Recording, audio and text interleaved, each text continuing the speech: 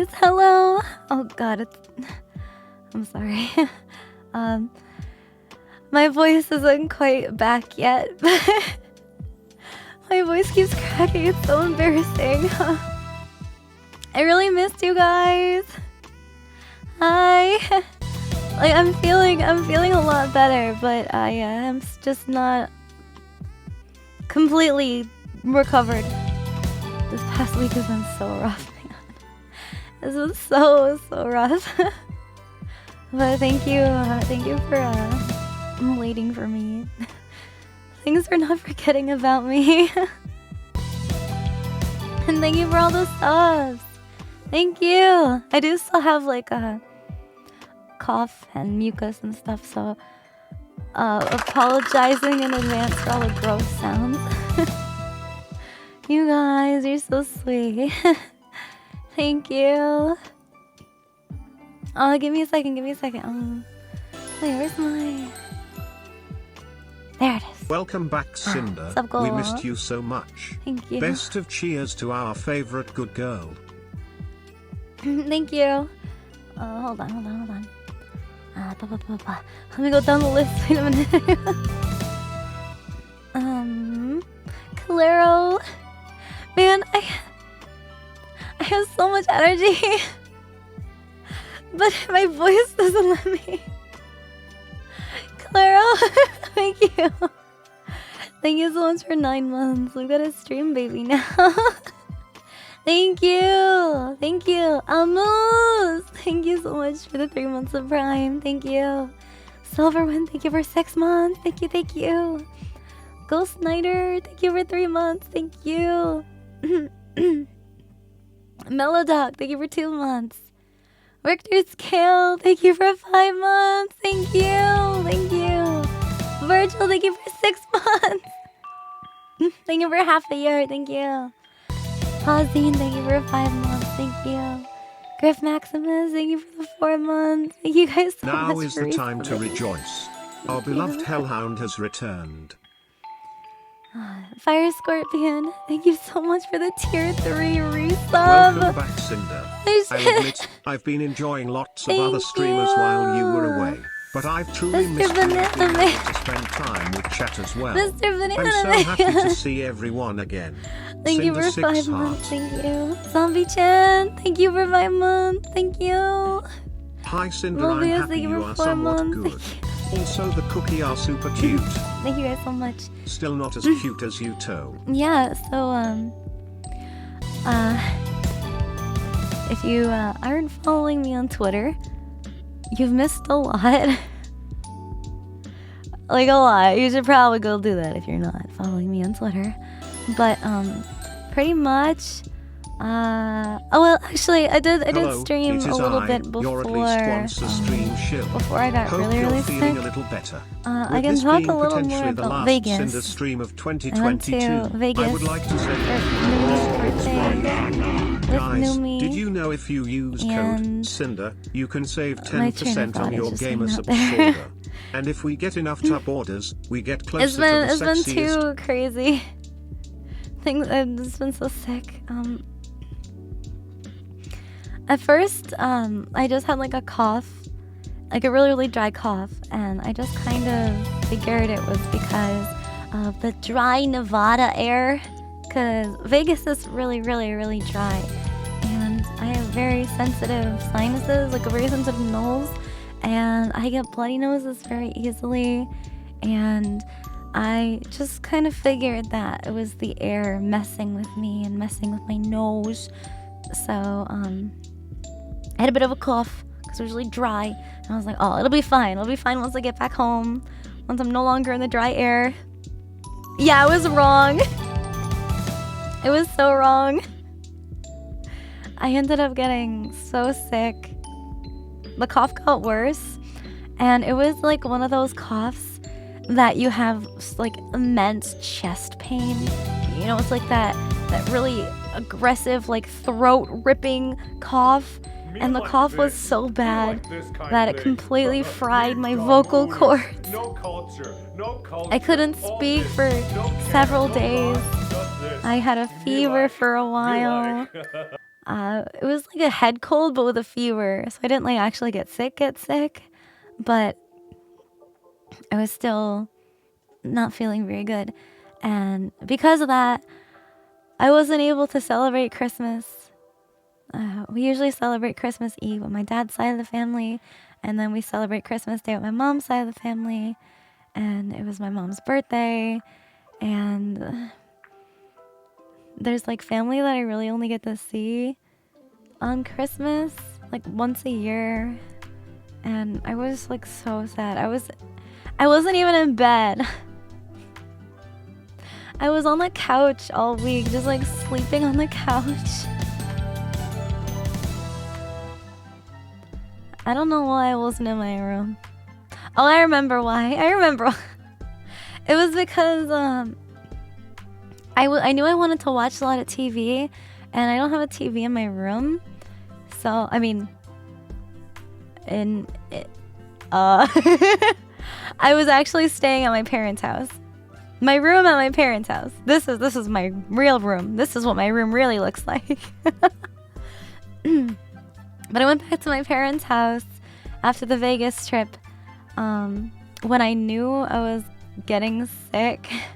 Because I was like, if I get sick and I'm stuck with my housemates, then I'm not going to be able to really see my family or my parents at all. So I went to my parents' house. I ended up getting sick there. So I just kind of isolated myself in... it's kind of like a spare bedroom, but we just have a couch and a TV in there. So I ended up just watching a lot of One Piece. I binged the latest season of Survivor, which was kind of bittersweet because Survivor...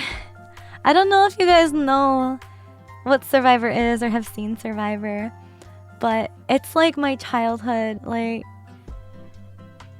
back in the day when I was younger, my parents and I like religiously would watch it every single week when it aired on TV, and it would be like our family time, and we'd all watch the Survivor episodes together. But then over time, you know, we haven't really had the chance to get together and watch it together. And I remember them talking about it. They're like, oh, this last season of Survivor was so good. I was like, no, I want to watch it now, but I can't really enjoy it with them, even though I'm going to be home long enough to watch it all. Because, one, I don't want to get them sick, and two, they already saw it. But it's really, really nostalgic. And there's this one guy that was like a super fan of the show that came on, and he was talking about how he was watching the show when he was younger, and it's like his dream to be on the show. And he was like naming all of these like OG players from like way back in the day, and it just like, it was such a shock like to remember. And then I was like getting emotional because I was like, man, I love Survivor. Your uncle was on Survivor season 4? That's so cool. People survive in the wilderness? Yeah, so Survivor, it's not just like surviving in the wilderness, even though it's called Survivor. There's like a bunch of games that they play. And so it's like a physical, mental, and social game. Because, yeah, you need to survive. They changed it. It used to be, I think it used to be like 49 days. 39 days. It used to be like a long time, but I think they cut it down since COVID. So they made the game harder, but they spent less time on the island. It used to be 39. It was 39. Yeah, I think now it's like 29. Maybe less than that. Season 42? Yeah. 42 or 43. And I've seen all of them. I've seen all the seasons. Even when I was younger, I don't remember what season we started watching. Like, you know, earliest I can remember. I don't remember what season we were on. But I remember going back on the internet and watching the past seasons because I love this show so much. So I went back and watched the older... Yeah, it's still on TV. Yeah, it's still airing new seasons. And they're actually still looking for applicants if you wanted to apply. But yeah, there's like a little over a dozen people that are lately they've been splitting them up into 3 different teams. So you have these little teams, these little groups of people. It's kind of random, and you have to compete against the other teams in order to win stuff, to make fire and to get shelter and food and stuff like that, because they leave you with nothing. Like, you're kind of left to your own devices and you gotta survive with each other. But then if you lose, the losing team has to go to like this big vote. They all get together and the host is there and they're all chatting, and they kind of have to eliminate one person off the team. And so you have to play a good social game too and get people to like you and make connections, but you can't be too likable, because at the end of it all, in order to establish a winner, they're like the last 8 or 9 people that get voted off are a part of this jury at the end. And the jury, so the contestants that were voted off most recently get to decide who wins. So instead of voting for somebody that they want to eliminate, they have to vote for a winner. And it's usually between like the final 3 contestants that they can vote between. So you don't want to like screw everybody over and make everybody hate you, because you want them to like you enough to vote for you at the end of the game. So it's really, really hard. It's really, really hard to play it, because then in these challenges that you play with your team, they're usually very physically demanding, but then there's also puzzles. So it's like you gotta do so much. You gotta climb over shit, and you gotta play all these games. You gotta balance stuff. You need good balance. There's a lot of different kinds of, yeah. There's also lots of animals and stuff. Like, people can get hurt. Total Drama Island got the idea? Yeah, actually, I think, what was his name, Chris? I think Chris was based off of Jeff Probst, the guy that hosts Survivor. And he's literally been the host all 43 seasons now. It's been the same guy hosting it. It's so cool. I love Jeff. Yeah, Total Drama Island. Yeah, I'm pretty sure it's the same person. Hi Cinder, hope you get better soon. Thank I you. got the Streamily print on Christmas Eve, so that really made my day. Also, I may or may not have ordered both shirts and keychains. I'm so glad in you the guys 6th have been getting the Zoom. prints. Anyway, have a happy new year. I worked really, really hard to get them all done and signed and shipped out before I left for Vegas. So I really hope that if you haven't received your print yet, that you get it soon.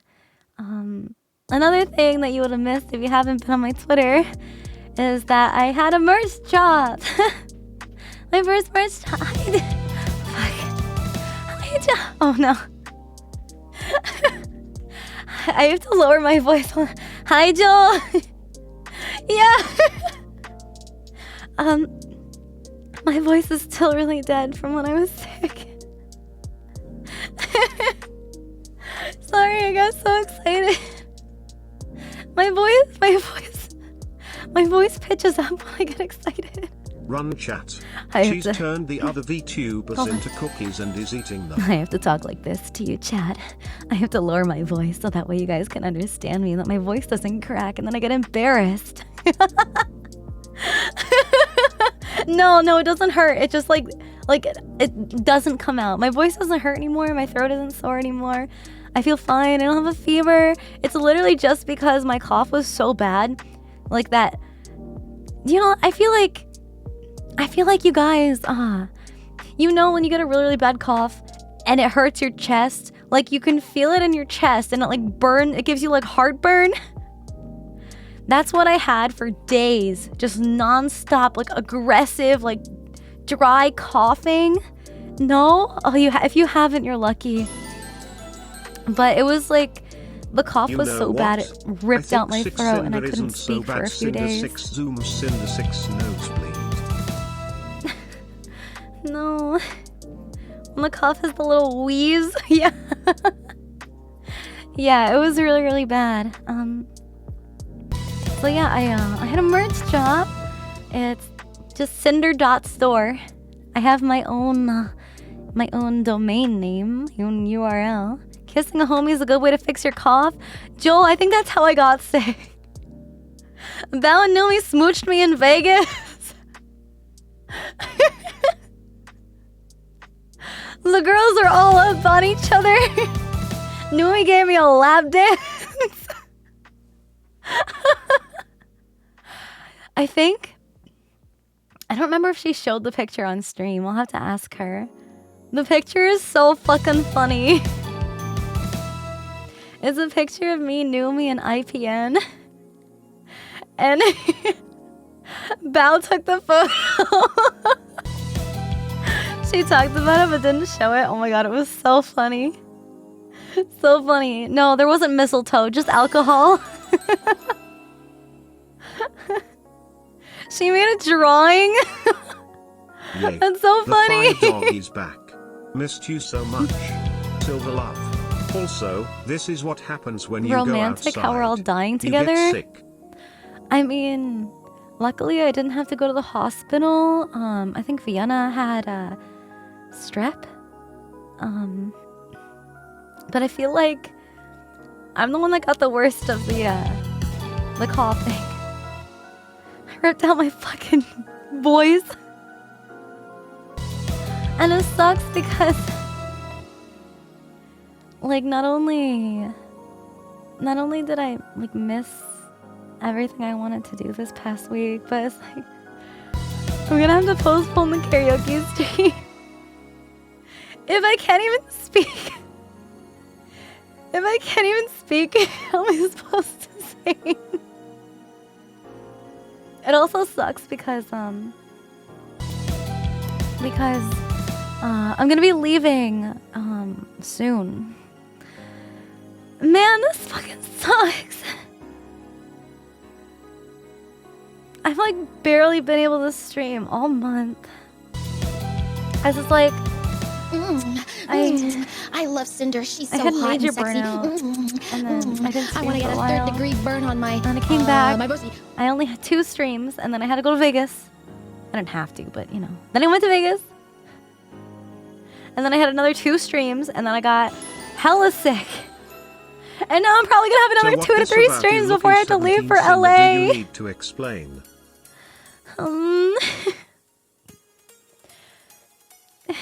It just really sucks. No, I'm not like complaining about like getting the opportunity to travel or anything, but it's just like I had so many like cool It's fun all right, plans Cinder. this I know week. you had last lots week. planned, but just What remember, days? we have all the Christmas time in the week. world for celebration and partying. Like I Take wanted to care have of a really yourself, big, and we cool, can always fun party it reveal up. for the merch When you let because us I know you guys have been we'll waiting be a long ready. time for that. Cinder 6 heart. And it's something that I've been working so long on and so hard, and like the hype just totally died. And then I was also gonna show you guys other things, like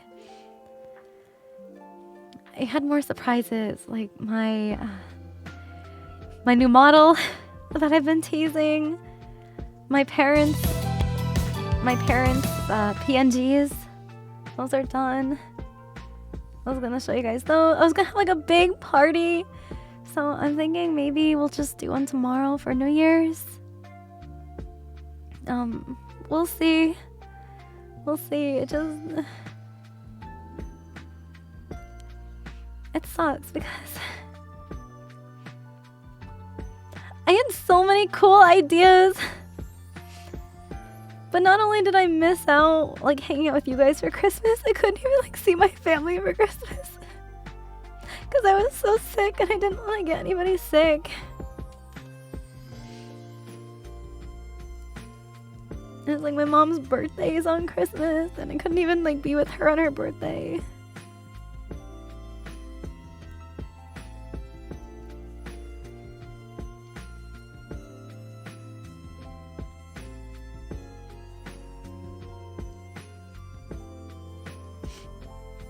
wanted to show off this background to you.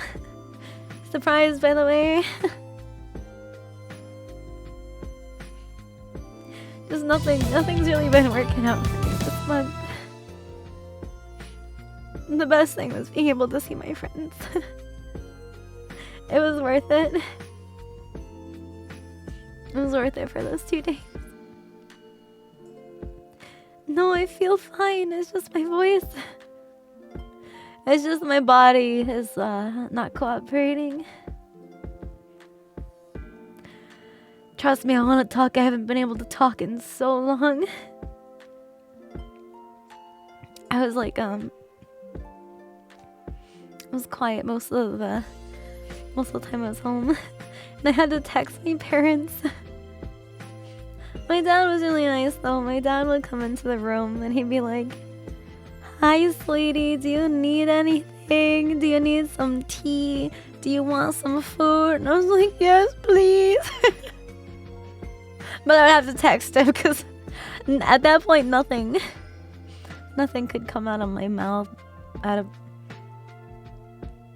My voice wasn't working.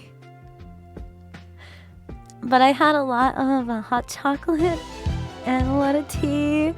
I chugged like 2 bottles a day, Quill. No words, only love, Sinder 6 Sword. Grievous. Sorry. Grievous, thank you. Thank you.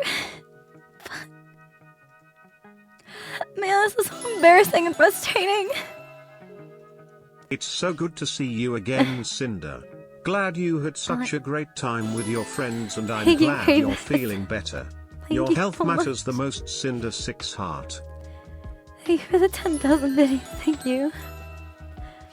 Thank you guys so much. It's gonna be okay, Sinder. Everything will work out. I've heard somewhere that the fiercest flames can endure hardest storms. It seems bad now, but keep that chin of yours up. We believe in you. We'll always appreciate you. Sinder 6 Heart. Like, forget about me. Welcome back, Just so much Sinder. happened. Hope you're feeling better, Sinder 6 Heart. I feel fine. It's just my voice. And I guess my heart. Your standees in your store look so cool. I guess, there's so much, there's so much to talk about. I don't know how I'm gonna last, maybe we'll just watch some videos today to just hang out, because I want to use this, background as much as we can. Before I can't Sinder, anymore. get over here for a good bonking. Who said you'd be forgotten? Rabbit. Sinder 6 Impressive. Holy shit.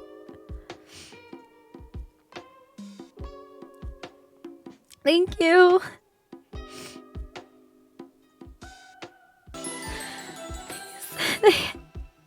We could never forget you, Sinder. Thank you so much. Just take your time and we will always be here for you, Sinder 6 Heart. No, Claro, it's not you.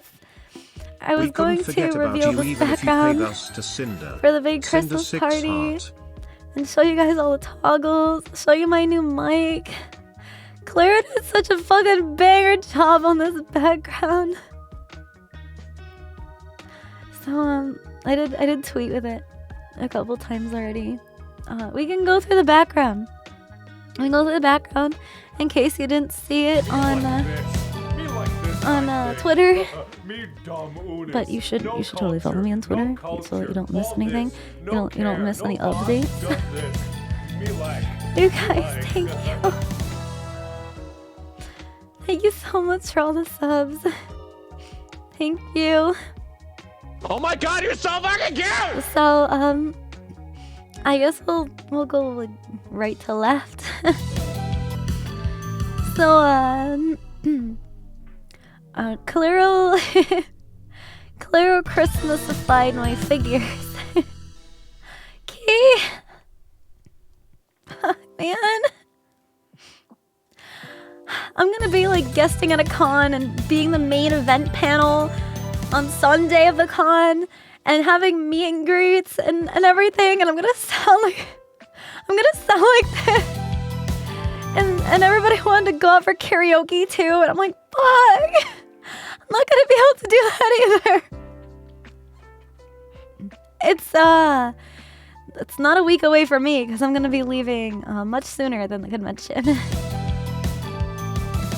Okay, thank you so much for the 50.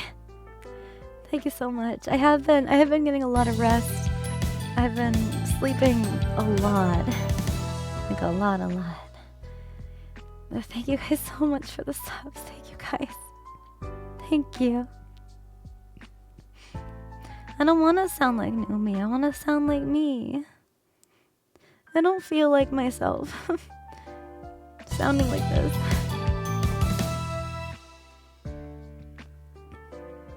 Thank you. Thank you guys so much. I was like really self-conscious about streaming because of my voice. Like, I'm already self-conscious about it, but like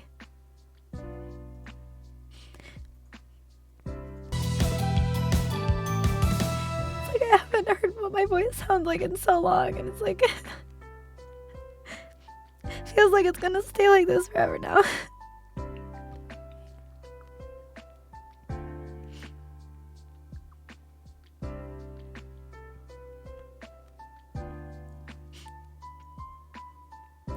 Sorry, give me a second.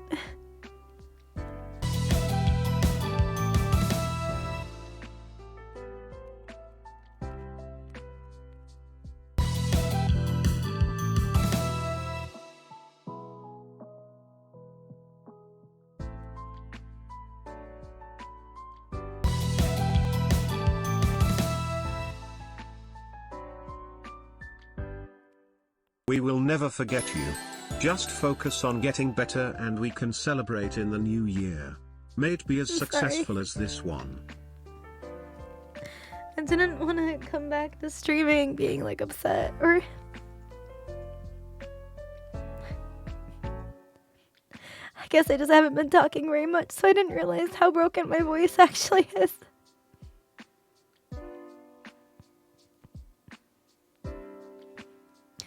I was supposed to have a collab today with Blazu and Aru and Shiki. We were supposed to finish Labyrinth. You have nothing to worry about. But we had to, you still sound amazing. We had to reschedule it. Which I'm thankful for. Can you imagine me screaming?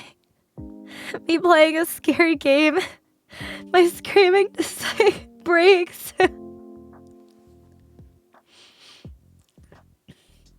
Anyway, let me talk about the room because there's a lot. There's a lot in here. So, starting at the left. Do you guys know your left from your right? Your left. I understand not my left. Your After left. Christmas, I've been battling with All my the Rona figures. for the first time.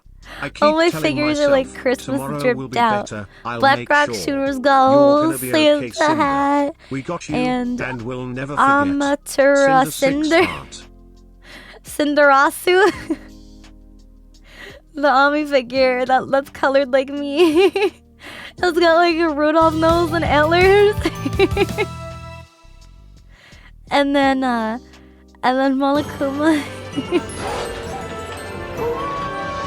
I don't think I get victory helmet. One, we love you no matter what you sound like. No. Next Steam, you could sound like a 76 years old Irish man with obesity and we'll still love you. Two, this is for you, green chat. Monokuma. Usually a sub goal is for the whole stream, not just for the 31st minutes.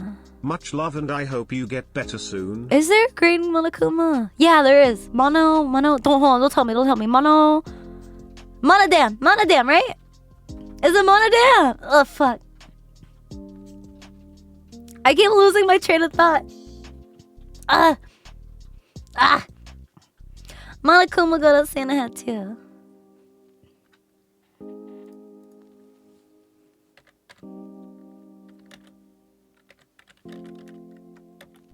Am I sick? No. I definitely haven't been away the past week because I've been fucking dying. But no, I'm fine, I'm not sick.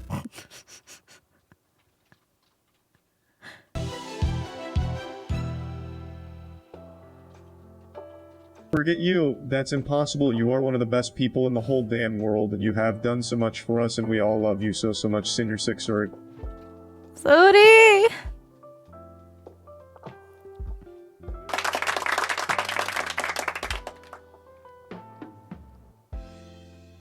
I don't care if you got paid. You need to save up. You need to save up for your PC.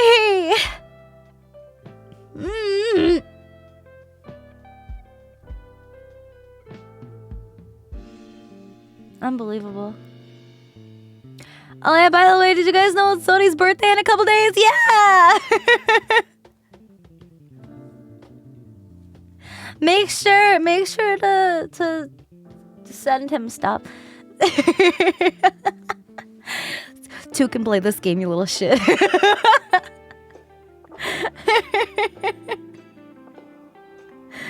Thank you, Sony. Holy shit, thank you so much. Thank you. Anyway, in the background, my best girl trophy is still there.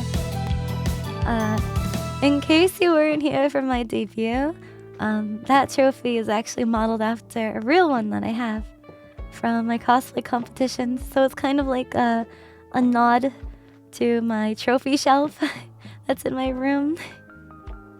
It looks just like it. I sent Clara a picture and I was like, oh, this is the trophy that I have. And he's like, okay, bet. I'm going to draw the same one for your room. It's so sweet. But this one says best girl because I've been awarded. I've been awarded. That's my Clara award.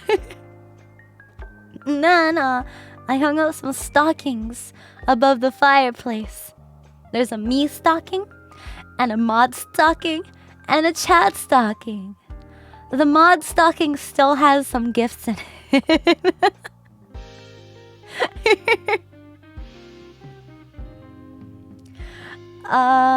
There is oh yeah, oh the chains are covered up by. I can't unhear that. Unhear what? Lots of cool, yes. The chains are covered up by what is that called? It's like Christmas tree rope with the lights. The Christmas garland? No, garland's what you put on the tree. Isn't garland? Is it garland? No, the wreath is the circle above my head. It's like I'm an angel. Yeah. And then, oh. Let me move out of the way. Yeah. Look. Look, it's snowing. Ah. It's getting a little chilly. I am an angel, or am I your devil? And then in the background, on the table back here, you see way back here. Hold on. I'm walking very slowly. Back here on the table, there's milk and cookies for Santa Claus. I mean, Cindy Claus. The word you're looking for is tinsel. No, it's not a menorah. It's a candelabra. That's just the candelabra that I usually have on my table. It's the light puffy snow. It's the really, really big, you know, the big poofy snowflakes that stick to the ground, and it's like perfect snowball making snow. That's the kind of snow it is. And then let me open. Oh yeah, also when I was like putting on an asset the other day. And so like, you can see my screen, and it's like you can see my Santa background, or my Cinder background, Cinder Christmas here. You can see that. Let me see. Let's put it here.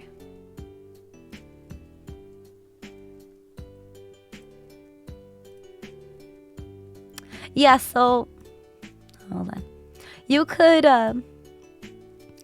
could see the asset, And I didn't want anybody to get spoiled because that was before I was gonna reveal the back room. The room background. Shit, we're in the back room. But I opened up this second background so I can zoom in and show you who's on my tree. Hold on, let me hide the mic. Shoop. There we go. So, starting at the top, we've got Bao. We've got the top. She's... I can't unhear that. The top Bao. You guys might have recognized everybody on my tree already. And then just below Bao is Numi. I couldn't give Numi the satisfaction. Bao's also on top of Numi on the plate of gingerbread cookies. Woo! Yeah, baby! That's what I've been waiting for. I just had to. I had to. And Yuzu and Chicky and Vienna are also on the tree. I know Vienna is gonna have a new model soon, I think. I think she's been talking about it. I'm so excited. It's not upside down, no.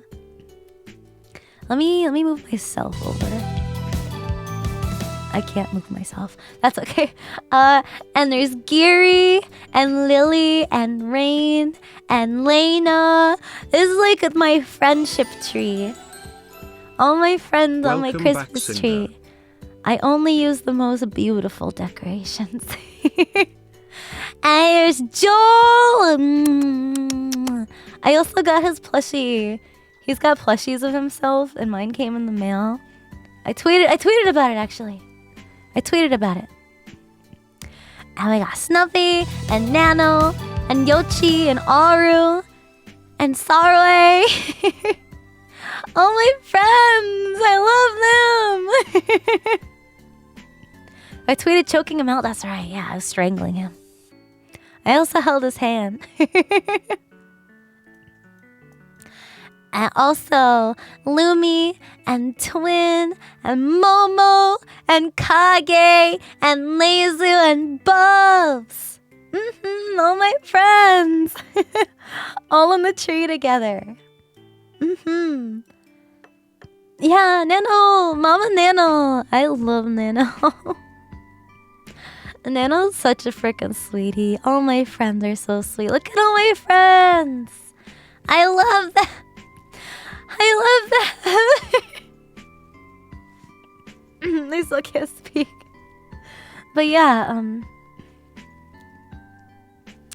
here I can zoom in on the cookies. The milk and cookies on the table. See, it's a candelabra. It's not a menorah.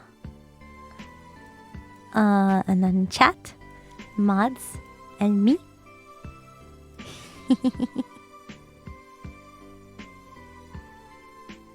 Let me put this away. There. Now you can see the whole room again. I did move around some of the pictures on the wall in my room.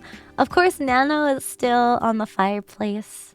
I've got that special spot over there reserved for my mama. But the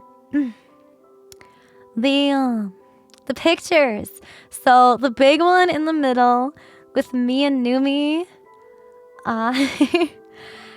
When we went to Vegas. So like literally the week before I was leaving for Vegas, I was like, I want to get her something. I want to get Numi a little gift for her birthday and for being just so fucking amazing. So I commissioned Osimi like kind of last minute, and she was like, yeah, I can get this done super quick. And I'm like, oh my god, you're fucking amazing. But then at that same time, Numi also had her new outfit, her new model debut, and I was like, Osimi, actually, can you draw her in this outfit instead? There's not like a reference, like she hadn't posted a reference photo of it like anywhere, so I just sent Osimi the VOD link, and she was like, I got you.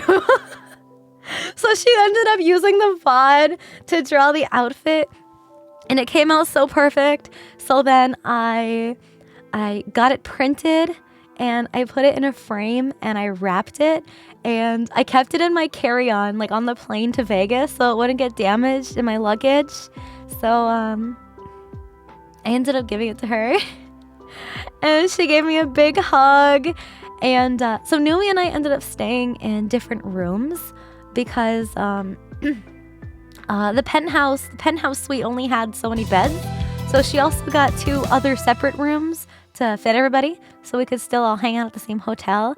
And it was pretty easy just to like go up the elevator to her penthouse where we could all hang out. But then when we went up to the penthouse after I gave her the picture, she had the picture frame out on display, like on top of the counter or like the table. It was so sweet. But then this bitch, it's her birthday that we're celebrating, and she literally paid for almost everything, and she got everybody gifts. She got everybody fucking gifts. She bought us all socks. She bought like a Santa sack filled with different kinds of socks, and she gave us all socks. So then I wore mine the next day after she gave them to me. Mine had dogs with a microphone singing, and there was like sunglasses on them. You know what's really funny? I went shopping with my mom before I went to Vegas. Because my mom was actually in Vegas too. That's like another side story, but so pretty much I honestly don't remember. I don't remember what I'd already talked about in Vegas. So I'll probably just go over everything again because I honestly don't remember. Oh, I didn't talk about my desk. Wait, I'm so out of it. Oh yeah, the other pictures on the wall. The Numi one is just like the most recent one. But then I also have starting at the top. There's me and Tricky, and then there's one with Momo, and it gets cut off and it's hard to see, but that's Lumi. It's me and Lumi, and then Yoshi, and Numi, and Uni, and then below Uni is me and Hayana. She's the one who designed me, my very first character sheet. And then Lena, and Vienna, and Lily. My friendos in the frames. 5th time you've heard this story? What story? You don't even know what I'm gonna fucking say. I was gonna talk about my desk. This is the first time that I'm talking about my desk. I don't know what story you're talking about. But yeah, I got gingerbread cookies decorated as my friends too. There's Bao and Numi and Tricky. Then you can kind of see like Snuffy and Yoshi poking out. And Lena, and there's Lezu. There's this yellow head with the tiny little horns. And then Clara also gave me some peppermint hot chocolate because I love it. And there's a little wolf marshmallow. Have you seen those animal-shaped marshmallows that they put in drinks? They're so fucking cute. Yeah, and then the council snow globe. Yeah, the council. Y'all remember the council? Hold on, can I shake it? A little bit. It shakes a little bit. The council. I can also give me a second. Hold on. We can do this. We can make it blue. Oh, where's my mic? Here's my mic. My mic can go blue too. Yeah. You know, for when I'm angry. And then also, if we want to party.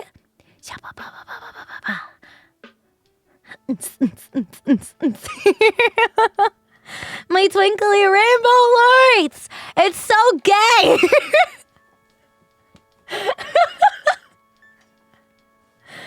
I love it here. So pretty. Look at the twinkly tree. Coming out? Where? Am I coming?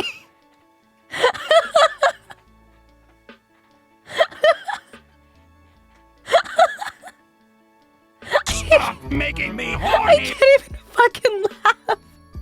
I haven't laughed all week.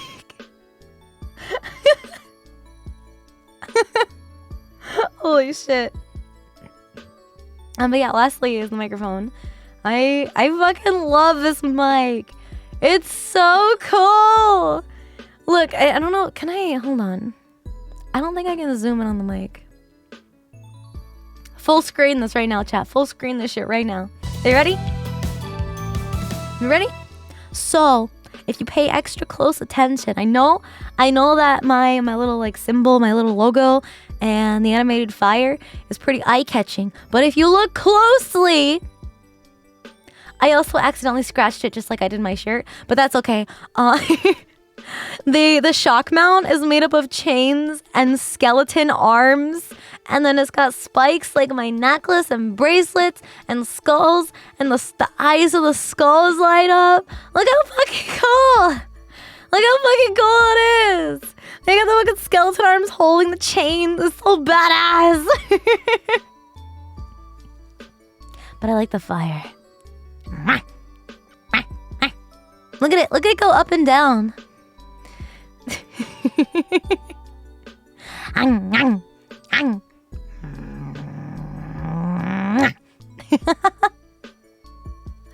And blue.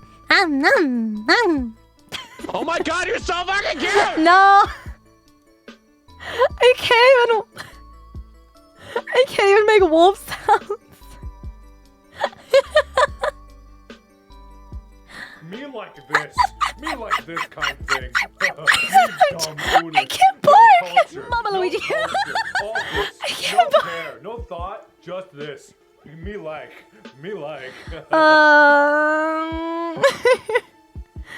No. Anyway. Sorry. I still have like a cough and like mucus and all that great stuff that comes with being sick, you know? Anyway. Vegas.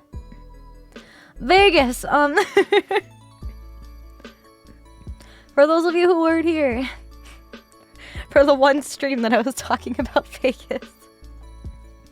So,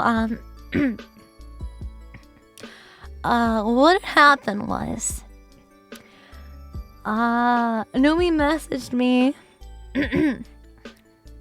She messaged me, kind of last minute for like a whole trip across the country.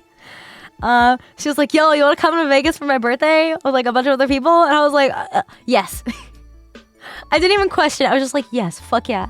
I missed you. I want to hang out. Let's do this." And she was like, "Oh my god, really?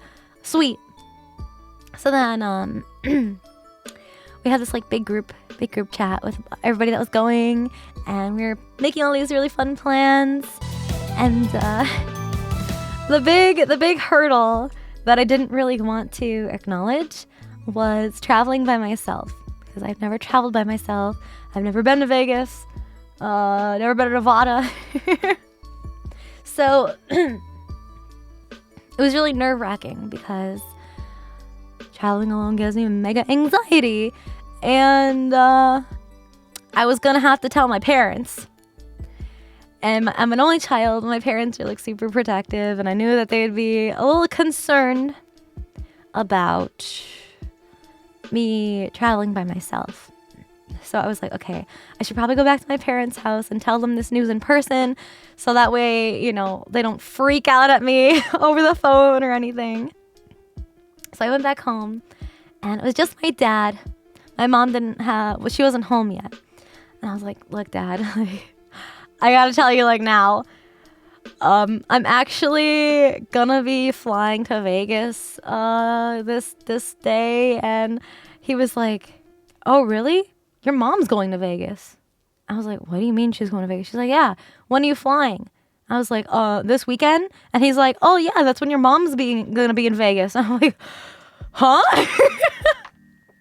So apparently, this is like way too convenient, right? The stars, the planets, the whole fucking Milky Way galaxy aligned. So the whole deal with my mom being in Vegas, she wasn't supposed to go to Vegas. We have a family friend, James. I talked about James before. He's the one I went skydiving with. That James. So James was going to Vegas for a trip, and he was gonna invite a couple guy friends to go with him, to hang out in Vegas, and like go see some shows, and just hang out for like the weekend. Cause he's got like a bucket list of things that he wants to do. He's been to Vegas before, but there was like a couple events there. Yeah, the one with the socks. Yeah, exactly, that guy. He's also really into like the bodybuilding competitions that they have in Vegas. I don't remember what it's called, but like the guys that get like really, really beefy and oiled up and tan. He's like super into that. So he wanted to go to like see a bunch of stuff, and his friends ended up backing out of the trip because they didn't want to go anymore. And he was like, well, shit, like I don't want to go to Vegas by myself. So he asked my mom, because James and my mom are really, really close friends. They have been ever since I can remember, ever since I was a wee pup. And my mom was like, sure, I'll go to Vegas with you. That sounds like fun. And it just so happened to be the same exact weekend that everybody was getting together for Numi's birthday in Vegas. And so I was talking to my dad about this, and I'm like, wait a minute, like, but my mom flies in a day early, like before all my friends are supposed to get there, because I think everybody got there Friday, and my mom was getting there Thursday. And I was like, oh no, like, I'm not gonna be able to go that early because, like the hotel room isn't booked for an extra day before. And my dad was like, well, hold on, let me call James. Let me call James to see if they've got room in their hotel, and see if he's willing to let you crash there for one night, while you wait for your friends, and then you can fly with your mom down, and they can pick you up from the airport. And I was like, oh my God, that's fucking brilliant. So he literally called James, like while I was standing there, before my mom even got home. Like at this point, my mom didn't know that I was gonna be in Vegas at all. And so he hits up James, and he's like, hey, yo, James, you got a spare room in your hotel for my daughter? She's also gonna be in Vegas. It's conveniently the same weekend that you guys are. And he's like, yeah, like the hotel has 2 beds if she doesn't mind sleeping with her mom. That sounds really weird. And he was like, yeah, no, they can share a bed, that's fine. And I was like, oh my God, this is insane. So then my mom comes home. My mom comes home, and I'm like, so we kind of made plans without you, but by the way, I'm gonna be in Vegas the same weekend, and I can crash with you like the night that we fly in, because we flew in super late. We didn't get to Vegas till like 1 a.m. Friday. So it was super late Thursday, super early Friday. And I crashed that day, or that night, I guess. And then when I woke up, I went to the Venetian to meet up with everybody else. But when my mom came home, we were talking to her, and she was like freaking out. She was like, well, we need to make sure you can get on the same flight as me. And we were like scrambling, because I was like, oh damn, you're right, like that's the whole point, because I didn't know she had already booked her flights like a couple days before that day. I was like, oh no, like what if her flight's booked and we can't get on the same flight anymore? Because my mom ended up getting these really, really inexpensive flights. I think it was like $200 something for a round trip Vegas flight, which is insane. The airlines sucked, by the way. But we ended up getting on the same flight, because this airline had assigned seats. There wasn't like a lineup order like some airlines do. I don't know. I usually fly Southwest, and the way Southwest works is that you just check in 24 hours before your flight, and then you get assigned section A, B, or C.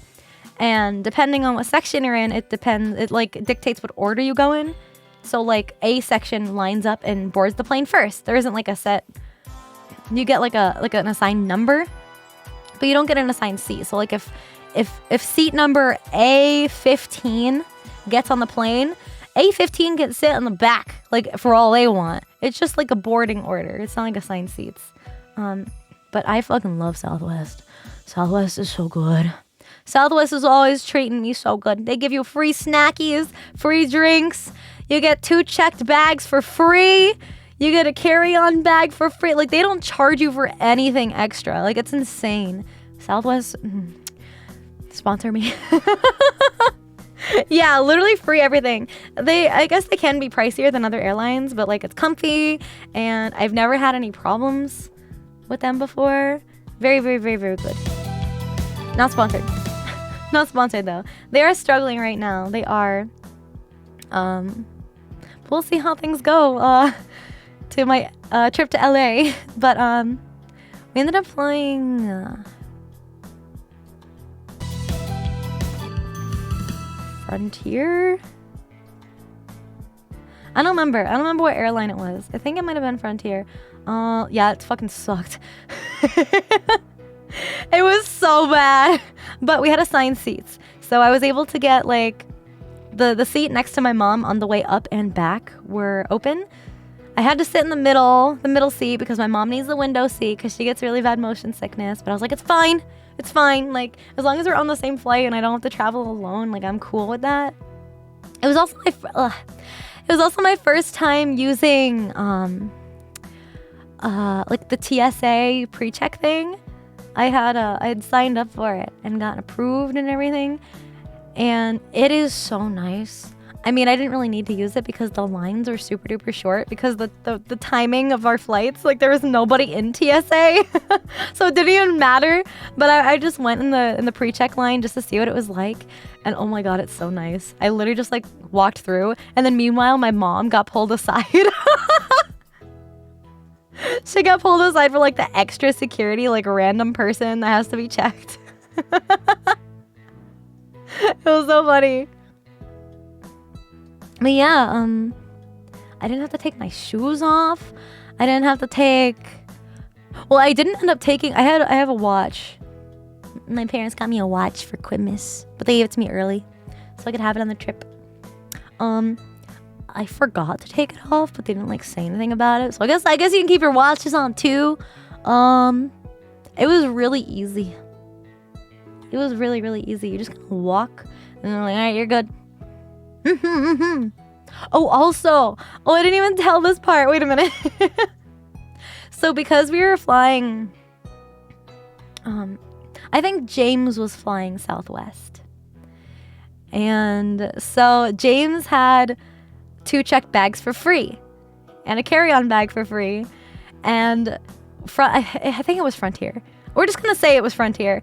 Frontier, like, upsells so fucking much. Like, I was just trying to hurry up and get my seats for the plane, and it's like, do you want to pay for a checked bag? No? Oh, do you want to pay for a carry-on bag? No? Oh, well, do you want to pay for there's like a customer service help person to help you when you get to the airport? And I'm like, what the fuck? I don't need help. I don't need somebody to help me with my stuff.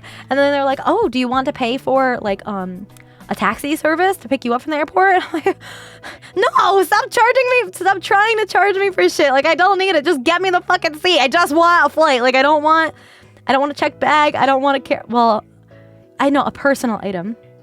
You can take a personal item on for free, but my personal item was what I usually use as a carry-on because my carry-on is usually pretty small. So I just had my quote-unquote personal item be my checked bag. Or no, not my checked bag. Be my carry-on bag. But anyway, the reason why we didn't have checked baggage was because we gave it to James. However, there's a catch, because James was flying in like nearly 2 days before we did. So we had to be packed 3 days in advance. We both packed our stuff in one big suitcase together. So he only had to wheel like our suitcase and his suitcase, because 3 suitcases in one person is a lot to manage. So James really did fucking come in clutch, because my mom, it was kind of like a last minute decision for my mom since his friends canceled out on him. So my mom just wanted like a cheap flight just to like hang out with him in Vegas. So yeah, it was like, I think mine ended up being like $300. My mom's was like 2 something. So they were really fucking cheap flights, back like round trip flights. Even a $300 round trip flight is fucking insane. But anyway, especially to Vegas. But so we had to be packed like 3 days in advance. We had to be packed like Tuesday. And we didn't fly out till like late Thursday. So we ended up dropping off our luggage at James's house. He lives really close by. And so I had to make sure that like I wouldn't need anything that was in my check bag for the next couple days, and that I didn't forget to put anything in my carry-on that I would need afterwards. It was crazy. And then since he had the free check bags with Southwest, he just brought our bags for us. He was super duper nice. And it felt so weird traveling too, because stressful? No, I wouldn't say I was stressed. It was just we needed to plan. We just had to plan. But it was kind of weird just traveling with a personal item. I had a bag, like all I brought as my personal item was like, I had two jackets in a bag. I had some snacks and like a phone charger and my medicine. That's all I brought with me to Vegas, because all my stuff was already there. No, it wasn't that heavy. And we were like super paranoid when we showed up to the gate, because they had like these sizing bins where it's like, oh, if your bag is bigger than this size, then it has to be a carry-on. It can't be a personal item. My mom was like, uh-oh, how strict do you think they're gonna be? Like, should we go up there and check the size of our bags? Like, I don't know, our bags look maybe a little bit big. And I was like, Mom, calm down. Like, I'm literally just carrying jackets in my bag. If I have to, I will just put 2 jackets over the one I'm currently wearing, and then you could just put your extra shit in my bag and it'll be fine. And she's like, okay. And then she was like, okay, they're checking our boarding tickets from the right side. Let's put our bags on our left side so they're not really looking at our bags. And I'm like, Mom, you need to calm down. You need to calm down. I'm sure it's not gonna be like that. And then as we're lined up boarding the plane, they're making people put their bags in like the little sizing bin to make sure it fits. My mom's like, uh-oh. They didn't end up checking her bags though. There or back, so we were fine.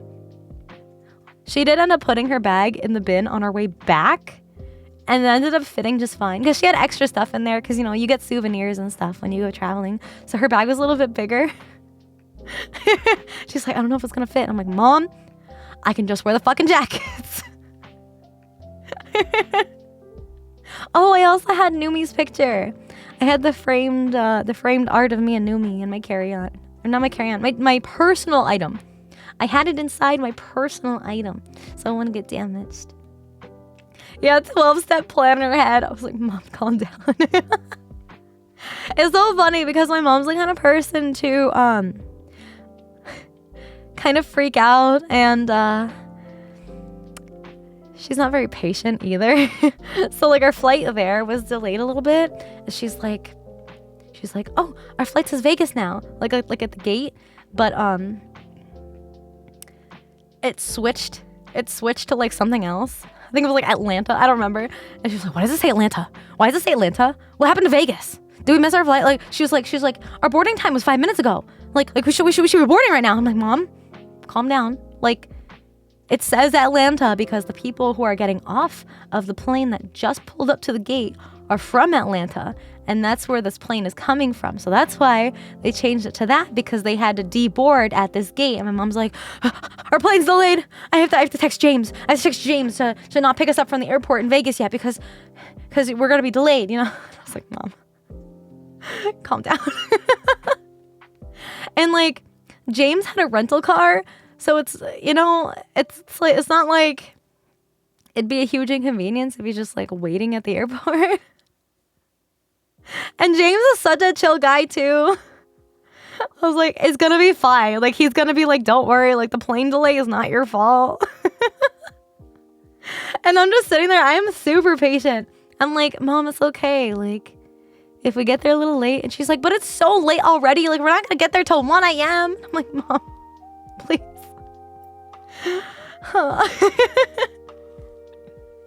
Yeah. She also, oh my God.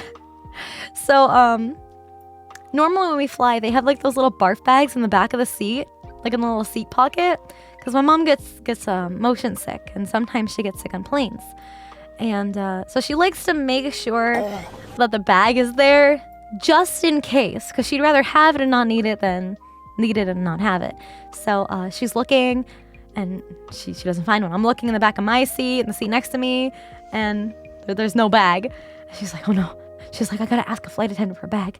And she's and then by then, like the lady in the aisle seat in our row sat next to me, and she's like, oh no, like she's like, the lady sitting next to you is gonna hear me ask for a barf bag, and then she's probably gonna freak out and think I'm gross. I'm like, Mom, calm down.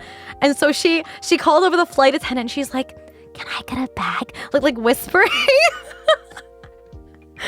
And she's like explaining herself to the flight attendant. The flight attendant's like, yeah, that's fine. And then on our way back, on our flight back, she's like, oh, we should probably ask for a bag like as soon as we board the plane, because they usually have the stuff like up at the front. And she's like, I should ask them because I didn't have one in the back of the seat last time, so I'll ask them like right when I board. And she goes up to the flight attendant, like, you know, we're kind of like waiting in line, waiting for people to get into their seats, so we're standing pretty much next to the flight attendant. And she's like, oh, there wasn't a barf bag in the seat last time, like when we, on our way here, so is there a chance I can get one? And the guy was like, oh, there should be one in your seat. And she's like, oh, there wasn't one on the way here, so I just want one just to make sure.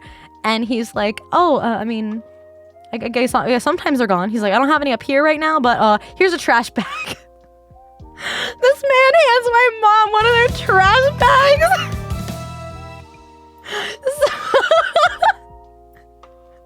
Luckily, they did end up having a bag in the back of the seat on that plane. But I'm just imagining, like, if she got sick, she'd have to use a fucking trash bag. It is more embarrassing. She like grabbed it and like stuffed it into her bag. And like people in line behind us are watching. I'm cracking up because it's a trash bag. She's like, are you kidding me? A trash bag? She didn't say that to the guy, but she was like saying that to me like in passing.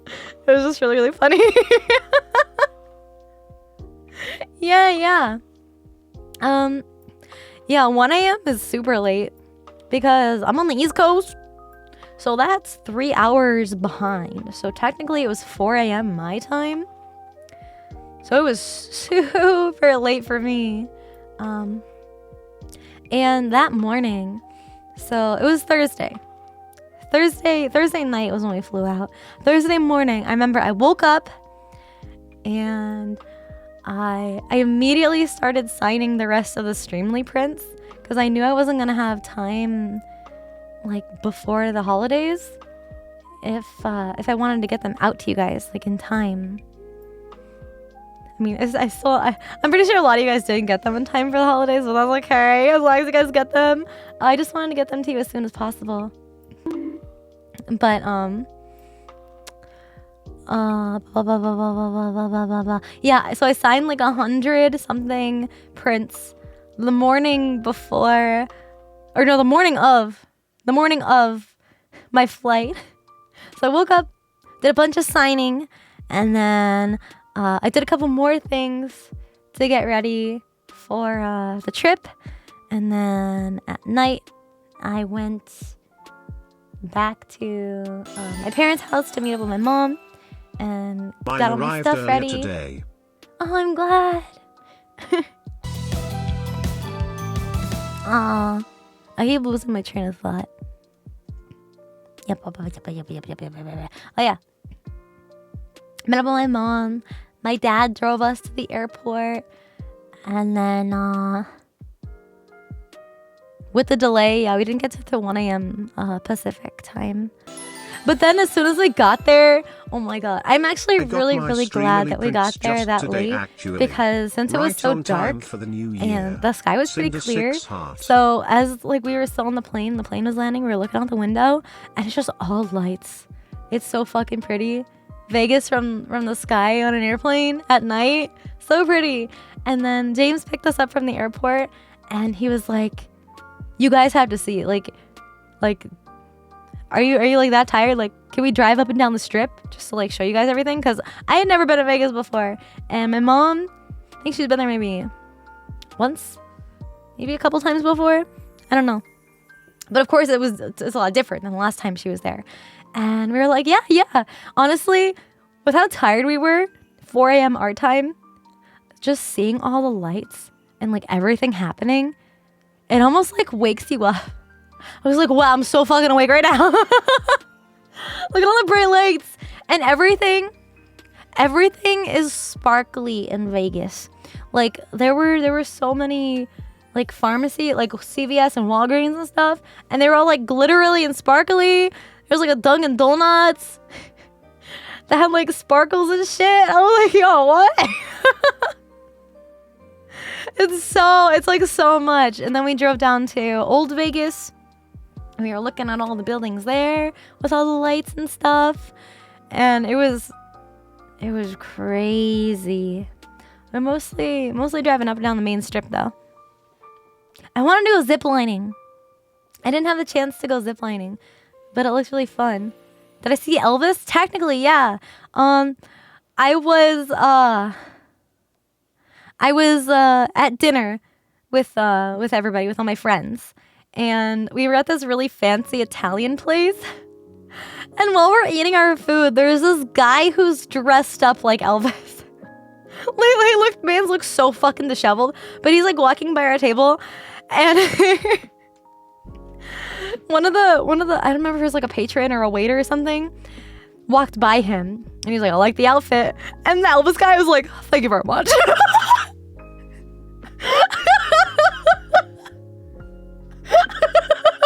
I'm like, where the fuck did this Elvis come from? And why is he so in character? Man looks so disheveled. I hope you're feeling better. It was so funny.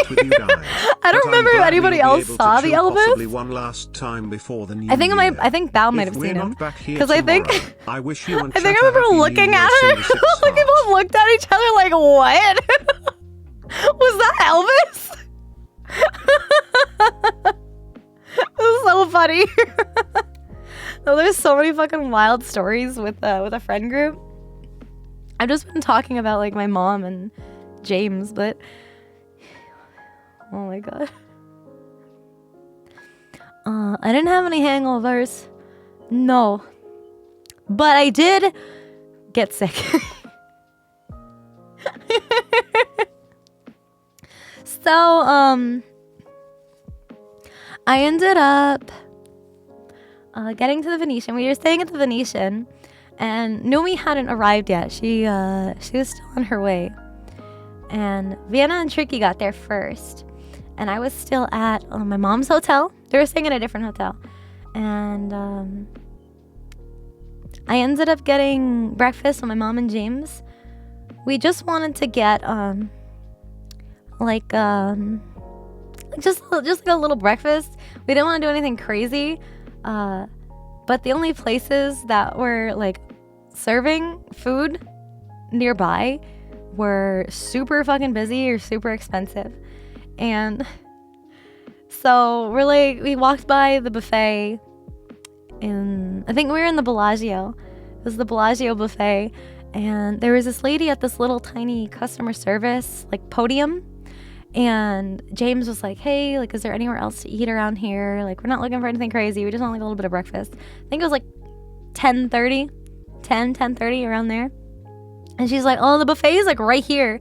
And he's like, yeah, but it's like, $60 for, it's kind of steep. We don't really want like, I don't know if we want a whole buffet for breakfast right now. And she's like, oh, what's your name? How many are with your group?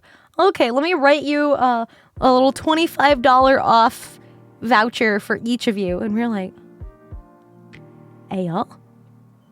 So this super nice lady gave each of us $25 off of our buffet. So we ended up going to the buffet. Or no, I think it was $25 off anywhere in the Bellagio. But she was like, the buffet's right here. And the buffet's really good. So I was like, damn. All we had to do was ask, like, what's around here? And then be like, nah, I don't know. I don't really feel like spending that much money. It was crazy. I was like, let's go, James. Thanks for getting us the money. And then my mom was also kind of sweet talking her too, because as she's writing us this coupon, she asks my mom, "Oh, are you staying here? Like at the Bellagio?" And my mom's like, "Oh no, but I wish I was." She's like, "Uh-oh." She's supposed to only give this out to like hotel guests, but she gave it to us anyway. She was so nice. Want to keep you in the building? Yeah, that's true. I can see that. We immediately left the building after, though. But, we went to the buffet. And that was the best buffet I had the whole weekend. We ended up going to a buffet in Caesars. I think it was in Caesar's Palace twice with friends after that. But I think I liked the buffet at the Bellagio a little bit more. It was so freaking good. So good. I don't remember what it was called. It was the buffet in the Bellagio. That's all I know. And it was very yummy. And the desserts were fucking good. The best thing I had?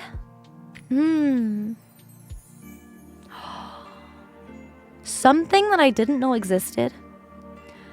That apparently is common in the South. Is sweet potatoes and marshmallows. My mom's like, "Oh, sweet potatoes and marshmallows." And I'm like, "What? Huh? You can eat those together?" I was like, "Oh, I gotta try this." I literally went back up for more. It was so fucking good. It was so good. Yeah, I know. I was like, "What the hell? I've never heard of this before." And I remember talking to like Tricky about it, and she's like, "Yeah, that's pretty common." I was like, "Oh my god, so good." Yeah, sweet potatoes, marshmallows, brown sugar, so yummy. They had like a ton of super good. Everything there was so good, and then the desserts. Oh my god, they had Oreo cheesecake. I love that so much. They had macarons. Everybody kept calling them macaroons, and that's such a big fucking pet peeve of mine. Macarons and macaroons are not the same thing. They're not the same thing. Please get your cookies right. I take my sweets very seriously. No, not macaroons. Macarons. Macaron. The French cookie. With the filling inside. Macaroons are coconut cookies. Macarons are the two little cookie pieces that's sandwiched between the filling. You know? They have different flavors. They had like 3 different flavors of macarons. And they were so good. They're so yummy. So freaking good. I think there was like a green one. I don't remember what flavor it was, but it was so yummy. Definitely one of the highlights was the desserts at the Bellagio buffet. I ate so much fucking food. I had so much. It was so good. You're sounding a whole lot better. I don't feel like I... No, it wasn't pistachio. It was like sweeter. I love sweets. They had like chocolate mousse, and they had like a raspberry one. Oh my god. The like raspberry, was it a mousse? It was kind of like mousse, kind of like moussey. With the raspberry on top. Yo, nothing tasted more like raspberry than this fucking dessert. It's like, I was like, how can this dessert taste more like raspberry than an actual fucking raspberry does? It was so yummy. My mom really liked it too. They also had sushi at the buffet. It was pretty nice sushi too. It was just like I didn't have any of the raw stuff. I just had like a California roll. This was the Bellagio buffet. I don't remember what it's called. Oh my god, the drinks. Huh. They had like this drink fountain. It's one of those touchscreen ones that has like 100 different drinks that you can pick from. Like, you want soda, you can get every kind of soda. You want lemonade, you can get every kind of lemonade. You want iced tea, you can get a shit ton of iced tea flavors. So that's what I did. I got a peach iced tea. Oh, fuck. It was so good. I went back up for like thirds of that fucking juice, man. It was so good. Not telling you to overdo it. Yeah, those are really cool. I had to like show my mom how to work it 'cause she like didn't know. She was like, how do I do this? Instead of holding down the button, she just like pressed it and it went like a tiny little squirt. And she's like, what am I doing wrong? I'm like, Mom, you gotta hold it down. So funny. Yeah, you can mix them and stuff too. So then, after we had our brunch, it's pretty much brunch at that point. My mom and James walked me over to the Venetian where we were staying with everybody. And it was Tricky and Vienna who were there. And Tricky was a bit sleepy, so she stayed up in the hotel room and Vienna came down to get me. And I went back up to the room and met up with Tricky. She gave me a big hug. And then we were just chatting. Just talking about life and stuff. It was really chill. And then Tricky and Vienna were getting hungry. And of course I just had a big ass buffet. So I was like, I'm good. But they ended up ordering room service. It was so cute. I'm just like eating in bed. But this room, I thought this was the big room. I thought this was a fucking penthouse. I've never seen what a fucking penthouse looked like before. So it was like 2 beds and then like a whole like living room area. There were 2 TVs in the room, like a table and a desk, and like there's so much stuff in that one room. The room was huge. And then they were like, yeah, when Numi gets here, we can check out the penthouse. And I'm like, wait a minute. This ain't the penthouse? I was like, I don't know. I don't know what a penthouse looks like. Like, I've been broke my whole life. So, Numi, I think Numi flew down with Tob and IPN and Bao, I think. So they all got there at around the same time, and I was like, oh my god, I need to like say hi to you guys. Like, I miss you so much. And Tricky and Vienna were super exhausted because they had both flown in that day, which makes sense, especially Vienna. Vienna had like a 5-hour flight, I think. It was like she had such a long flight, so I was like, girl, I would be super tired too. So I was like, get your rest. Like, I'll go meet up with Numi. Like, don't worry about it. Get some sleepies. And so I went downstairs to go find Numi and everybody. And they were in line getting pizza and garlic knots. And I remember I was like looking around for them because they said they were in the food court. And I'm like, oh, where the hell is that? So I was like looking around, and then before I know it, I just see Numi sprinting towards me with like her arms open. Like, oh, Numi! And we had a big hug. And I saw IPN again, and Bao, and I met Tob for the first time. Tob is so fucking cool. Tob is so chill, man. We really bonded over that trip. I was like, I just met Tob and I would die for her.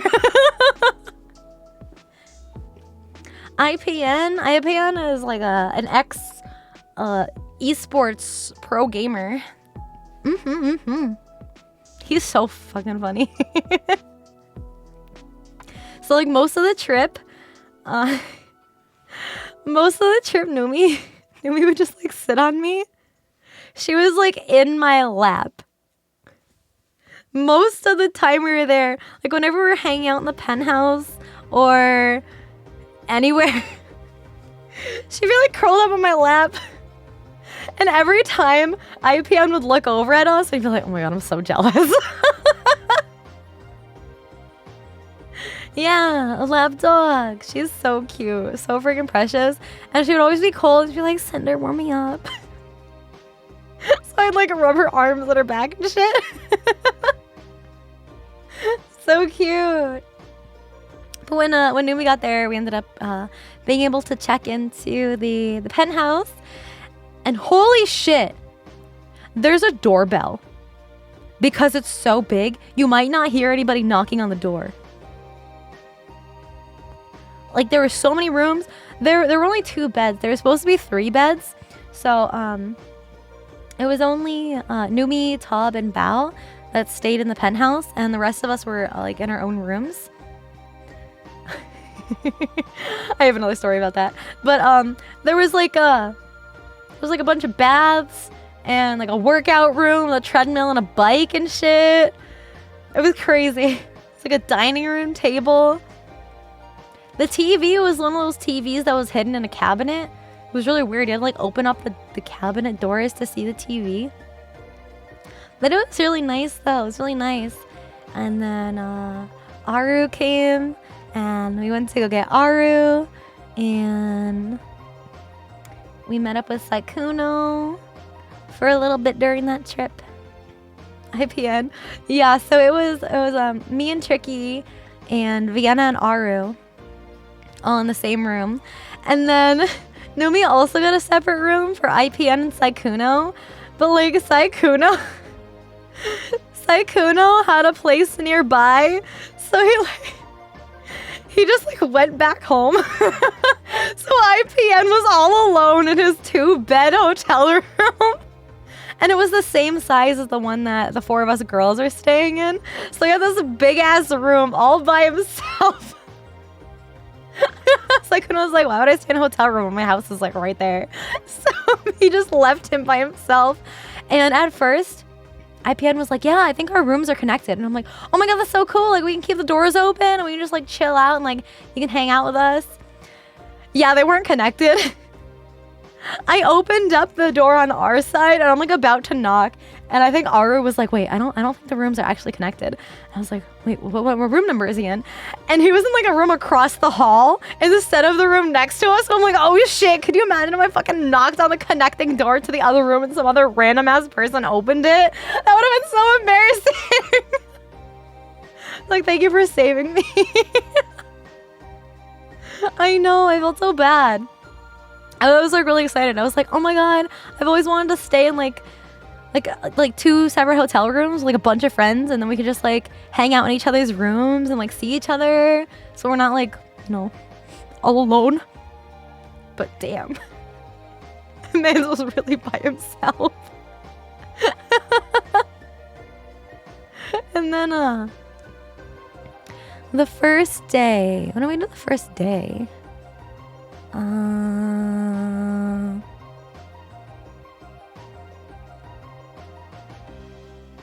I can't remember what we did in the morning.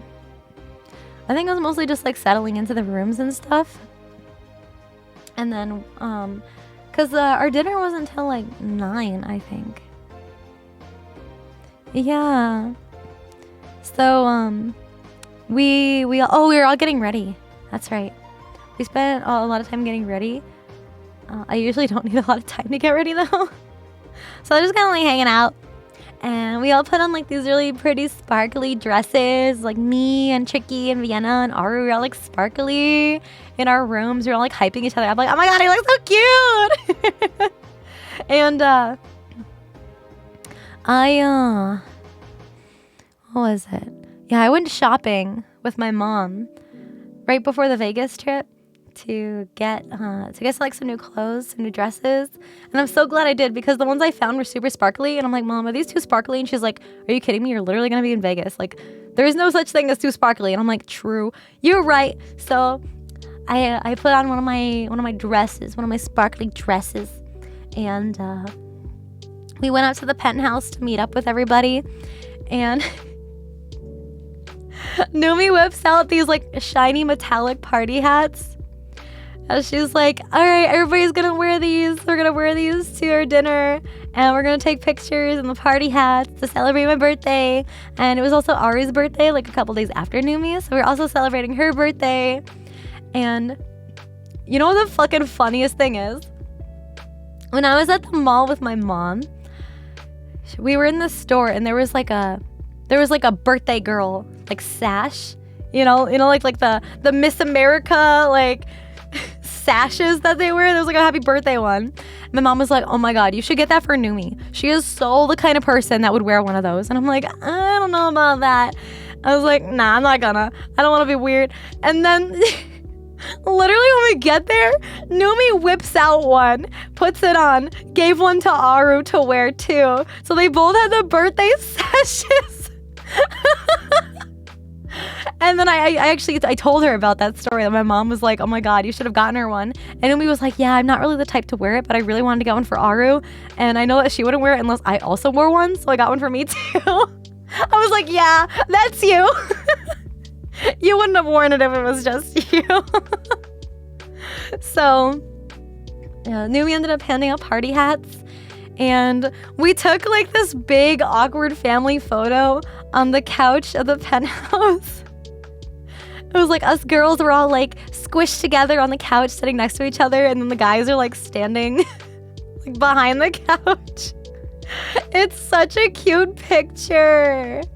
I love that picture of us so much with our cute little fucking party hats on. And then we had birthday cake after. We had birthday cake after the club. So fucking funny. So we went down to the buffet with our party hats on, and we get out of the hotel. And when the elevator doors open, like all, I don't know, like 9 of us step out.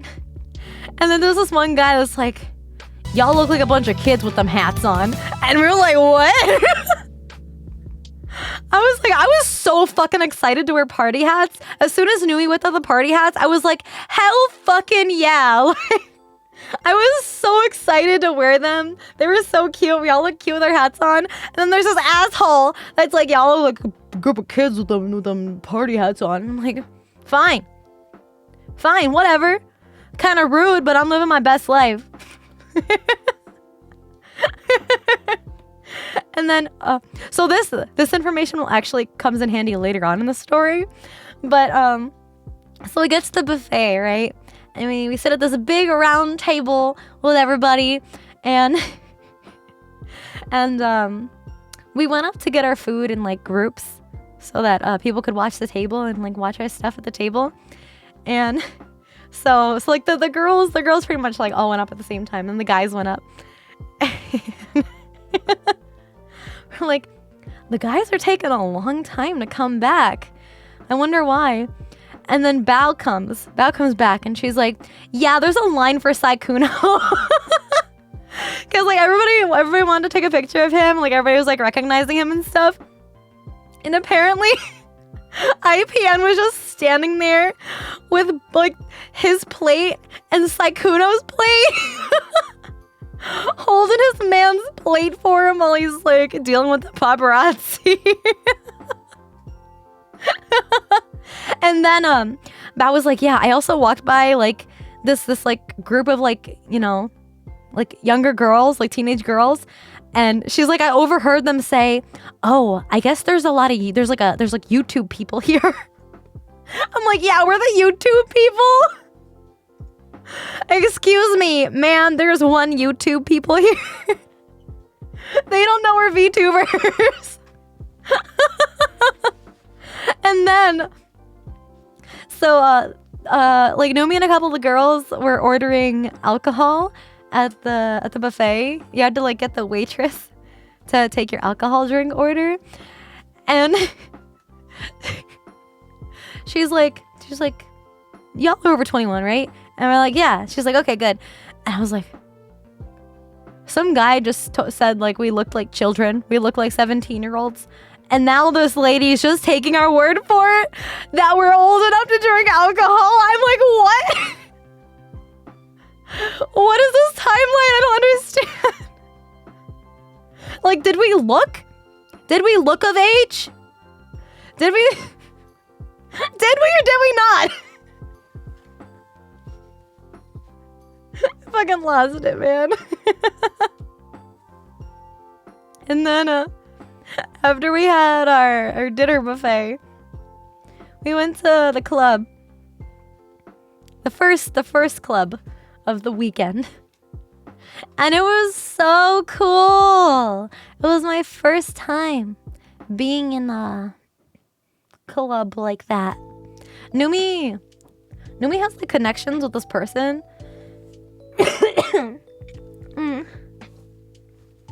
Sorry. And I can get them in for free. So we all ended up getting it for free. All dancing at the club. And so you can't really sit down anywhere unless you buy a table. But that didn't really bother me. It didn't really bother any of us. We were all just kind of like hanging out at the bar, drinking. I had so many fucking drinks. Oh my god. So this club, there were like 2 different rooms with like different kinds of music that were playing, and we only had time to go into the EDM one, but that's okay because I'm so fine with that. When I drink, the drinks were like total shit, by the way. Like, I was so spoiled at that VShojo party at TwitchCon because the drinks at that bar were so good. I've never been that drunk in my whole fucking life. But the drinks at the Vegas club were not that good. We had lemon drops and Jaeger bombs, and I had a Dirty Shirley. We did a lot of shots. We did end up getting a table. Saikun ended up buying a table, and we were like, dude, that's so fucking expensive. What the hell? But he said he just wanted to sit down. So he bought a table. But we didn't realize that drinks came with the table. So there's like champagne and like tequila, like vodka, like hard stuff. So we had some champagne to feel an ounce of class. And then Numi was giving lap dances. I don't remember a whole lot. Oh, before I got too drunk, I remember I was just like looking, because in this club, there was this huge like chandelier thing, and it was synced up to the music, and it would like drop lower and rotate and like flip around and twist and shit and change colors. And there was like smoke, like steam that would spray out. Like, shh, and then everybody would like go crazy. And I was just like watching this, like everything, and I'm just like taking it all in. And I was like leaning against the wall that was like in front of another like table that these people were sitting at. And I was just like staring like over them, like looking at the dance floor and all the lights and stuff. And I'm about to turn away, and all of a sudden, one of the guys that was sitting at this table stands up, and he's like, hey, you want a drink? I was like, no. It was like this table with like 3 guys sitting at it, and I'm like, no. Goodbye. And then he's like, what about your friend? And I turn to Numi and I'm like, we need to leave. This guy's like trying to give us drinks. Don't trust this creepy man. And she's like, oh shit. She's like, no thanks, goodbye. And we walked away so fucking fast. I was like, it's okay. Man was trying to hit on me so hard. But I was like on the verge. On the verge of being too drunk. So I was like, thank God. Thank God I wasn't just like, yeah. Yeah, alcohol. But I had, Drinking with Numi is so dangerous. She's like, you want a shot? You want another shot? You want another shot? And I'm like, yeah. Yeah, let's do it. And then I remember everybody was out on the dance floor and I was kind of tired and Tom was kind of tired too. And I remember we were sitting next to each other at our table and we were just like talking and looking at each other and like, we're so drunk. It was so funny. Like we turned to each other at the same time. And she was like, man, you're so cool. And I'm like, you're so cool. And then everybody came back over and we were all just kind of hanging out at the table in our chair. Our seat. It was like a booth. Like a whole like cushioned bench on both sides with the table in the middle. And then so pretty much like the whole trip when Numi was sitting on me, IPN would be like, I'm so jealous. And then like Bao and Numi were giving each other lap dances and while Numi was on Bao, I turned to IPN because he was sitting next to me and I'm like, I'm so jealous right now. And then I don't remember if he called Numi over and then Numi starts like squishing his cheeks and she's like, oh, IPN. And IPN's like pointing at me and he's like, she wants a lap dance. I was like, wait a minute. I just said I was jealous. Don't put me on the spot. And then Numi climbs on top of me. And she's like holding my face. And I just remember like looking up at her like, is this real life? And then I see a fucking flash. And it turns out Bao took a photo of us. And the photo, you just see like Numi's back like straddling my legs. Like you can see my knees and you can see like my arm like holding her. And then on the other side of the booth, tucked away like in the corner is IPN doing the peepo blush like finger touching. It's the cutest fucking picture of him. He's so fucking cute. He's like literally like pressed up against the side of the booth, like as far away as possible. Oh my god, that was so good. That's like my favorite picture. I mean, I don't know if Numi's okay. I'd be fine with like showing it because it's so fucking funny. IPN's shown his face before. And like you can't see my face because Numi's in the way. And you can't see Numi's face because it's her backside. So funny. Numi cropped the picture and showed just the IPN part. Oh my god, it's so funny. She did show IPN. It's such a cute picture of him. And then if you zoom out and you see what else is happening in the photo, you're like, oh, rip. But I was like, damn. I was so drunk and I'm just like, man, I'm jealous. And then Numi came over. I was like, oh shit. And then Bao comes over and gave me a smooch. And I was like, Numi, Bao stole my first kiss again. And Numi was like, you fucking bitch. That's probably how we all got sick. To be honest. We're all just smooching each other while we're drunk. Oh my god.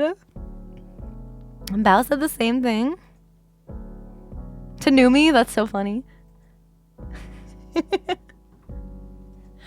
I was drunk. Worth it? Hell yeah. I would get sick again if that meant like, you know, being able to make these really funny memories with everyone. Yeah, we all got sick. We all got sick. We weren't all smooching each other, so we all just happened to get sick. Like, Todd didn't get sick. Todd didn't get sick. Saikuto didn't get sick. IPN... No, I think IPN did get a little sick. Yeah, but I know a lot of us got, like, really, really, really bad sickness. So I heard Bao making and then a joke also... over the trip. So, what's this awooga joke? Cinder A 6 wooga joke? laugh. I don't know. It's her joke. You should ask her. I don't know. Bao and Numi realized IPN was the only one that got sick without getting kissed. Oh my god. Man, poor IPN. Oh my god, wait. There was my timeline of events is gonna be like super messed up. I don't remember if this was... No, okay. So I'm trying to like remember. So after the club, we went back to the penthouse. And Bao had picked up cakes for Numi and Aru. So we each got a cake and we were singing happy birthday.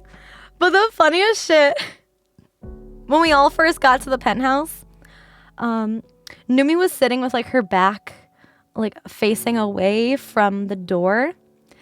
And Bao came in and she was like, Numi, don't turn around. Don't look behind you. Just trust me. She was like, okay. And I look over and Bao has the 2 cakes in her hands. And the fridge, like the mini fridge, is right behind Numi. So Bao's like trying to fit these cakes in the little mini fridge, but they're just not fitting. And she was like fumbling with the fridge for like a good solid 5 minutes. Numi's like, is everything okay back there? And she's like making all this sound. And she's like trying to like pull apart the divider in the fridge to fit both the cakes in, but it's just not working. So then she ended up just like hiding them in her room, I think. I don't know what she did with the cakes.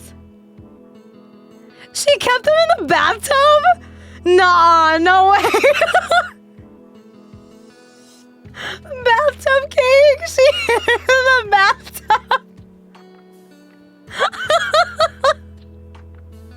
Oh my god, I love that. With the AC on, that's so funny. Oh my god. Nomi was so confused. She was like, what the fuck are you doing? Man, I love my friends. Also, we didn't have any like utensils or plates to eat the cake. So, I don't remember who it was. Somebody got the fucking bright idea to get a wine glass and scoop the cake with these glasses. So there was like a couple cake glasses on the table. And I don't know if anybody touched the glass, the cake inside the glasses. Everybody else was just like eating with their bare hands. And then it was the next day, I think. The next morning, room service came in to clean the room. And I don't remember if it was like Bao or Numa, but they're like, can you clean the cake glasses? We're so sorry. So this lady took away the wine glasses filled with the cake. It was such a mess. But I don't remember much after the club. I remember cake. I remember being tired. I think both nights I really wanted to like stay up and hang out with people because we didn't have a lot of time. Like 2 days is not a lot of time to spend with your friends. So I wanted to I wanted to make the most of it and like the time I was there. But every night Numi was like, Cinder, you gotta go to bed. She's like, come on, let's get you to bed, Cinder. I was like, no. I would have been more upset, but I know I'm gonna see her in LA soon at the convention, so I wasn't that upset. We also had a really shitty goodbye. It was just like really bad, and we didn't really get a chance to hug or have a proper goodbye. And I was just like, the only thing saving me right now is the fact that I know I'm gonna see her in 2 weeks. So I was like, it's okay. Like, we'll be able to see each other more in LA. Then the next day, I ended up waking at like 7 a.m. and everybody else was dead in my room. So I was like, okay, I might as well just like get up and get ready. Cause there's 4 ladies in this one room and everybody's probably going to want to shower when they wake up. So I was like, let me just, not get in anyone's way and let me just shower and get dressed and, try starting my day. And I think it was like 8 or 9 o'clock. Numi messages the group chat. And I was like, oh, good morning. And IPN was awake too. And Numi was like, Sinder, come up here. Like, I'm lonely. Like, everyone's still asleep. And I was like, okay.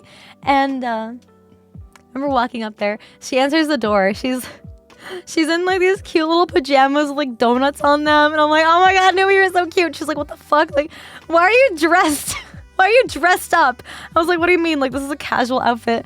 I was literally just wearing like I don't know, like pants and like a top. Like, I was wearing pants and a top. But the thing is that typically I have to wear V-neck shirts or else I look like a grandma. Like the way my boobs look, like wearing anything else but V-necks is just super unflattering on me. So I show up and Nomi is like, the first thing I see in the morning when I open my door is Cinder's boobs. And then we were just hanging on the couch chatting and she was like sitting in my lap again. And then IPN came up and it was the 3 of us just like hanging out. Yeah, there was throughout the whole weekend actually, Bao and Numi, like, cause they're a little shorter than me. And one night I wore heels. But Numi is like the perfect height. They're both like the perfect height. To see right into my cleavage. Oh, titties! Exactly. So they'd be like, Cinder, I'm so sorry, but it's just like so hard like to look at you because I'm going to be looking at your boobs. Like, I don't want to be mean. I don't want to be like, or I don't want to be rude. I don't want to be disrespectful. And I'm like, it's okay. Like, it's like at the right height for you to, it's hard for you not to see it. So,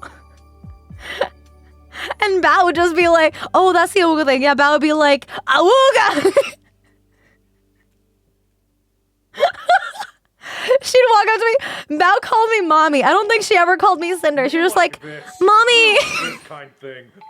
Me dumb. I was like, what the fuck? No culture. All this. No care. No thought. Just this.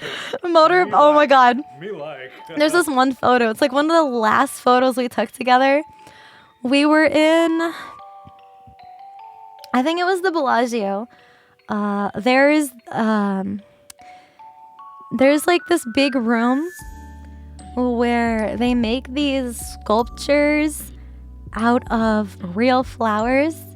And they had this big Christmas display. Stop making with me the big horny. gingerbread house and polar bears and a little train. And it was just like so fucking pretty. And so we were taking a bunch of photos in that area. And then one of the fucking photos, Numi just like wraps her arms around me and sticks her face in my boobs. So there's this one picture where everybody else is like smiling for the camera. Numi's face is in my titties. Hold on, I need to pull up the photo. Is this something that I could crop and like tweet? Hold on.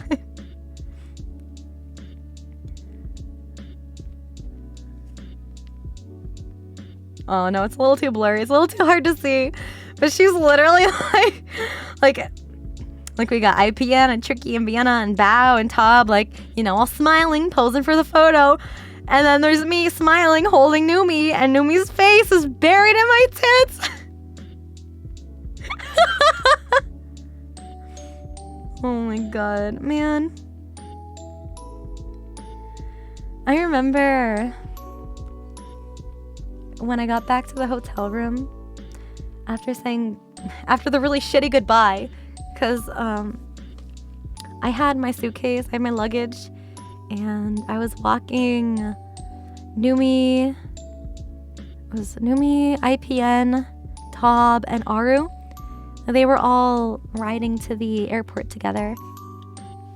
And so they were going to be waiting for a taxi, and we were going to do our goodbyes while waiting for the taxi. And the taxi showed up right away, so I was like just barely able to like give out hugs and say goodbye to everyone. It was so fast, and I didn't get a proper goodbye. And then I was walking down the street with my suitcase, and my mom and James ended up meeting me down the street to walk me back to their hotel, where I stayed for the last like day, because we flew out that night back home. And my mom and James went out to like go do their stuff that they had planned, and I was just like so out of it. I just stayed in their hotel and took a nap and just kind of hung out for a bit. And they were just like dumping a ton of photos in our group Discord chat. And I was just like scrolling through all the photos, just like fucking bawling my eyes out, because I miss them so much, and just like remembering how much fun I had over the last 2 days. Like, it was so nice being able to meet most of them at TwitchCon. But then, like, just hanging out with them more. I was telling them about this too. I was like, I've never had like a more genuine group of friends in my whole life. Like, I always had a hard time fitting in and making friends, and friends sticking around. So the fact that these people like me and they want to hang out with me and do stuff with me, it feels really nice. It feels nice to feel like I have somewhere I belong. I'm very, very thankful for all of them. But it was nice being able to like hang out and like meet Tob for the first time, and I got to hang out with IPN more. We hung out a little bit at TwitchCon, but not a whole lot. So it was nice to just like see everyone more and get to hang out. Hung out with Saikuno more. Everybody is so funny. So cool. I love them all so much. And then like before we all left, Tob was like, hey, is it okay if I get like a big art piece of all of us commissioned? And I'm like, oh my god, yes. So you'll probably see that soon. So freaking nice. There's also, I know I didn't finish the second day's activities. Oh yeah, there's a limo ride. I fucking can't with Numi. Also, she told us that she had prepaid for both buffets, and then when we walk up to the line, the lady was like, oh, like, this is your total. And we were all like, wait a minute, you said you prepaid. And the lady was like, oh, I shouldn't have said anything. And we were all just like death glaring at Numi, because she just handed this lady her card so fast, but we were all under the impression that she had already paid. And the buffet for like 9 of us was so fucking expensive. And she did that shit twice. Unbelievable. But yeah, on our way, I think it was at Caesars. So it was like the Venetian to Caesars, which is not that long of a drive. It was like a 2-minute drive. We were in the limousine for like 2 minutes. So like the driver is like, oh yeah, you can hook up to the Bluetooth. So they started blasting CPR, like Numi's version of CPR, and the volume dial is like right above my head. So I was like trying to crank it up, and it was like all the way at max volume. And they're like, Cinder, turn it up more. And I'm like, I can't, like it's already at max volume. And then I don't know if it was the driver or if like Tricky upped the volume on her phone or something, but suddenly it got really loud at the end where there was like a bunch of moaning and shit. And it was so fucking funny. Cause like the ride was so short, like we couldn't even get through the whole song. So Tricky like skipped ahead to the end of the song with the moaning. And I think Saikuno was like, can you please stop the song before we open the door and get out? It was so funny. And then I think Bao took a video of all of us like jamming out to CPR in the limo. And we were all like singing along to it too. It was so funny. And then there is another driver that picked us up for the second club. And this wasn't a limo, it was like a big van that fit us all in it. Holy shit. This guy, he was like this stereotypical like bouncer, you know, bodyguard, like big guy. And then Numi gets in the front seat with him, and she puts on her CPR song again because everybody else wanted to listen to it. And and the guy's like looking at her like, oh yeah. And like we're all cracking up like because this shit's so funny that she's playing the song again. And Numi's like, yeah, that's me. That's me singing it. That's my voice. And the guy's like, really? That's pretty good. And we were all cracking up. And she was like, yeah, it was a bet. And we're all fucking dying. And then the driver like cranks up the volume more. And he's like jamming out to the music. Oh, Numi's right there. And I could just tell she looked like super fucking embarrassed. And then I think the driver like high-fived Numi or something. Like, it was so funny. Yeah, Vin Diesel lookalike. Literally, that was our driver. And then the moaning part of the song comes on. And you know, of course, all us ladies are like moaning. And the driver cranks it up to like max volume in his car. The moaning part was so fucking loud. It was so funny. And then when the song ends, he turns it down a little bit. And then Numi puts on Namusi.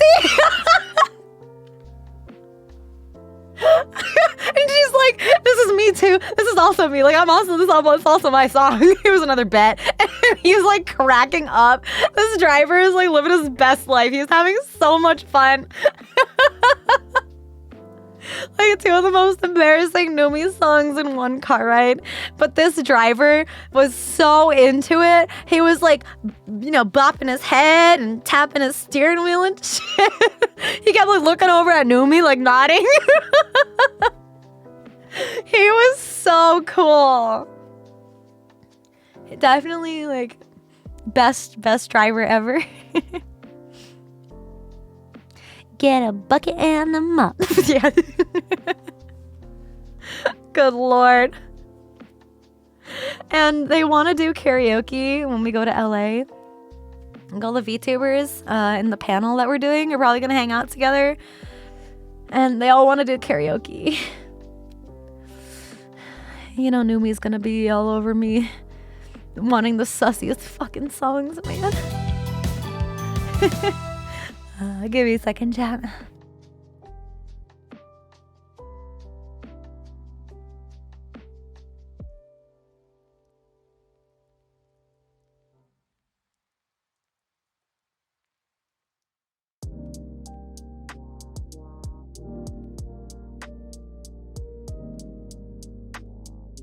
Sorry. I still have like a nasty head cold. Working through it though. At least I can speak again.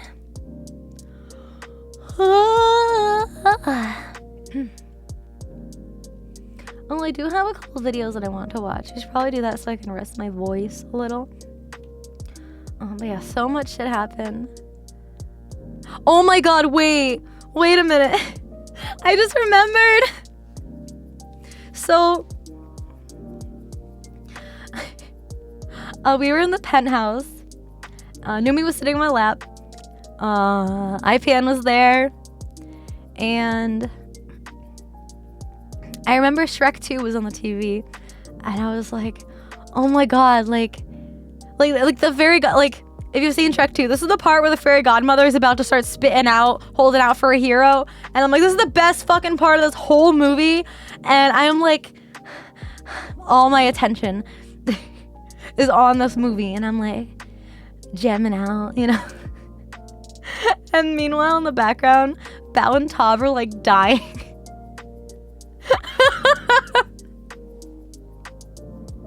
They're dying. And Nomi's like, oh my god, are you guys okay? Like, what's going on?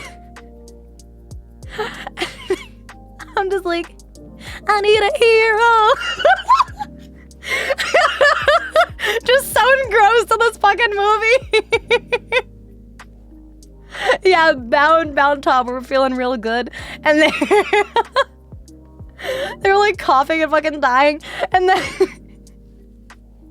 everybody's like, oh my god, like, what's happening? Are you guys gonna be okay? Like, she was so worried. I was like, this is the best part of the movie. Nami's like she's like Cinder, like, I don't think they're okay. And I'm like, Numi, I'm watching Shrek 2. I'm like, Numi, this is the best part of the movie. Give me a second, hold on. That was before we left for the second club. I was like, I want to see this before we leave. It was so good. And Shrek 2 was one of those movies that I would watch on repeat, like, non-stop as a kid. So I know the words. I know, like, the whole movie, like, word for word. So I was just, like, reciting the movie and, like, all the dialogue and shit. So stupid. But it was really funny. What else we went to the spa. Oh my god, wait. The spa was so good. So, only 6 of us went to the spa. Numi and Tob wanted to take a nap. And Sykkuno wasn't there. So it was me, Vienna, Tricky, Bao, Aru, and IPN. 6 of us all went to the spa. And in order to, like, use the spa, we had to book massages, which I was totally fine with. So they could only take 3 of us at a time. So we had 2 different time slots. So we were down there for like a few hours, and IPN was all by himself again. So he was on like the guy's side of the spa, and then the 5 of us girls are on the other side, and we were all like hanging out in the steam room. And then it was me, Aru, and IPN who had the first time slots for the massages, and then Bao, Tricky, and Vienna had like the second hour. So Aru and I went to like the little massaging room where they check you in. And then we all go to our separate rooms for the massages, and that shit was so fucking good. Also, when we first got to the spa, the lady showing us around and like giving us instructions, she was like, yeah, dress down to your comfort level, and then put your robes on, and, you know, grab a towel to get in the, you know, the sauna or whatever you want to do. I don't remember who it was.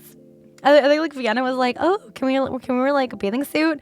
And the lady's like, no, we're all girls here. And I'm like, so what does dress down to your comfort level mean? Just naked? So I didn't want to get in trouble. So I took absolutely everything off. And I put my robe on. Literally butt ass naked with the robe on. And we didn't see each other. Because everybody like walking around had towels on anyway. So like if you were in the steam room, you would take the robe off and put a towel on. So then we'd just be wrapped up in a towel. But these towels were like kind of short, like lengthwise. Like, so I gotta have enough like circumference to wrap around the boobies and tuck it in.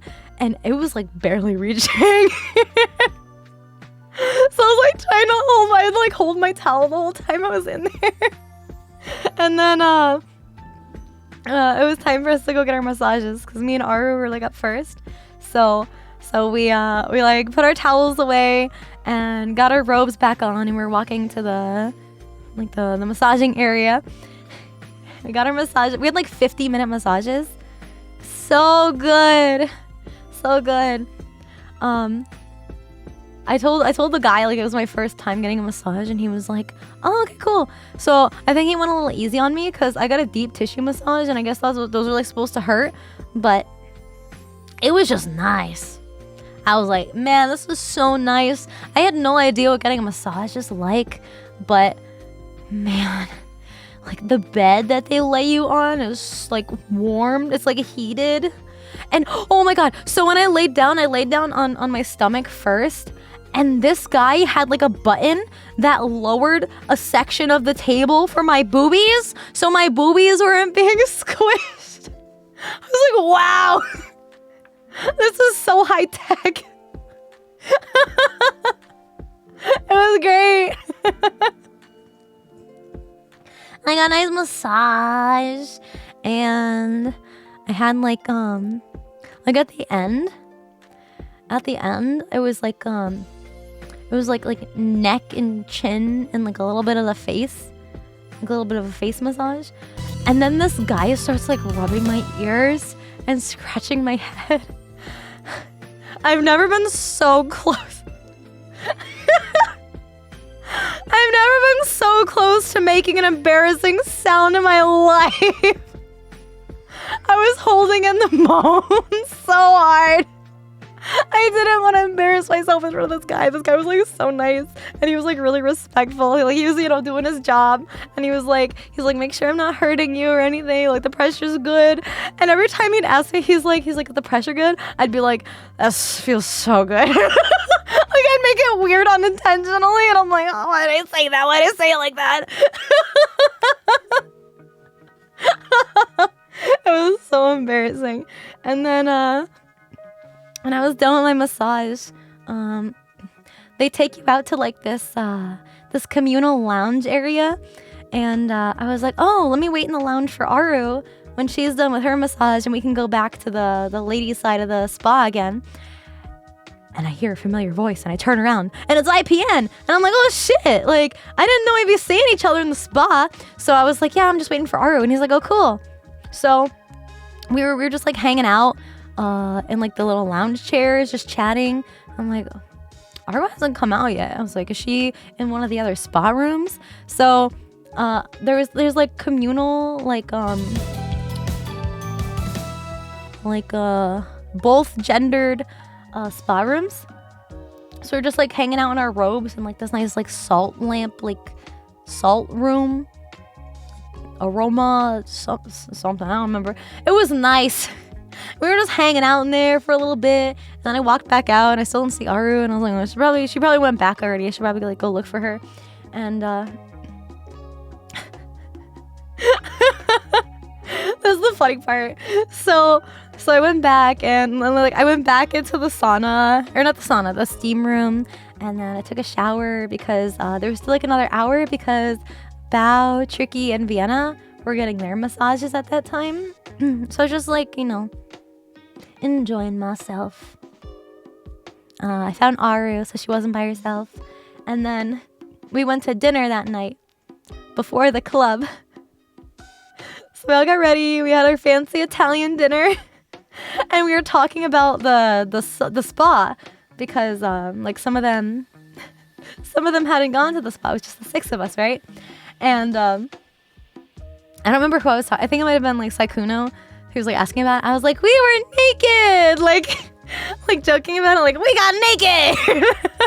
And IPN looks at me and he's like, what do you mean you were naked? I was like, yeah, they told us to just take off everything. And he's like, they didn't say that to me. Like, he's like, you weren't wearing anything under that robe? And I was like, nope. Man's got so embarrassed. He's like, we were hanging out and like talking to each other and you were naked the whole time. It was so fucking funny. Every at dinner was like, oh my god. But that dinner was pretty good though. It was like a nice fancy Italian place. Yeah, I did have a robe on. I did have a robe. But his reaction was just so funny.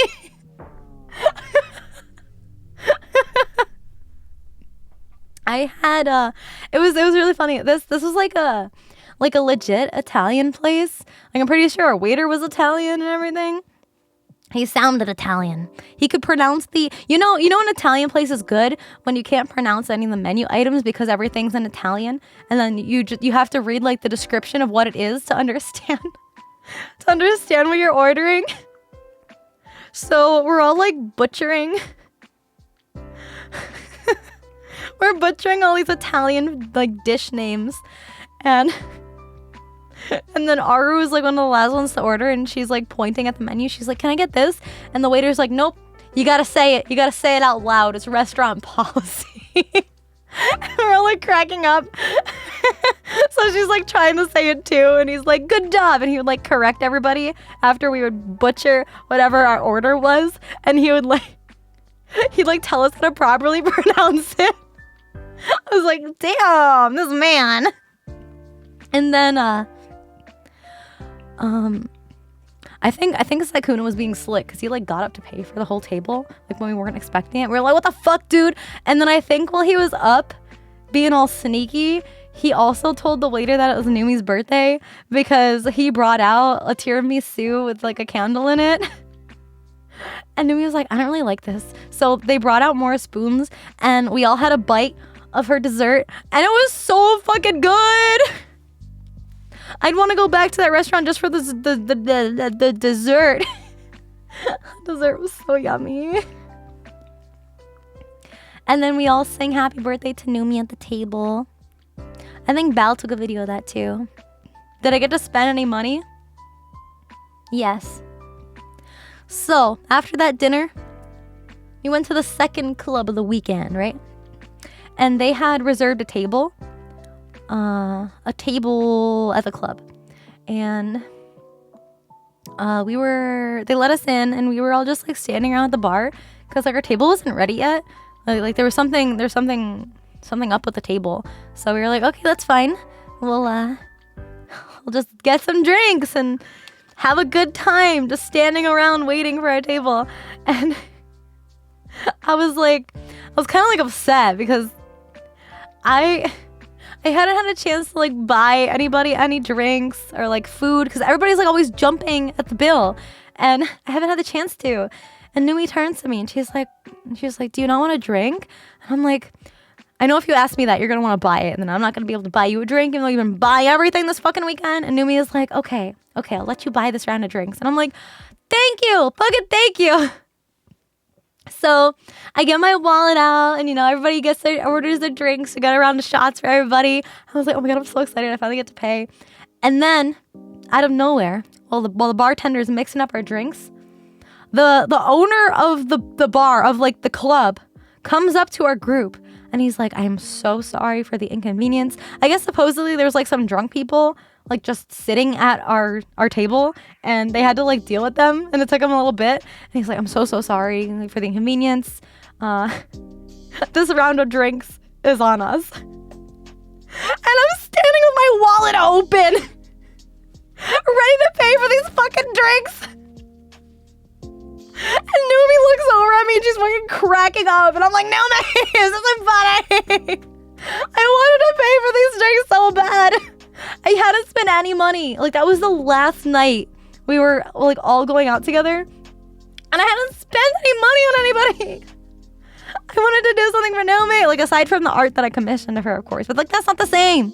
That's not the same. I wanted to do, you know, something else. Like, man, everything's against me. So then, yeah, we were partying at the club, and then when we came back, they wanted to gamble, play some games. But I was like super fucking tired, and Numi was like, "Oh my god, like there's this like pancake and waffle place that opens in 2.5 hours at 6 a.m." I was like, "Oh my god, pancakes, waffles, that sounds so fucking good." I was like, "I can stay up," and Numi's like, "No, Cinder, you need to go to bed." And I was like, "I can stay up." She was like, "Cinder, Cinder, you gotta go to bed." I was like, "Fuck, you're right." I was so tired. I'm pretty sure Numi stayed up that whole night because her flight was super early in the morning, so I think she just stayed up the whole time. But I don't think she ended up winning anything. So I didn't play any games. I didn't do any gambling. It's not really my cup of tea. I just went to Vegas to hang out with my friends. But even if I wanted to, I didn't really have the time because I was tired. It was nice because, you know, everybody was tired from clubbing the first night, and we had a nice spa day. But then we ended up just clubbing again the next night. Yeah, Saikuno lost them like $200. That was really funny.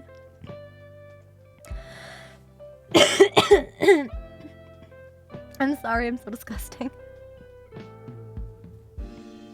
Ugh. Yeah, Numi put money in one of the games. She put like $100 in. Saikuno comes over and he's like, "Oh, I know a way to win this." And he just like button mashes. And then all her money immediately goes away. And then he put $100 in the same machine, did the same exact thing, and also lost all the money.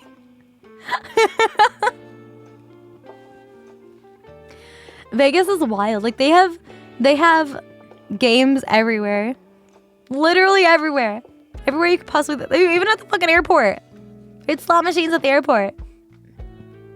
Rigged? I don't know. I think Tricky and maybe Vienna. I think they won some stuff. I think they won some monies. So,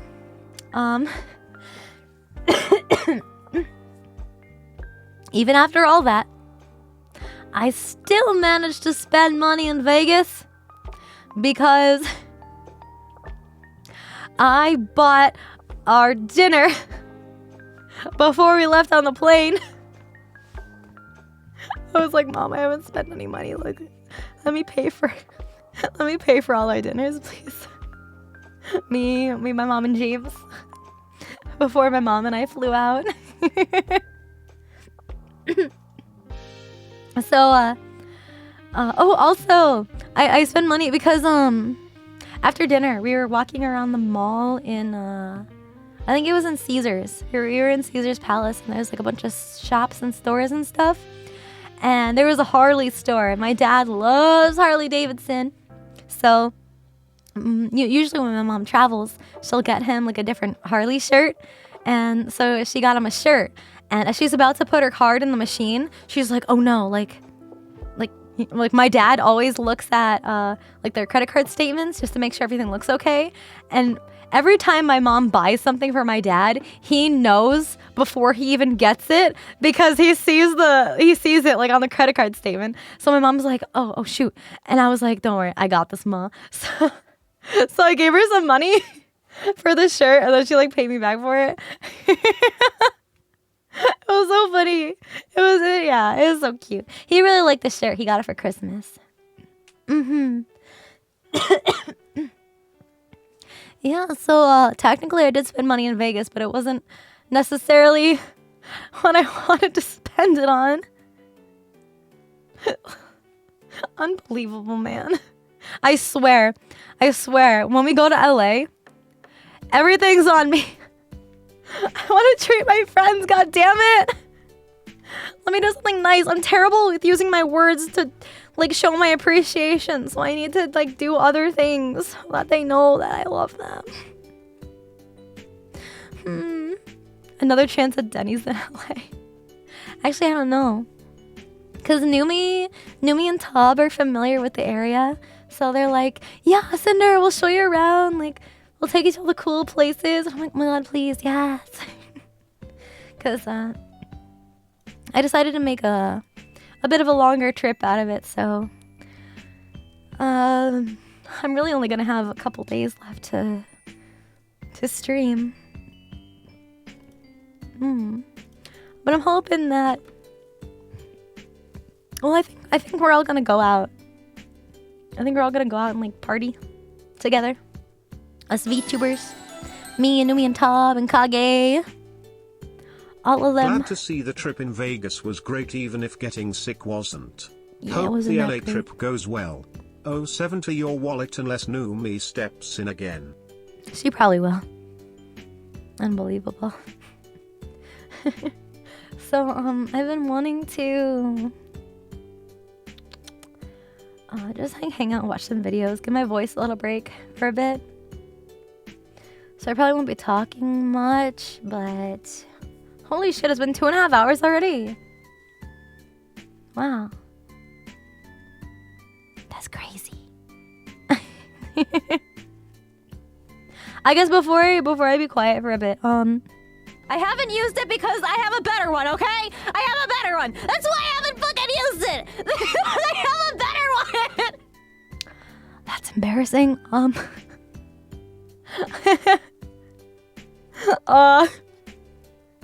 Also, that reminds me. I am gonna have a new YouTube upload for the new year. It's a best of me video for this year of my streams. I mean, I was only really around for the second half of the year, but Christmas was my 6-month debut anniversary, so it's officially been a little over half a year since we've been hanging out, jiggling. And of course, I have lots of big plans Best of you? for next year. Isn't that all of your clips? No, definitely not. Definitely not. But I am going to have another YouTube upload soon, so make sure to subscribe to my YouTube to see another Poggers Kaiser edit.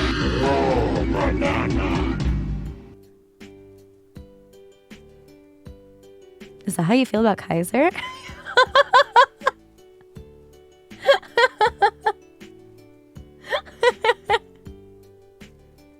Oh my god. Anyway, also I did have a merch drop, I guess, for those of you that haven't been on my Twitter to see the merch. Frostmourne hungers. We will, I'll play the trailer. I can play the merch trailer for you guys too, because the trailer looks so fucking cool. I am so upset. I'm so upset that I couldn't show it to you guys last week when I did the big reveal. So, Sinder.store.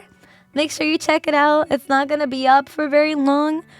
Pre-orders close on January 8th. So make sure to get your orders in before you cannot get your order anymore. So don't forget, if you want the merch, there's some really, really awesome stuff in the store. There's something for everybody. So let's see. Let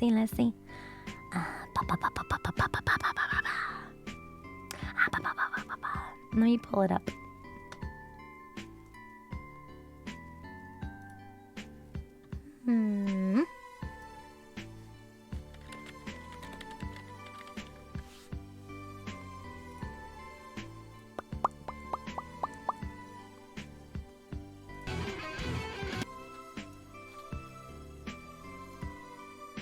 Oh wait, it's on YouTube. I forgot I put it on YouTube.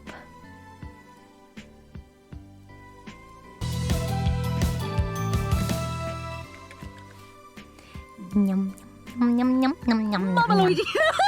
Mom Luigi. Okay. There. I gotta pause the fun music. Give me a second.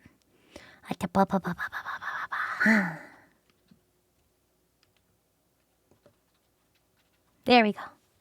No! Go away. Thank you. That was my undecorated room. Yeah, hold up.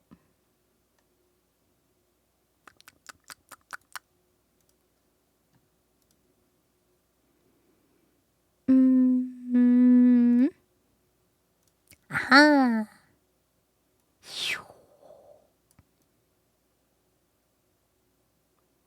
I think that's good. Yeah, okay. So let me know if you guys can hear this okay. This is my merch trailer!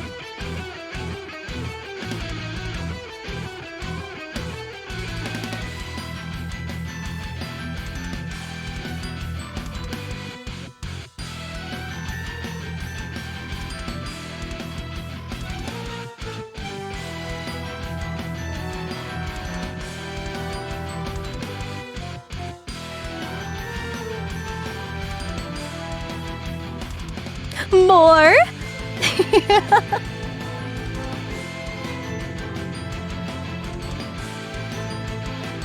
Yay! Sinder.store! That's the link where you can get everything. That's right. We got the mouse pads. This is the same mouse pad that I have at my desk. I have the orange one. You guys have seen it in my hand cam Speaking streams. of merch, I also got have a the blue t-shirts version and the now. acrylic standees. Christmas cash well spent. Hell yeah, thank you.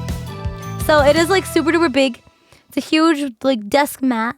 Very, very large. The standees and the charms. I'm so excited. I kind of like foreshadowed when I brought my old PNG back on the stream last week.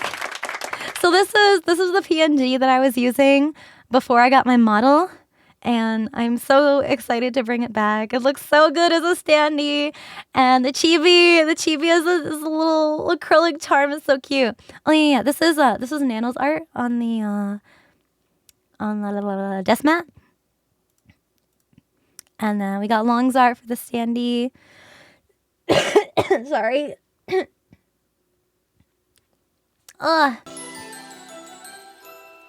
What else we got? Oh, I already bought half the t-shirts. stuff in the store. Sinder Oh, 6 thank you. Yeah, the apparel. The orange one is by Akagi, and the blue one is by Click Draws. They both look so fucking cool. And my parents also actually wanted some merch. And my dad's like, oh, I want the blue one. The blue one looks super cool. And my mom was like, I like them both, but I think I like the blue one more, but your dad's getting the blue one. I'm like, so what? Y'all are twinning. And she's like, okay. So my parents are going to have matching t-shirts of the blue art. It was so freaking cute. You can see the art better in the store too. And then the emote stickers by Mary. The same emotes that I have in my chat. So there's 2 separate sticker packs, but if you get both of them, then you get the Gasm one for free. That's how that works. And then more. I have 2 different like more themed posters. So if you didn't get a Streamly poster or a Streamly print, these are bigger posters. These are 11 by 17. So they're bigger than the 8 by 10 prints that were on Streamly. These are like actual posters aside from 8 by 10 prints. So these are big girls. We got a summer one. the more casual summer outfit. And then this one is only going to be for this merch drop. I don't know if I'm going to be like restocking stuff, but this one won't be restocked. So if you want a print of this Christmassy, sexy ribbon art that Hayana made, then go grab it. All of these are also going to be signed. They aren't personalized like the Streamly prints. They aren't going to be signed on stream. They're just going to have my signature on them. But I will be signing them individually. Yes. So if you want another signed print, a little bit bigger, a little bit spicier, you can get this one. The summer one with the summer one. Where'd it go? This is by WFN. So hot. Everybody was so nice to work with on all of this art. Making me so happy. Everybody works so freaking hard. And then the video, of course, was made by Deet. He did my debut trailer video too, and the summer model video. So if you are interested in supporting my first merch drop, go ahead. I would like to get like other kinds of merch items in the future, but right now this is what we have. Pre-orders close on January 8th, so in like about a week, a little over a week. So I'll make sure to get the stuff before the store closes. Pre-orders, and then we'll see if I reopen with some like just in stock items. I can't make any promises yet. I do want a Docky, I want a Booba mouse pad, but it was a lot of work to get just this ready, so it'll be some more time before I can get other merch items ready. But speaking of merch, this is a good segue into the convention that I'm going to be guesting at, Anime Los Angeles, well, ALA. Sinder, I'm sorry to say, but I must this head upcoming out. weekend. We'll see you and chat later. Love you all. Sorry. Glad to hear about the merch drop, lol. Gonna So, have to splurge. Casso, and thank you again for the signed print. who invited Need to hang me it up to somewhere. the convention, is actually the same company that I am partnered with for my merch store. So you'll see that I'm on their website now. They've been super awesome to work with, and I'm very, very thankful that they will be that they have invited me. That they invited me. Hold on.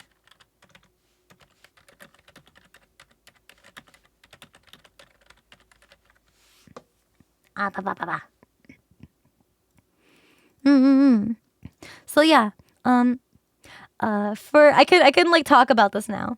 I can talk about that I'm partnered with Casso with their merch, and it's really, really nice because I can work with them directly on everything. So like whatever I want manufactured, they can pretty much do, and it's all in one place. So like down the line in the future, if I do get a Docky, if I do get a Booba mouse pad, if I get, like other stuff, it'll all be on the same website, because I know some people have like a different website for a Docky and a different website for like t-shirts and a different website for, other kinds of merch. So I wanted to kind of try to keep everything in one place to make it easier for you guys. And the guys over at Casso are super chill to work with. So I've been very, very, very excited to announce this. They're amazing, and they're just starting to get off the ground in terms of supporting VTubers and getting their name out there. So I'm really, really, really happy to be able to promote their stuff. They're for VTubers. Their purpose is to like help out VTubers, and it's just really, really nice of them that they're going out of their way. Yeah. So, another thing at the convention,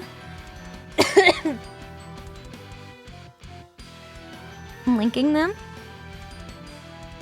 Their Twitter is just Casso Create. I mean, I don't know if their website is on my site, but I know you can find their website on Twitter. So, Tob and Kami are also partnered with merch with them, and they're also gonna be at ALA. So, if you guys happen to be there in person, don't take my word for this, but I think they might be selling merch, like my merch at the con, which is so cool to think about. So if you're at the convention and you want to get some merch early before, like, you have to wait for pre-orders to close and for everything to be shipped, you'll be able to buy it at the con. I don't know what their stock is going to be like. I don't know what exactly. They can't bring everything because they have limited space.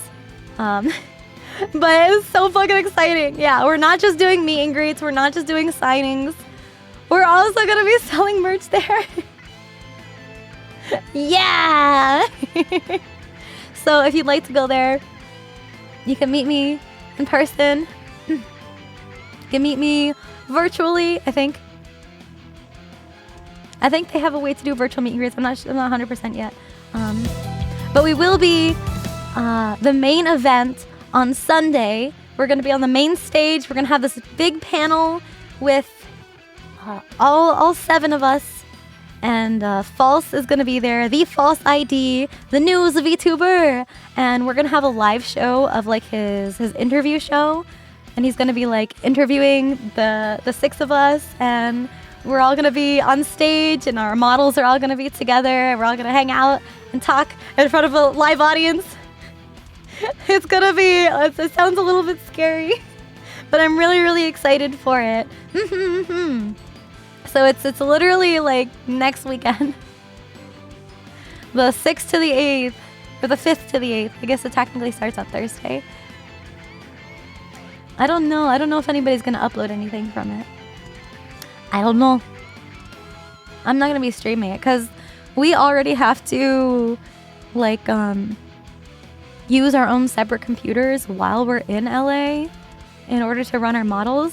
So I'm going to have my new laptop, my new really, really nice high performance gaming laptop running my model, and I'm not sure. I want to stream while I'm there because I'm going to be away for a while. But it'll depend on my internet. It'll depend on how good the internet is. But like, I'm bringing all my equipment because the show is gonna be all virtual. We're not gonna be there in person for like the big main event. I think some of us are gonna do meet and greets in person. Some of us are doing them virtually, I think. I'm probably just gonna do both. But if you want me to bring stuff to sign in person, you can. I don't know if there's prints available. You could get a print at the booth, at the merch booth, and have me sign it, I guess. I'm not sure. I'm not sure how limited they're gonna be on stock and like supplying stuff.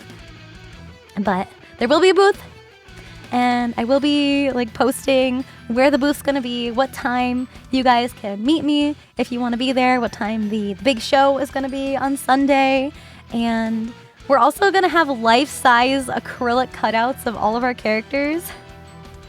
It's crazy. So there's gonna be Numi's is actually gonna be like 8 feet tall. Numi's is gonna be fucking massive. So there's gonna be one of me and Tob and Kage and Kami and False and I think Persephone is the other one. So 7 of us, and yeah, she's 7'13". So her acrylic life-size Sandy is gonna be that tall. So yeah, the 7 of us will have, it's crazy. They didn't want to do cardboard cutouts. They wanted to do life-size acrylic standees. I remember talking about it. Talking about the, like when they were planning on getting us at the booth. they're like, oh yeah, Numi, do you really want to be like that tall? Because I think we can source a sheet of acrylic that's that big. I think we can make it work. Because they have like a whole machining warehouse where they manufacture most of their merch in-house. That's why I really like working with them, because they can do like the quality tests themselves in person. So they do all the acrylic stuff in-house, and they're able to cut a sheet of acrylic that fucking big for Numi. So Numi's gonna have this massive, gigantic, just look for the giant Numi. That's the booth. That's Castle's booth. So funny. But yeah, they are actually going to be wrapping them up and mailing them out to us after the convention. So we will be getting our acrylic life-size cutouts. I will be able to take mine home, but I won't be able to like take it on the plane. You got merch? Oh, I'm so glad. Thank you. Thank you guys so much for supporting me. It means a lot. I know.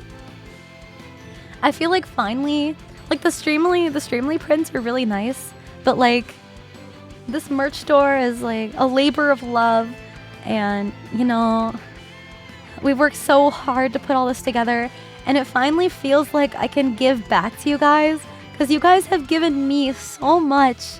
You guys have done so much for me. Like, you guys are the reason why I'm able to do this. And now it feels like I can finally do something for you guys. Like, I can finally give back, you know, like, be able to give you something nice, you know? Offer something nice to you guys, if you want it. Congrats on the merch drop. That's awesome. I just got my Streamly art the other day, and it's so good. Also grabbed some merch. Thank you for everything you do. You're the best.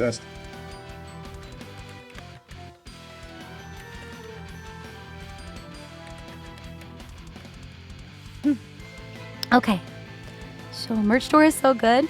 That's all thanks to Alex at Casso and Red. They did the bulk of the like website building, because I was in Vegas when we were like finalizing the store. So they were like on a call all day together, just like working out the kinks of the website, and it turned out so fucking good. Like, Red had to make custom assets just for this website, using my overlays and stuff. Remember when I said I'd get one of each merch? He's so crap. You're a fool if you thought that was a mere mean Cinder 6C4. Here, yeah, thank you. I'm just really glad you guys like it. Happy about how much good stuff has happened to you. Here's hoping 2023 turns out great. Thank you. Big plans are next year, you betcha. Hold on to your asses. It's gonna be a wild ride, but a good one. A good one.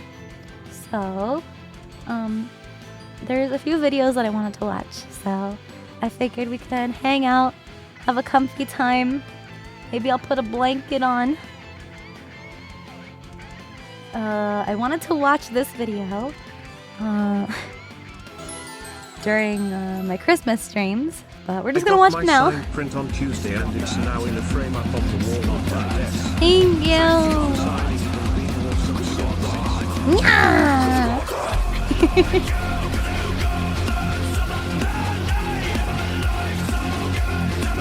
He's got that.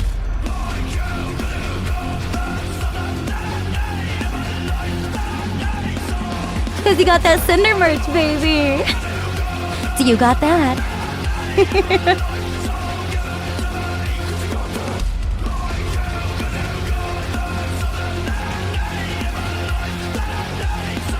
Thank you. Okay. We're going to watch. You got the hell yeah. Let's go. Oh my god, you're so fucking cute! The holiday. You know what this is, baby. Curse commercials. We got a holiday special. So we are going to hang out and watch these. Me like this kind thing. Me dumb. There's a couple other culture, videos. No culture. All this. Like holiday no care, themed no videos. Thought, just this. I don't want to watch me it, guys. Me like. So I'm gonna rest up my voice for a bit, and we'll hang out and have a good time.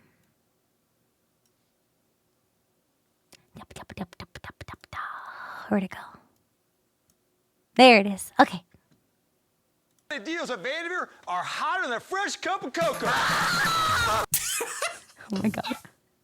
Wow. This is gonna be good. That was abrupt chaos very quickly. Hold on. I changed my monitor, so now the video's a little fucky. A little bit more. Now looks good. Shoop. The holiday deals available are hotter than a fresh cup of cocoa. So fucking dumb. Wow. That was abrupt chaos very quickly.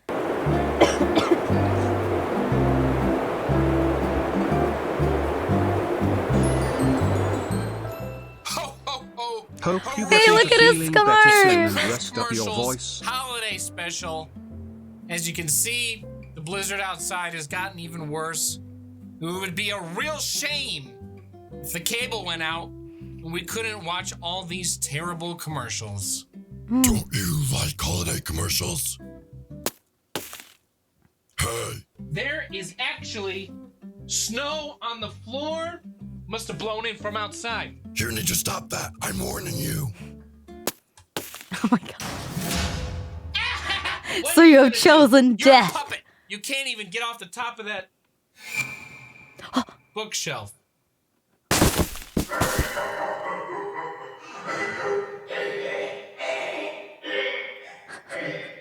Cursed Commercials is brought to you by G Fuel. No.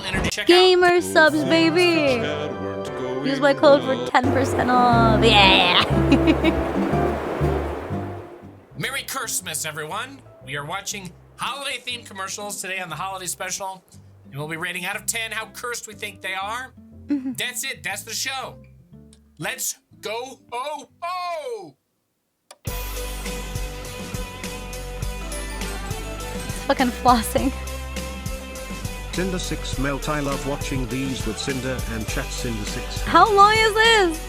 It just keeps going.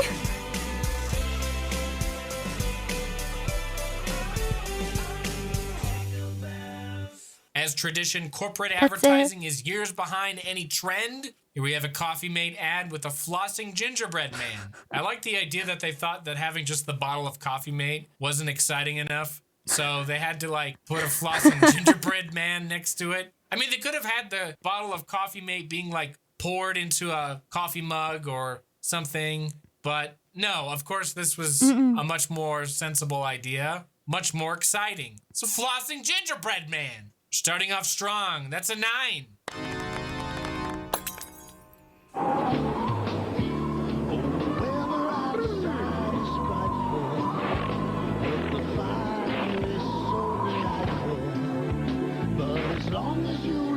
Wait, I think I remember this one. Yeah. This is like unlocking a core memory.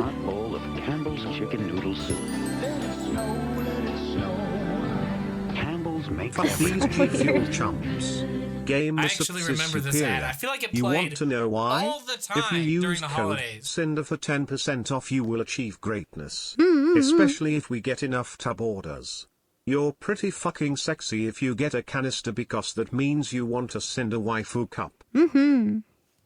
Feels like it's a good advertisement. It does leave a lot of questions. Like, why was this child inside of a snowman? How did this happen? Did a bunch of like neighborhood kids like trap him inside a snowman? How did he breathe? How was it in the beginning his arms were sticks and then suddenly they're just human in the next shot? Who made the bowl of Campbell's soup and put it on the table? Was this of no surprise to them that their child was just inside a giant snowman? Alternate theory, this was a snowman that then got turned into a human rather than a human inside of a snowman. Guys, I could just keep going with the theories all day here. But despite me having lots of questions, just a theory. it does do a pretty decent job of making me want chicken noodle soup. I think this wins the award for the most wholesome and comfy and also at the same time kind of creepy commercial. 4.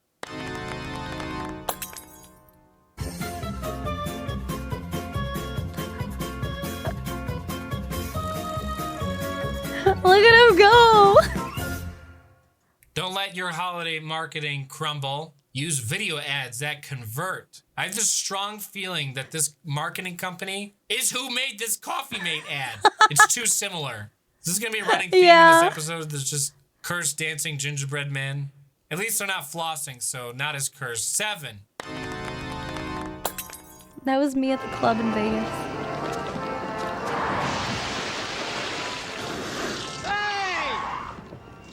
Just what I need. Sorry. Jeez. Got you really good, too.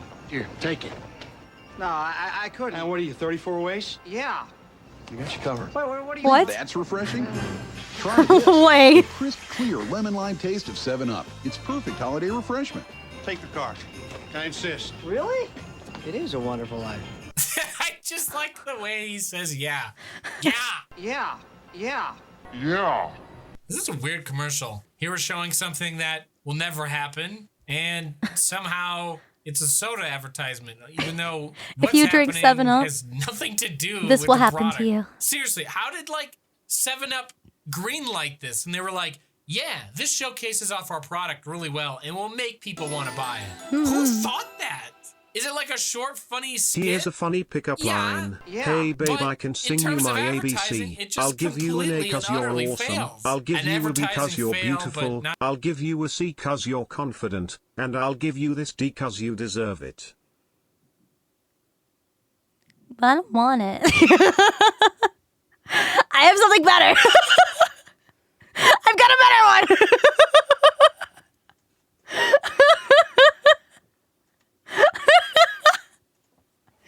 Not very cursed, I guess. 2.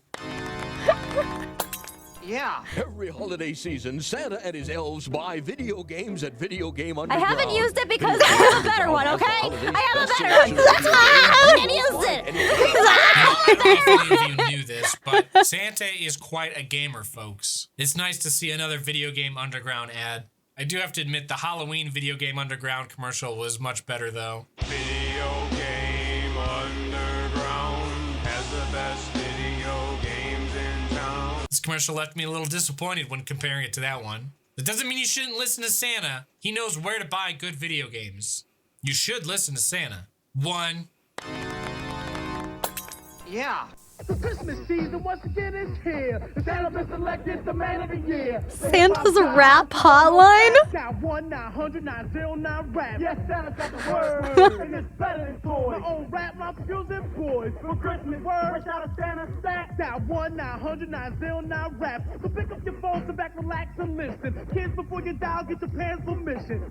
Yo, call right now. Do you have silver teeth? Santa's hip hop holiday. $2 the first minute, 45 cents each additional minute. Damn, that's a steal. Call Santa's rap hotline. Look at the reindeer chicks, to too. just monetize anything back then, didn't they? Why would I call to hear Santa rapping? I wonder if this number is when still I in just service. witnessed this commercial Probably not. and heard Santa rapping. My sense of curiosity's gone, guys. Holy crap! $2 for the first 60 seconds and 45 cents after that. I feel like this commercial was only made to tempt kids to call the number without their parents knowing and then just get a surprise phone bill. Why else would they have ever done something like this? This definitely wins the award for worst attempt at trying to monetize Christmas. Very cursed, though. I'm giving that a 10. It's out of service. Oh, I fake Yeah.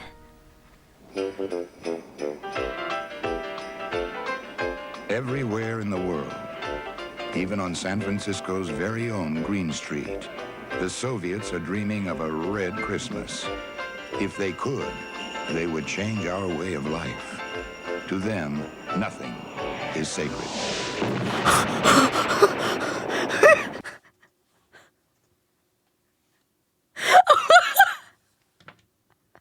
Oh no, Santa! I knew it was going somewhere when they said the Soviets, and I'm like, what the hell? What? Why would they say it like that? Everywhere in the world, even on San Francisco's very own Green Street, the Soviets are dreaming of a red Christmas. If they could, they would change our way of life. To them, nothing is sacred. Oh my God! Christmas propaganda. Folks, that's a 10. What do you want me to say? Santa just got nuked with a homing missile. I mean, what do you want me to say? Not Santa. Yeah. Santa got run over by a missile. I mean, what do you want me to say? Yeah. Upset stomach, diarrhea. Oh, look, a Pepto. Do you guys remember? I feel like I'm the only one that remembers. Do you remember the Pepto-Bismol commercial? But it was like a bunch of like kaiju. Does anybody else remember that one? That one was like a core memory for me. I fucking loved that commercial. It was so funny. I wonder if I can find it. Hold on. Let me search for it in another tab.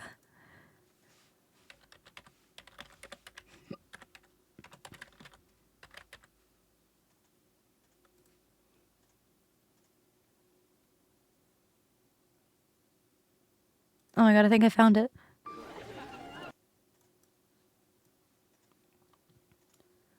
Is this it? Is this it? Oh, can you guys? You guys can't see this. There it is.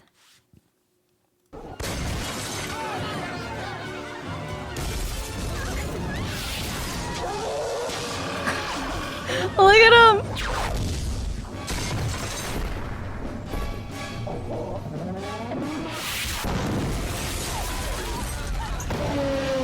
Look at all the kaiju! Upset stomach, diarrhea!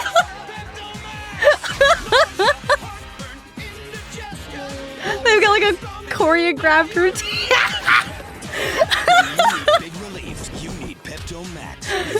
I'm looking out the window at this massive woman.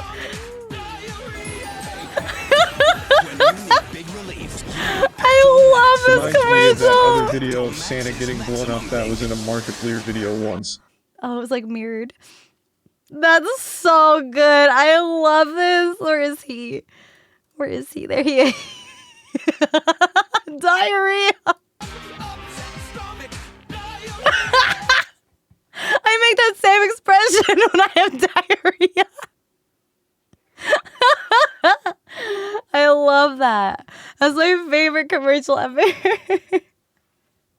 That's like Super Bowl commercial quality. Hell yeah.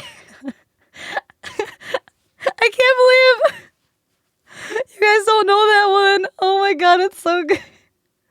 Pepto-Bismol ad that has dancing gingerbread like men. I wonder what marketing awesome firm they hired. I can't believe how many dancing gingerbread men are in this video. Guys, you don't need to hire this advertising firm. Let me save you some money.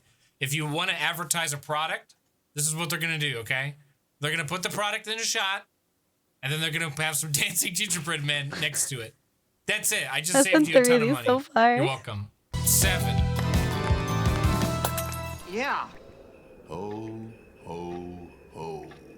It's Santa. We got a problem.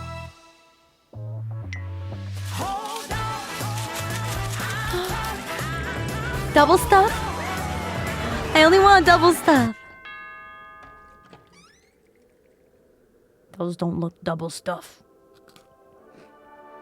Ho, ho, ho.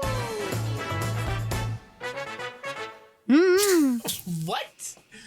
What the heck? So Santa's taking a bath and needs an emergency Oreo delivered to his house. I feel that. Not many Oreos, although it looks like they get many Oreos, but they just bring one Oreo, and it's like a Snow Yeti, Nutcracker, and oh yeah, true. They just brought him fucking one of like one Oreo cookie is something you order when you just want to tick off an Uber Eats or DoorDasher. That's what that's for.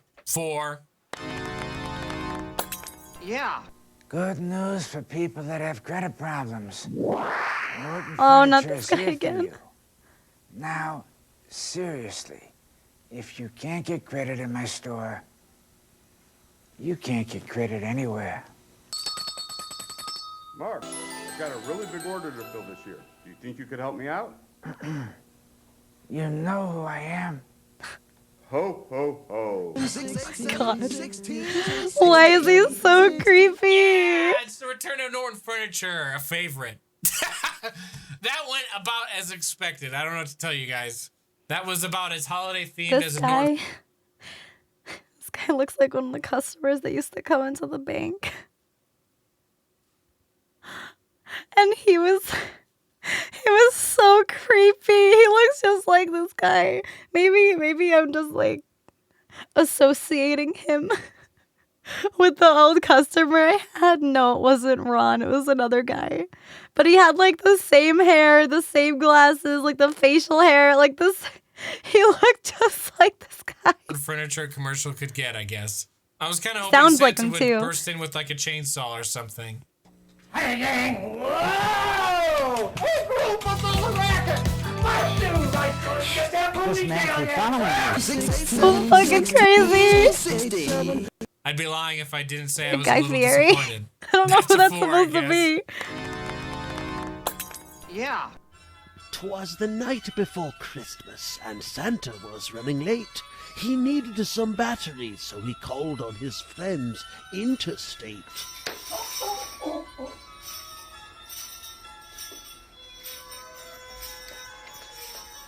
Is this what you're looking for, Santa?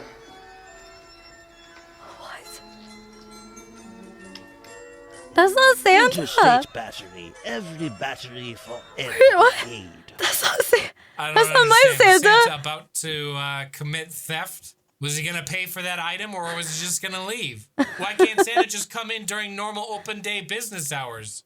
Why does the store owner seem so unfazed by this? Why is he at the store? Does he sleep there? None of this makes any sense. Also, another behind-the-scenes fact: this commercial was actually narrated by the famous David Scott. No way! Gentleman from the pizza commercial that we all remember. David Scott has once again made cursed commercials history. Congratulations. Congratulations on making terrible advertisement.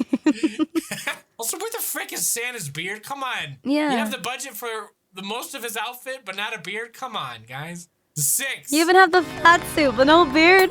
The beard is like priority. At Kettle Heating, we know Jack Frost is on the naughty list. If he tries to stop at your home to put the freeze on things... More dancing gingerbread too, man. Call Kettle Heating to the rescue for fast tea. Look at their dances. At Kettle Heating, we offer 24 little elves. emergency service and same-day installation. What is that back there? Is that a penguin? What is that? Call Kettle Heating to the rescue. A turkey. At Kettle Heating, we offer 24-hour emergency service and same-day installations. Our super high-efficient Lennox furnaces start at $37.95. Call or visit KetamaranHeating.com today. Oh my God, did I'm you guys glad see that? you're There's a feeling well enough continuity to error. stream, Sinder. And I'm glad I'm finally able to catch a stream. I've missed you. And I hope you feel 100% soon. Smile. I hope so too. I'm trying. I've been taking so much medicine.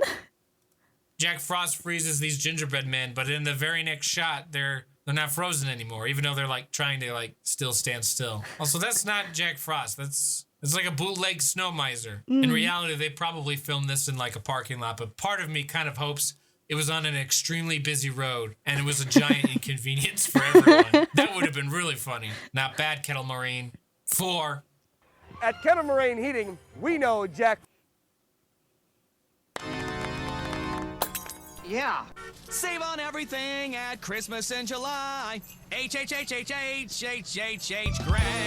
Panasonic Blu-ray, $99. Greg. 32. What?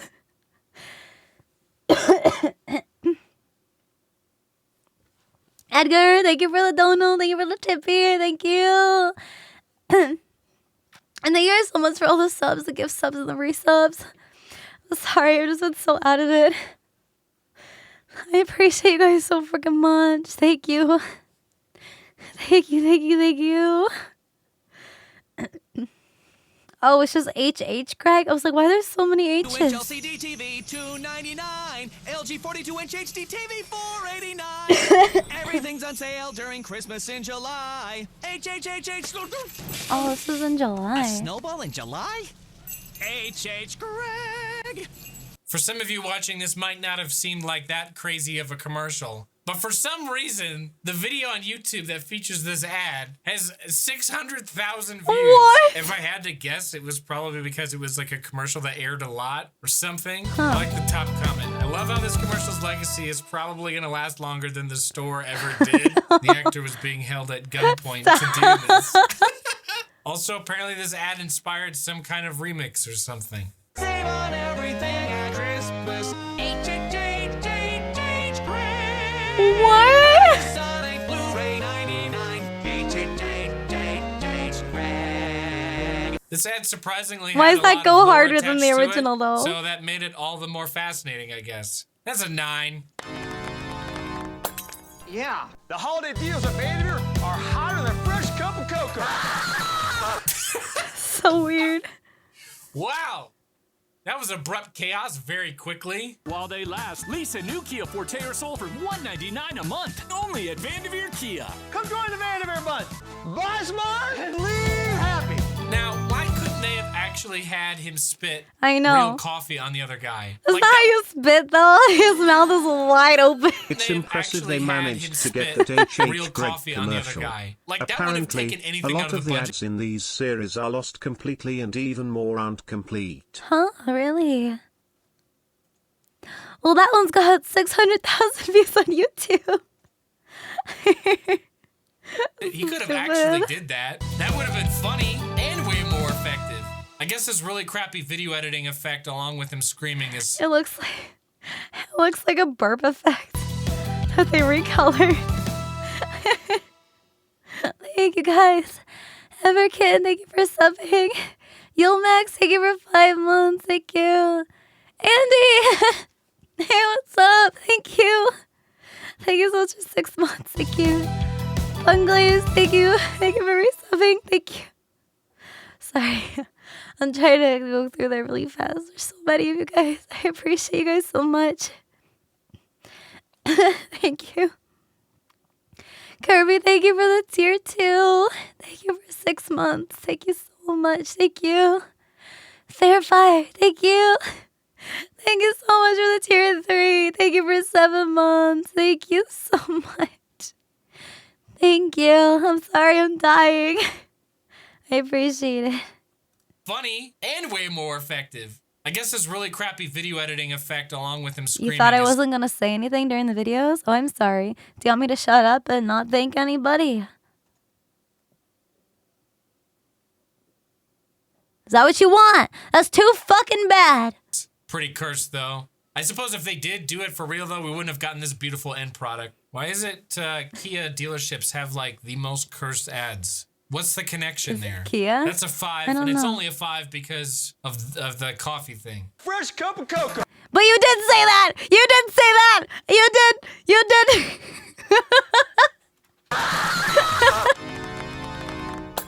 Yeah. Yeah! Necron, thank you for the prime. Thank you so much for 5 months. Thank you.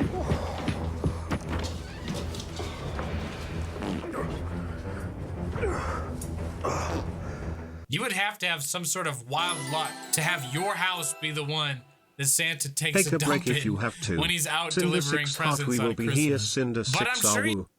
I already had a break. I had a long ass break, and then I was only able to stream for 2 days, and then I went to Vegas, and then I was only able to stream for 2 days, and then I got sick, and now I'm only gonna be able to stream for like 2 or 3 days before I gotta leave again. And it's like I've barely been able to stream all month, and it's made me so sad. I've had a long enough break. It's just my voice doesn't want to cooperate. It makes me so sad. So I missed you guys so much, but it's just so frustrating. He's got to go somewhere, especially eating all those sugary snacks and cookies that are left out everywhere. I would imagine a lot of time is probably spent on the toilet Christmas Eve.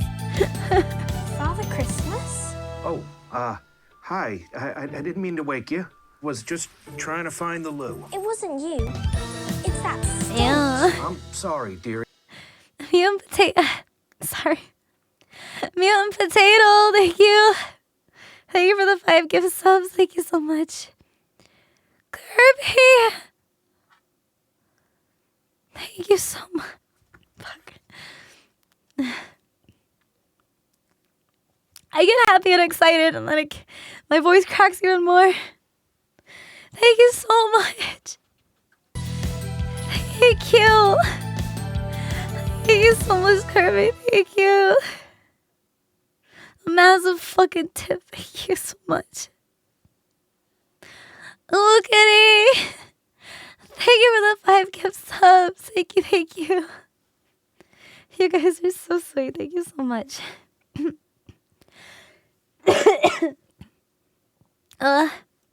Just go back to sleep. What is that smell? Oh, geez, not Who again. did he see? Nicholas. Please, girls, go back to bed. He's dropping Yule logs down his chimney. A little privacy would be great. I've been holding this thing since Dubai. The whole house smells like a gingerbread manslaughter. I'm sorry. It's the milk and cookies. Okay? Wow, they're Every really year like... destroys me. Well, now that you're here, dumping lumps of coal in our toilet. Wow. What did you get me for Christmas? They're roasting Santa. I don't make a meal of it, okay? It's not that bad. Look what I found. Jesus, there's another one? Whoa, put that back. I was looking around for that horrible stench. They found this under the tree. That's not for you. iPhones, hundreds of them, all for us. As soon as I'm done here, I'm gonna get those gifts back, and you're all going on the naughty list. Oh, yeah? Then I'm gonna put you on Instagram. Oh my god. Do you know who I am? Oh my god. Things are escalating very quickly. Fucking blackmailing You never should have Santa. pinched off a hot slice of fruitcake without using poopery. Poopery? Poopery, the gift that stops stinking. This commercial is uncomfortably God. long, but at least they make It a is lot so of Christmas long. pooping puns. They really had no restraint with this one. They pulled on that last shot for a very uncomfortable amount of time. I love fart humor. Let me enhance this ad. Oh no.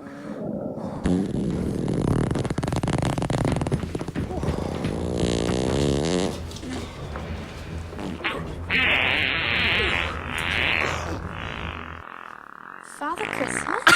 Oh, hi. I didn't mean to wake you. Was just trying to find the loo. It wasn't you. Yeah, was that a plop sound? Wait, I'm sorry.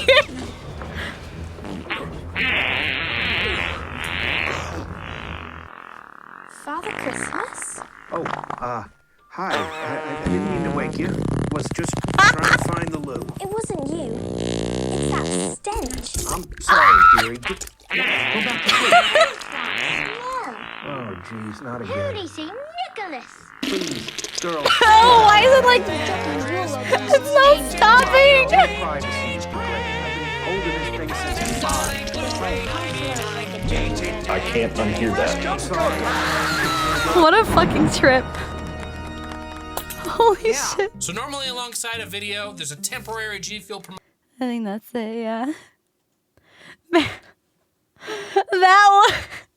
Wow, what a finale. What an end. What an end to that video.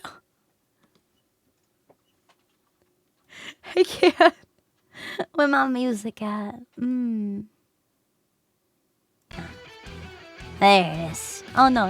We got Christmas music. What am I doing? Yeah. Merry Christmas.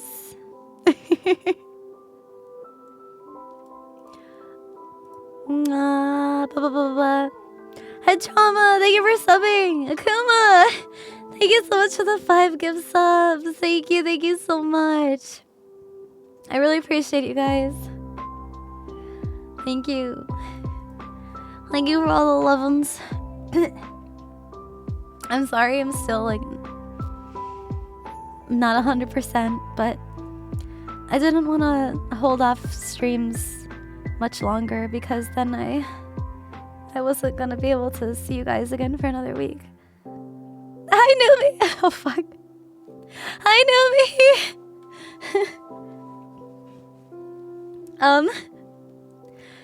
Yeah, my voice is still really shot.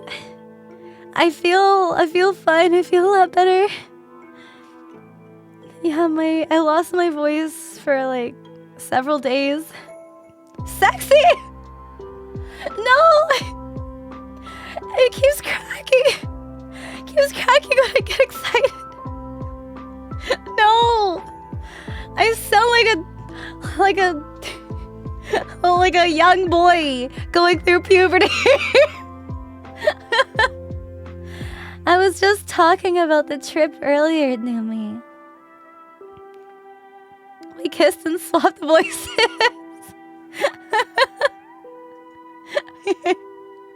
I just had like on top of the fever and everything else, I had the worst cough ever. Like, it was so bad, and like the cough was so bad and aggressive, it just like totally ripped out like my vocal cords. It sucks, but it's okay. Yeah, the lap dance. Yeah, I might still be a little hoarse for the con, but like I feel fine. I feel fine. I'm just like I'm still like a little stuffy and my voice is still coming back. But I'm okay. I'm okay.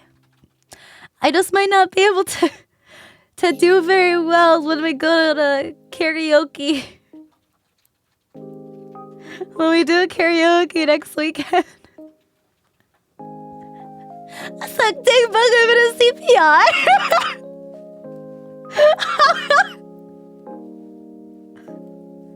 I can't do this shit.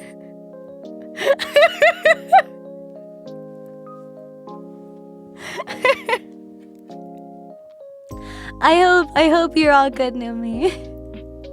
I know a lot of us got hit pretty hard, but I'm just happy to see you guys again. Getting sick was so worth it though. 2 days seeing my friends, hell yeah. I'd do it all over again if that means seeing everybody and hanging out and having a good time. Yeah, we're gonna have so much fun. I can't wait. Literally, I was so upset after our goodbye, like our shitty 2-second long goodbye. But it's okay because I knew I'd be able to see you again soon. I needed the rest too. I got so much sleep. I wasn't able to celebrate Christmas or anything, but at least I got sleep. At least I finally got a fucking break from work. Our goodbye was so bad. Worst goodbye of the year. Oh no. Do CPR with this voice. I can't even get half the words out. No, it's okay. It's okay. The Numi smooches are worth Sinder, it. your laugh is so cute it hurts. I'm going to get diabetes. Does he know what my laugh sounds like? I don't sound like myself right now. Who is she? That's not our Sinder. Wait, do I still have it? Wait a minute. No, I don't think I do. No, I don't have the funny meme toggle. Damn it. Yeah, I'll get down with the sickness for my girls. I haven't used it because I have a better one. Okay? Stop! I have a better one. Stop! I haven't fucking used it. No! I have a better one. No! I hear this sound nowhere. Stop it! I hate it so much.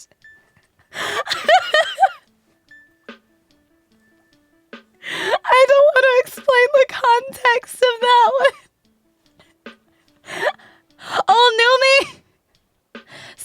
of that, Numi, did you look at the vendor list for the con yet?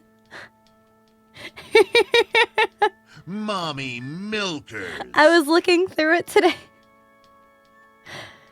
So, I did do that. There's a booth that I really want to check out with you. Do you trust me?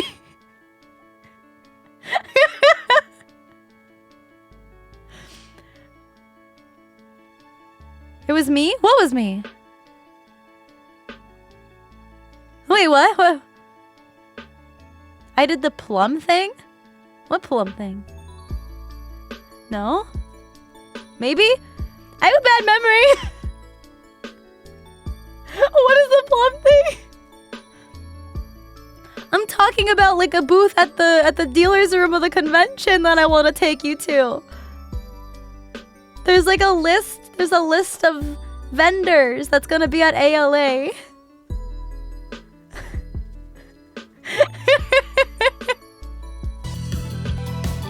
I don't know if you've no plum booth. Trust me. Sweet. We're gonna take a picture in front of it and then I'm gonna tweet about it.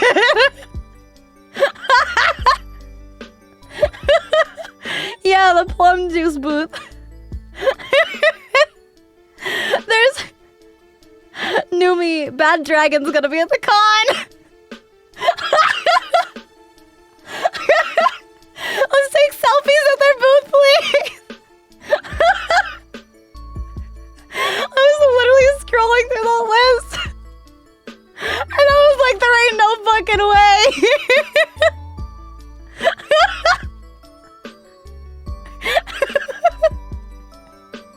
Oh boy.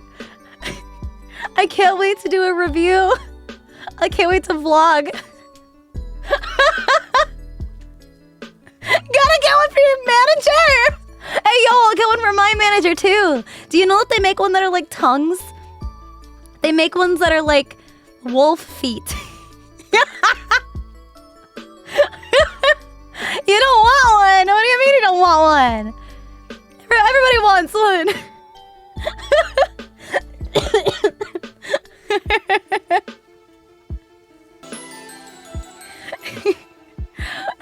Alright, Numi. Time to find Cinder one better than the current one. If the throne gift can't do it, surely Numi could find one truly better. Yeah, right? Red and Gooby. Cinder 6 laugh. Red and Gooby are gonna hate us by the end of the weekend. They're gonna hate us by the end of day one.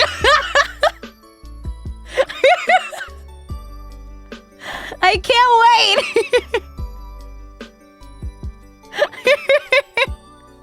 We're literally gonna... They're gonna need leashes for us. We can hold each other's leash, Numi. What do you mean? Yeah, of course you deserve it. It's a reward for being a good manager. What do you mean? Yeah, what do you mean you don't want wolf feet? Unbelievable.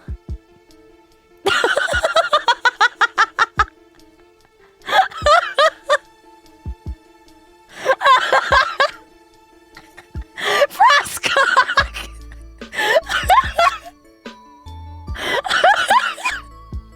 I can't even fucking laugh!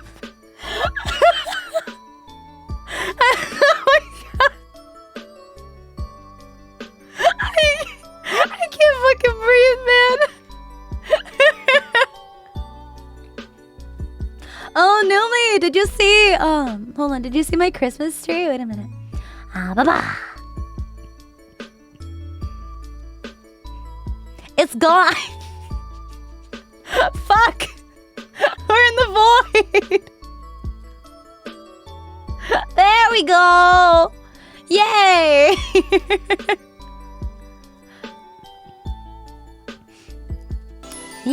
Oh, I'm sorry. Oh, this is embarrassing. Wait, oh no. Fuck. I didn't mean to... Just ended Red's I didn't mean the mistletoe to be out. Oh. Cinder 6 laugh. Anyway. We're back in my cozy room. I figured I'd take chat back to my bedroom.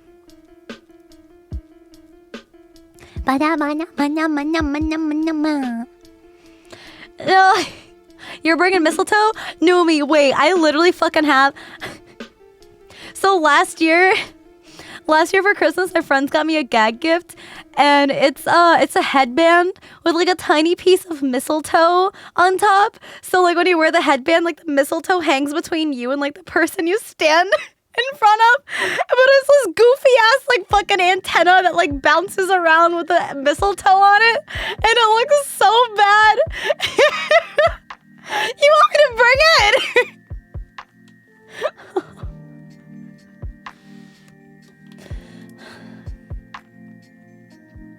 Okay. Okay. Yeah, it'll be January, so what? We're starting off the new year with lots of love.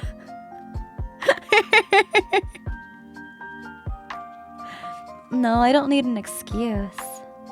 Mistletoe loses its effect outside of December? What are you talking about? Who says who?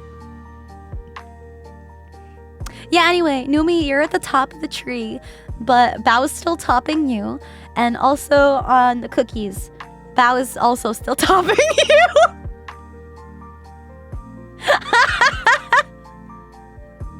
I know.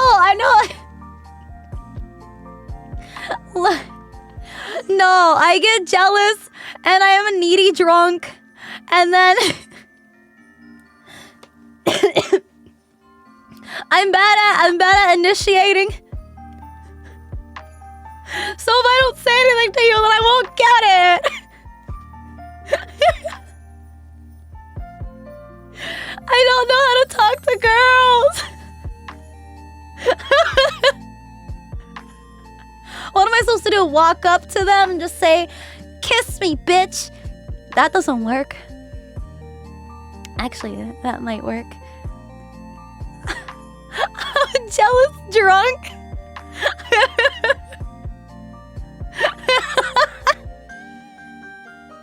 Try it. In a seductive voice. Kiss me, bitch. That just sounded aggressive.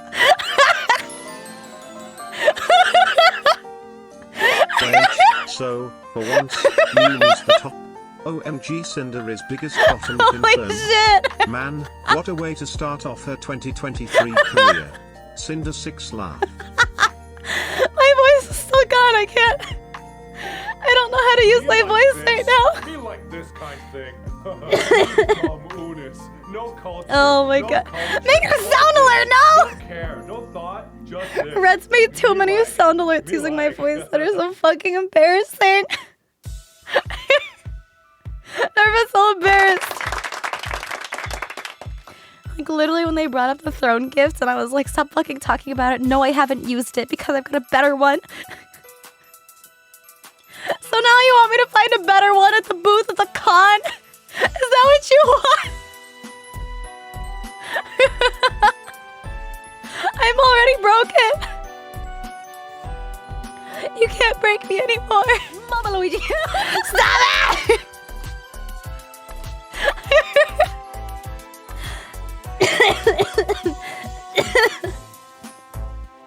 Oh.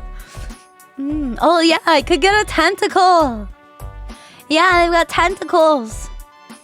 Good job. I had to explain what an ovipositor was to Red the other day.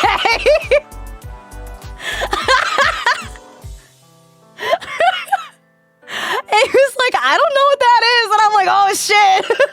Now I gotta explain it.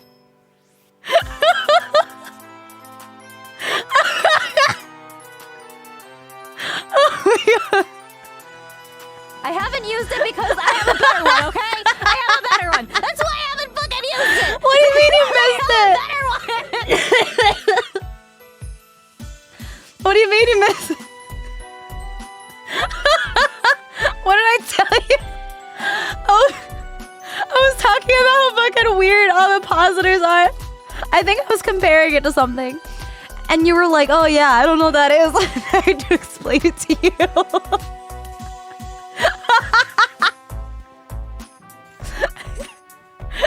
look it up, chat. Don't look it up. Please. Save your eyes. You know what I'm talking about? Oops. Red, are you trying to get me to... My God. Just discovered you on Twitter today, somehow. Cannot I'm describe so sorry. how happy I am with this. Cinder 6 minutes. I'm sorry, my voice is gone. We're talking about sex toys.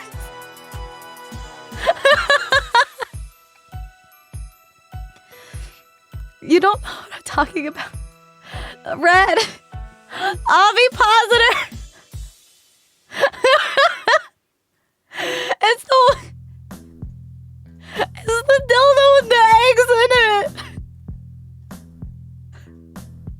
And then you can like put the eggs in.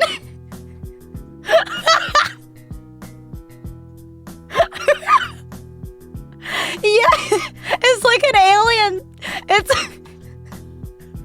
like an alien thing. And they're like these squishy eggs that go inside of it. And then you squeeze. I can't unhear that. You squeeze it. And then it goes bloop. I've never used one before. But I've seen them before. And it's so weird. And then you like push them back out. You fucking push them back out.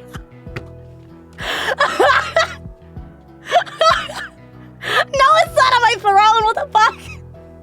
No. Do you know what I'm talking about now, Red? Do you know what I'm talking about now? My voice is still fucking good.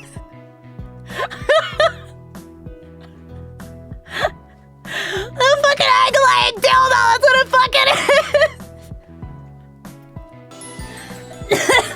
is. Note that, chat. She wants to be fucked by an alien tentacle that makes eggs go deep inside. My housemates are Do you probably like sleeping your right eggs now and I'm just scrambled? screaming about eggs. Pushing out eggs. I didn't realize that Cinder was into such things. No, that's Cinder not what I'm 6 into. It's just, you know, when you're looking for something better than what you already have, you look around and you find some pretty interesting things. Out of context clip folder, but I gave you context.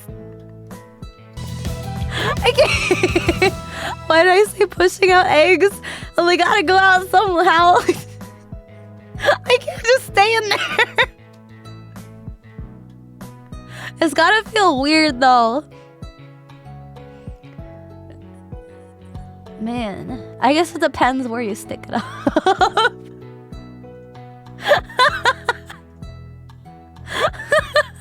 Some of them are designed to melt inside you? What? What? I didn't know that. How did you know that? This is fucking weird. I don't even remember what the conversation was with me and Red, but we were talking about something and I'm like, oh yeah, like an ovipositor. And he's like, what is that? Just got home from a long and was happy to see I received my friends. Hope you feel better. Yeah, research. Time for me to do more research. At the Bad Dragon booth at Anime Los Angeles.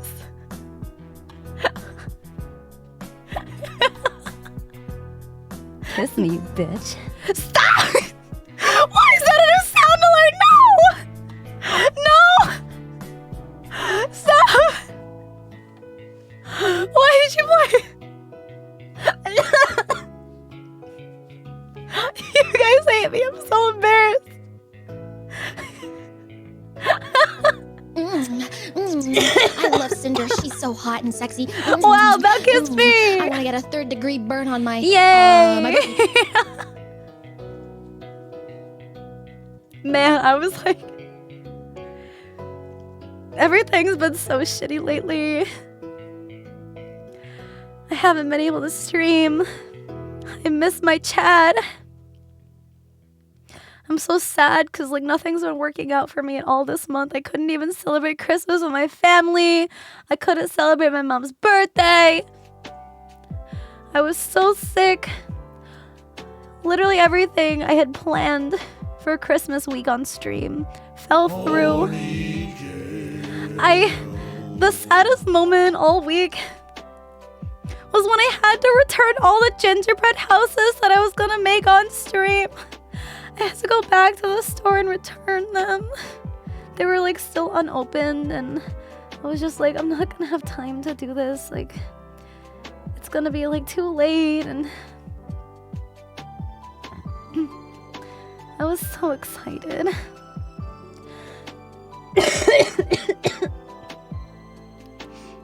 Well, I returned them. I don't know if I want to talk about the idea I had because it just might make me more sad. I had such a fun idea for that stream. Can the council come back? I don't know. The council is on their own timeline.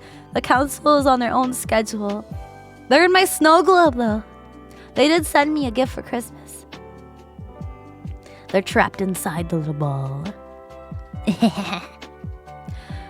That's the thing. I don't have time. The council didn't send me that? What are you fucking talking about? Yeah, they did. They know where I live. Yeah, they did. It was an unmarked package. Who else would it be from?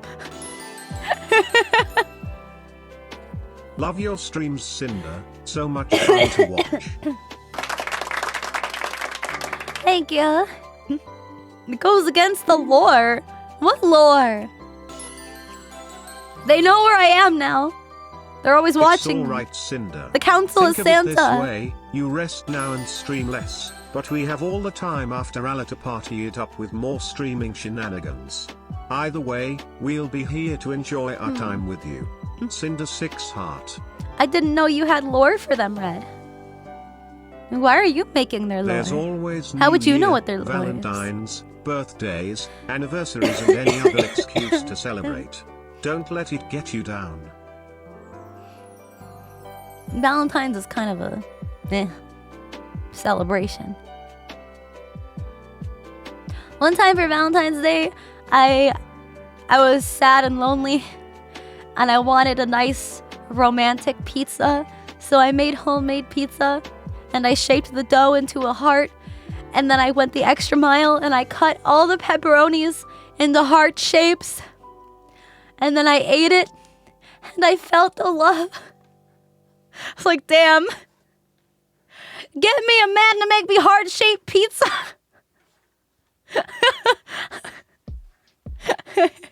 And it ended up being kind of burnt because I can't really cook very well, and I needed my mom to help me.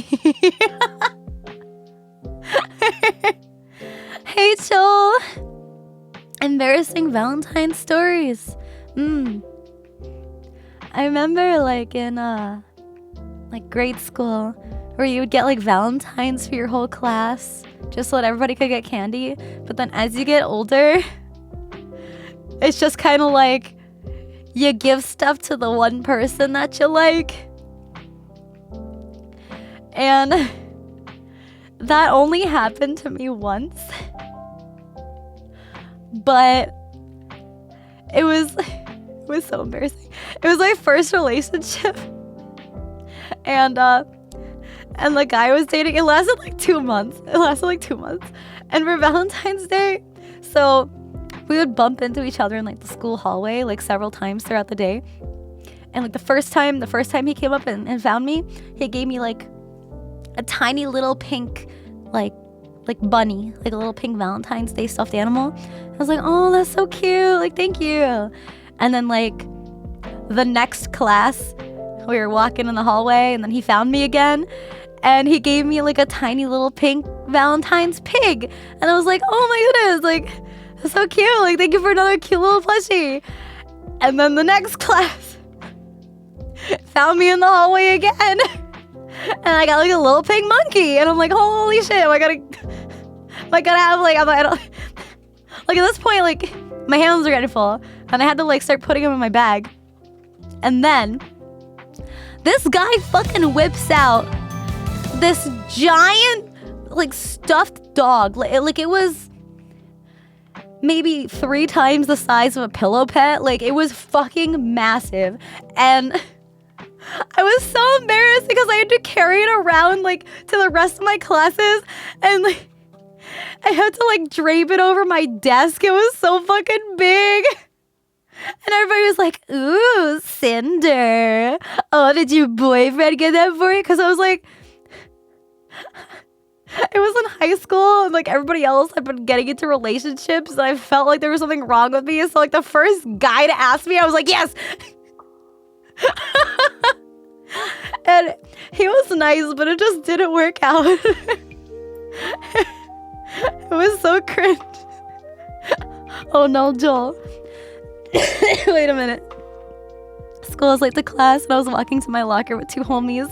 Opened my locker, and a love letter fell out. Started bragging to my homies about how, of course, I got one. That I read it out loud, and it said from Mom, and they laughed at you.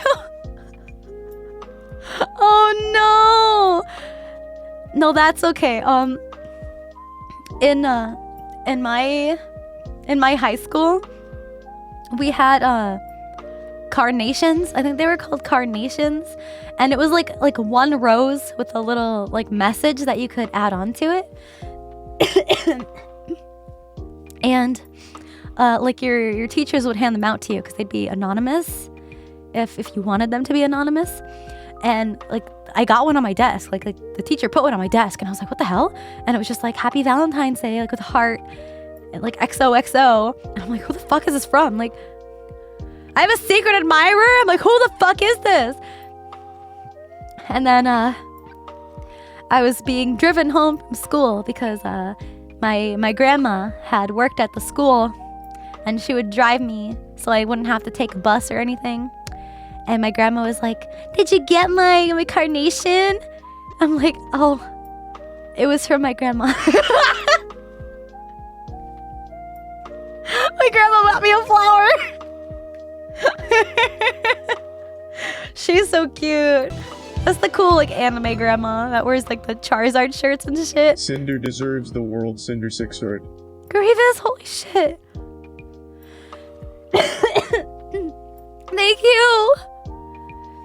Thank you so... Sorry.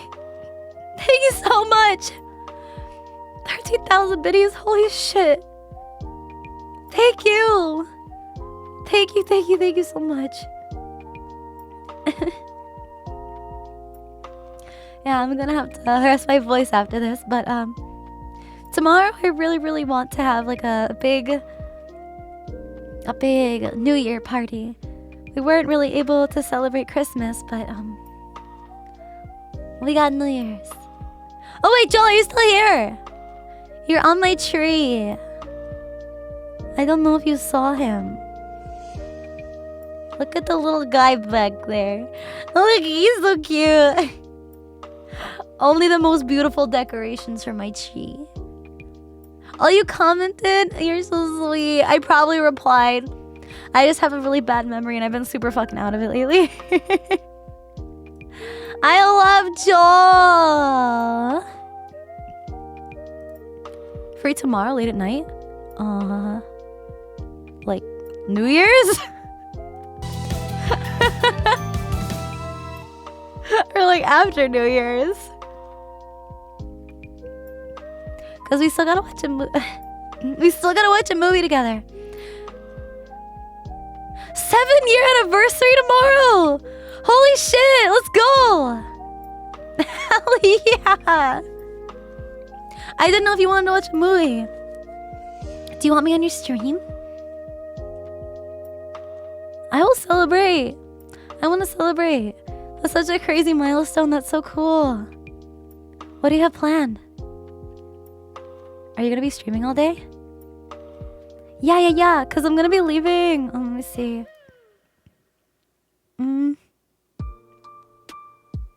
Pretty much like I have this weekend, and then I'm gonna have to like get ready and pack, and then fly out to LA.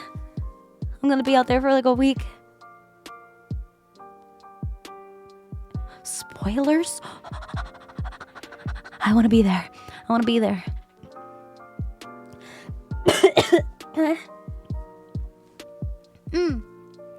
I mean, maybe I'll stream a little early. Maybe I'll stream a little early tomorrow then. A little earlier in the day. Maybe in the afternoon. Yeah, because I want to show off some surprises that I didn't get to show off during my big Christmas party. So, I'll do it for New Year's. Star Wars? Oh my god, that's so cute! Yes, please! Yeah, I want to hang out with you so bad. I miss you, Joel. I miss like seeing you every day in Minecraft. It's like my neighbor. My neighbor. I don't see him anymore.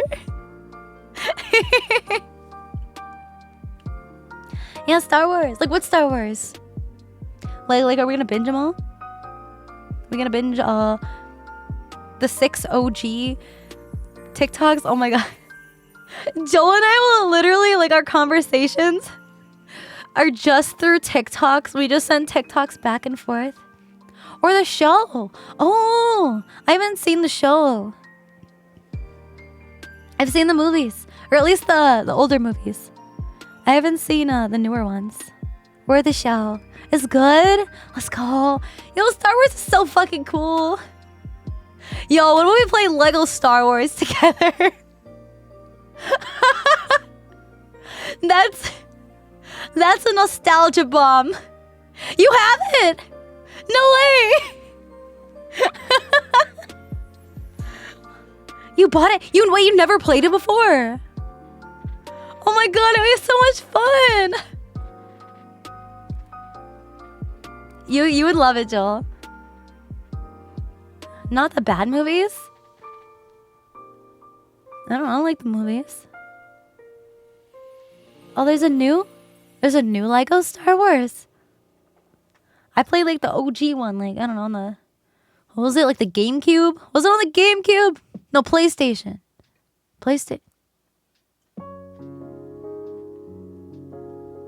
Wii? Was it the Wii? Was it the Wii? I don't remember. All of them together? It was GameCube. Damn. Remaster? Holy shit. I'm gonna have to get it too. Oh man, I'm so excited. This year, like this upcoming year is gonna be so much fun with games. I can't wait to play like so many new games this year. Well, I mean, new for me. New experiences for me. Yeah, Breath of the Wild 2, the game that I've been most hyped for, and I'm probably gonna cry while I'm playing it just because I get so emotional. Like not even like sad, but just like excited. I get so excited, I start crying. Like sometimes when I think of a really funny joke, I'll start tearing up because I'm so excited to tell it to somebody, and then they're gonna be like, Cinder, why are you crying? And I'm like, I'm just really excited. It's so embarrassing. Like I start getting teary-eyed and fucking watering up. But that's probably gonna happen when I play Rain Code, because Rain Code is like, it's like Danganronpa vibes. And Danganronpa was a huge part of my life. Like especially like when I was a cosplayer and meeting, like kind of breaking out of my shell and like meeting new friends and stuff.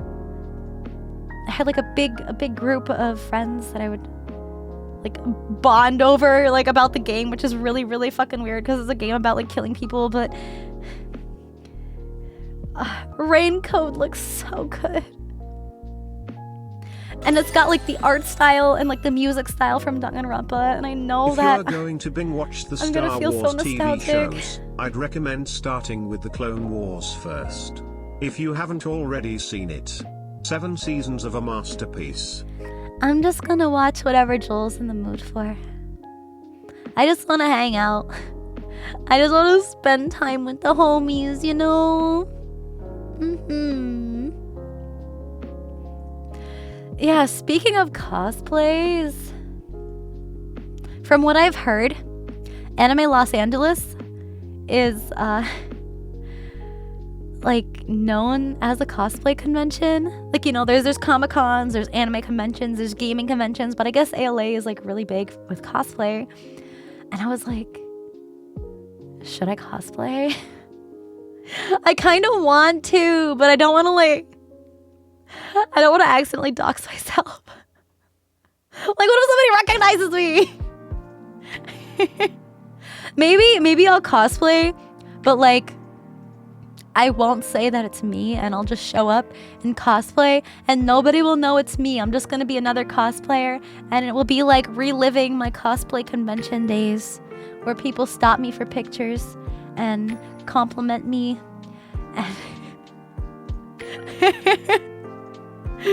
Yeah. Maybe. We'll see. I'll be in disguise, going undercover.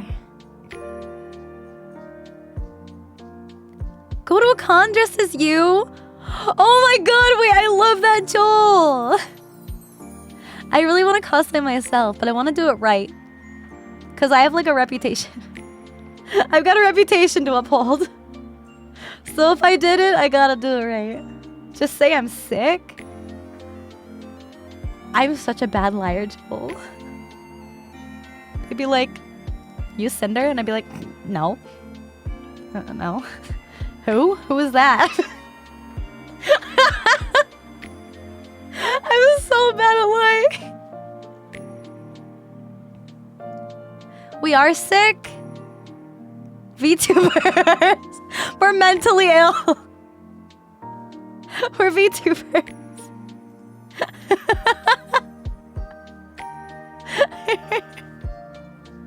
I sound sick. Man. I'll think about it. I'm probably just gonna like bring stuff anyway. But I also because it might be a bit of a hassle if everybody's gonna want to like get together and hang out like after everybody's meet and greets. Because like, you know, we'll all do the meet and greets, and then like if I'm all dressed up and they want to like go out, I'm gonna be looking like a clown. And then it's like a process to get out of cosplay too.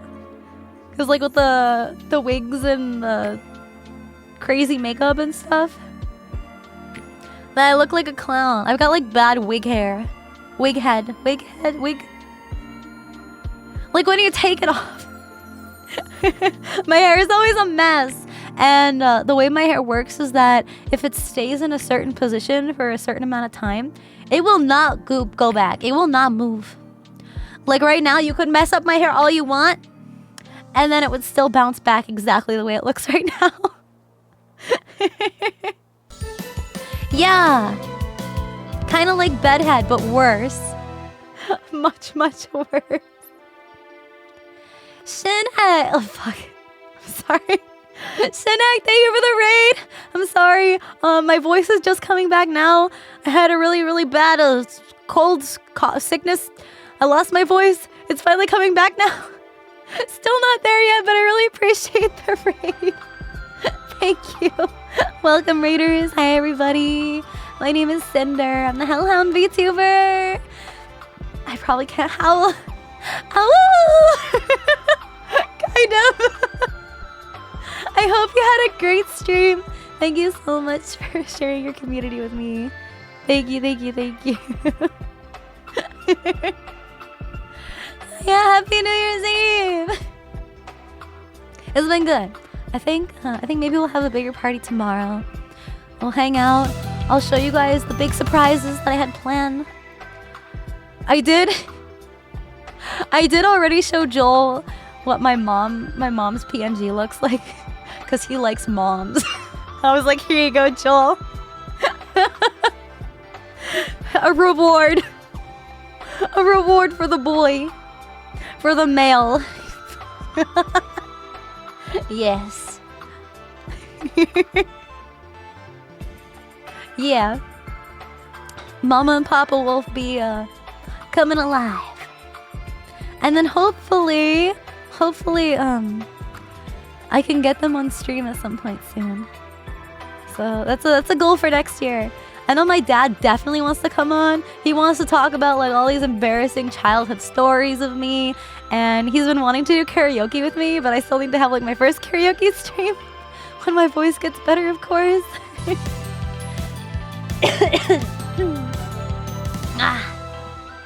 Anonymous! Thank you so much for the 10 gift subs! Thank you so much! Thank you! Prankster, thank you for the gift sub. Thank you. Yeah, my mom felt bad that I got artwork of her commissioned.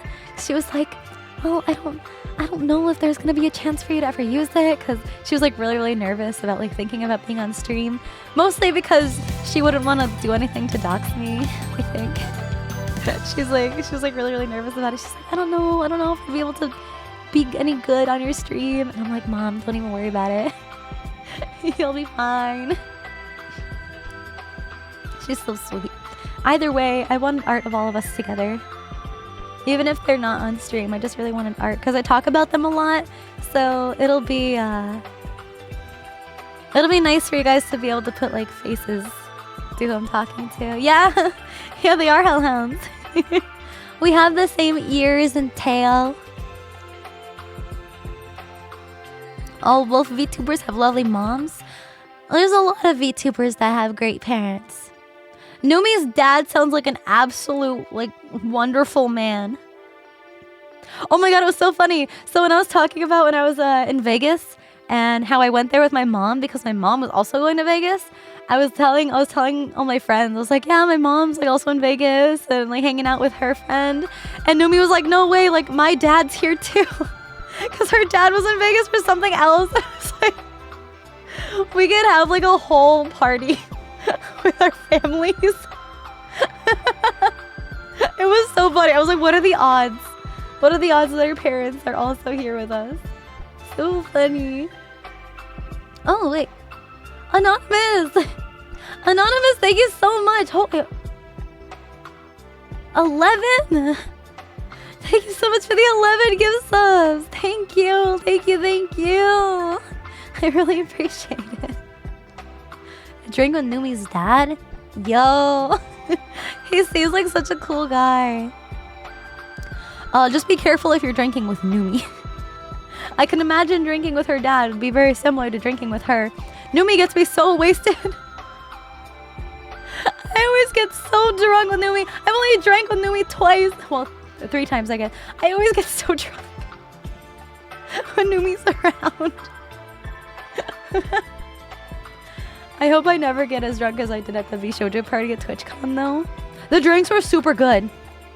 Like, they were going down so easy, but Numi just kept like buying shots for everybody, and then Kage was buying shots for everybody, and I think Evan got me a shot, and then somebody else did. I think I lost track. That's crazy. We feed off of each other. I'd let her eat off of me.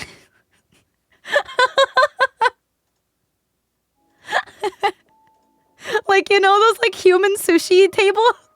You know, like the naked women with the sushi on their bodies?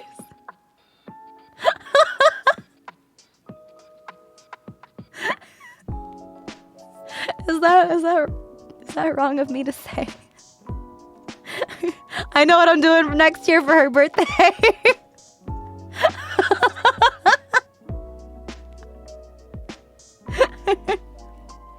I don't know.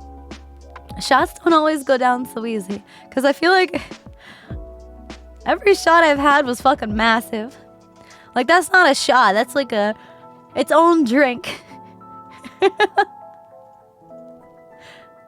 chicken? Not in front of your chicken? Your cock? Heyo Sinder. Hope you're feeling better now, Sinder 6. Or are you eating chicken? Wait, are you eating dinner? Wait.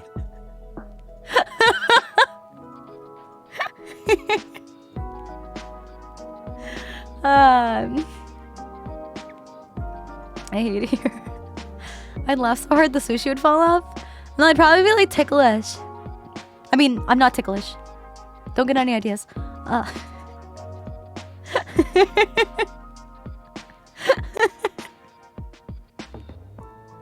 I do it for Numi. She does a lot for me. I'm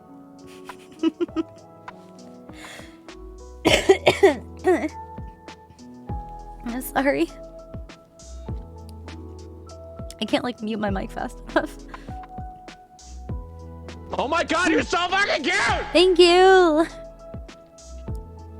Yeah, I feel fine. I feel it's okay the past couple days. Oh my god, yesterday I was gonna stream, but I was just like feeling really sad. So like, because I was gonna go to LA, right? I was like, going on another trip, I might as well go shopping again, right? Because, you know, new clothes, you feeling fresh. I did that for Vegas. I had some new sparkly dresses. I was feeling super cute. I was like, yeah, let me go back to the mall. And so I asked my mom, I was like, hey mom, you wanna go to the mall with me? And she's like, yeah. And we were shopping together. And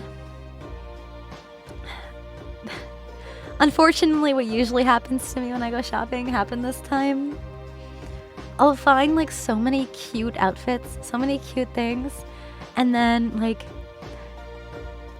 it'll fit my waist, right? Like a nice dress. Oh my god, there was a super cute romper that I put on, and it fit my waist and my hips so good. But then I couldn't zip it up past my boobies because my boobies are too big.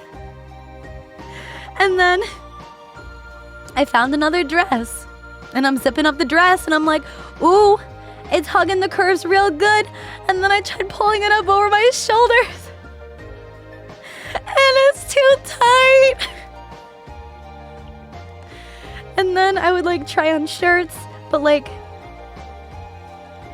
if I find something that like fits my bust, I look like a box or a grandma. Like the way that it hangs off me, because I need it like I need fitted shirts, but then if it's like not stretchy, then it doesn't work. That's like why I was telling Numi. That's why I need to wear like V-cut shirts, or else I look like a grandma. I got grandma boobs. Just like the way that the clothes look on them. It looks like a way a grandma would wear them. It's like a little too modest, I guess. Yeah, so I was feeling hella depresso. I didn't find anything. I didn't buy anything. I didn't find any new clothes. Like nothing was fitting me. And like the stores, a lot of the like stores that are near me, it's like I'll try on the biggest size and it doesn't fit the boobs. And then there's no other bigger sizes. And then I'd have to go into the plus size section. But then the plus size section is way too big and it won't fit my waist. Ugh. So normally, like what I had to do for work, actually, because I had to wear, I had to dress up nice when I worked at a bank. And I literally, so since I have a cosplay background, got a sewing machine and I'm used to sewing stuff. So I literally had to take in all my dresses. I had to I had to buy my dresses to fit my chest, and then I had to take it in at the waist so it didn't look like a, I don't know, like a muumuu on me. So it didn't look like a sack, so it didn't look like a giant t-shirt. That's why I really like the hoodies that are like they have elastic at the bottom, you know, so they kind of they sit better on me. Yeah, it's nice, but some things are harder to tailor because I'm not like a professional seamstress or anything. I just like know how to sew. So if there's like, you know, lining or complex curves and stuff that I gotta deal with, it's a lot harder, especially if it doesn't stretch. But the best and worst problem to have. I know. It's honestly like more trouble than it's worth. It just makes me really self-conscious, And I just get like really frustrated when I try to buy clothes. That's why I like don't go out much. Cause like my wardrobe isn't that big. I just wear like t-shirts and sweatpants because it's hard to find nice clothes. Like I love the look of button-up shirts, but you know a button-up shirt's gonna look like a fucking pillowcase on me if it's too big, and if it's too small, the buttons are gonna pull the shirt apart. And it's gonna make a little peekaboo between the buttons.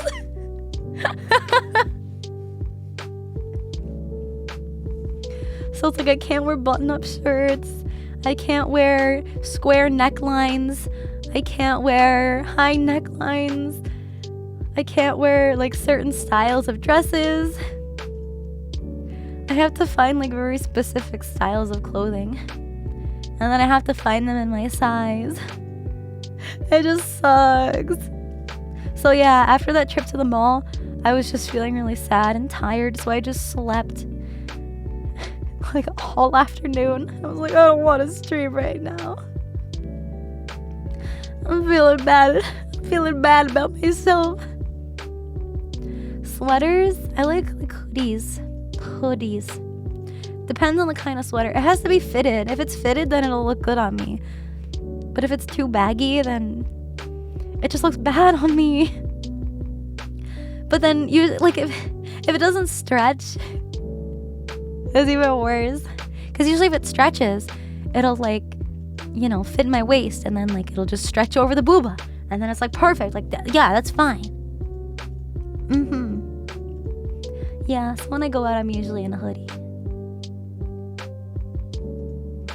So if you see me walking down the street, you didn't. Because I probably look like a homeless gremlin.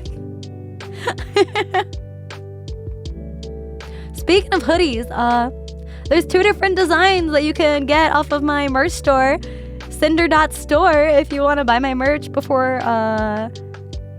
the store closes on January 8th. Sinder.store. There's an orange version and a blue version, depending on what you want to see. Hold on.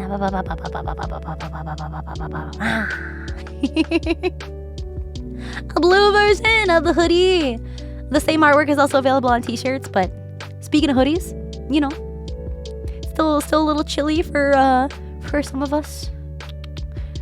Unless you're like on the other side of the globe. Sansom, thank you so much for resubbing. Thank you for 5 months. And Fireful, thank you for 4 months. Thank you. You didn't buy the blue hoodie and both the t-shirts? Are you sure?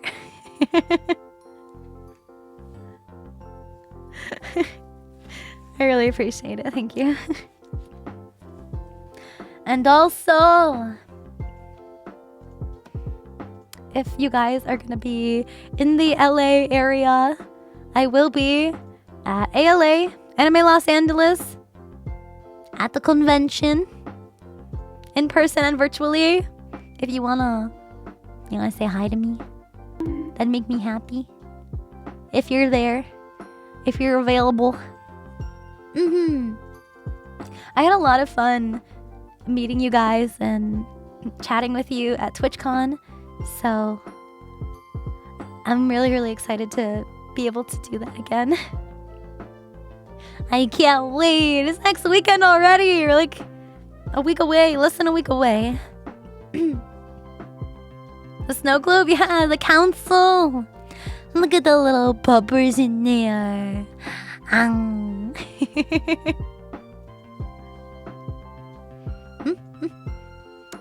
You guys are awesome. I really hope you like the merch. You guys have already seen the desk mat. If you've seen my my hand cam streams. Oh, that's okay, Jay. I do plan on going to a lot of other conventions. Can I say this year, next year, 2023, this upcoming year? I plan to go to a lot more conventions, so don't worry. I'll be around. If I'm invited or not, we'll see. It all depends on how things work out. But Casa was nice enough to invite me to ALA, and it's my first time there. Gonna be my first time in LA at that convention. I'm really, really excited. Any cons on the East Coast? I don't know. Most of them are probably gonna be in California. Cause I was like, yeah, I gotta go back to TwitchCon again. That was so much fun. And then I want to go to AFCAI, and I want to go to AX. ALA, I'm going to. We'll see. Most likely, you will see it on Twitter before anywhere else. So, if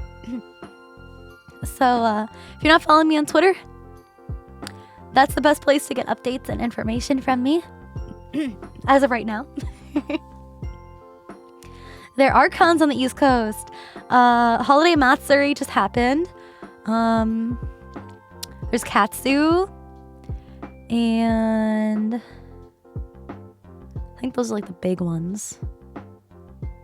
There's a bunch of like Comic-Cons. There's like New York Comic-Con. There's Anime NYC. Otakon. Yeah, I think Otakon, MagFest, and KatsuCon are all in the same convention center. The Gaylord Convention Center in Maryland is so fucking pretty. So beautiful. MagFest? You're going to MagFest! Let's go! Oh, Oda's in a different one? Oh, okay. I know at least 2 of them were. The what? What? The what? What are you talking about? What? The convention center.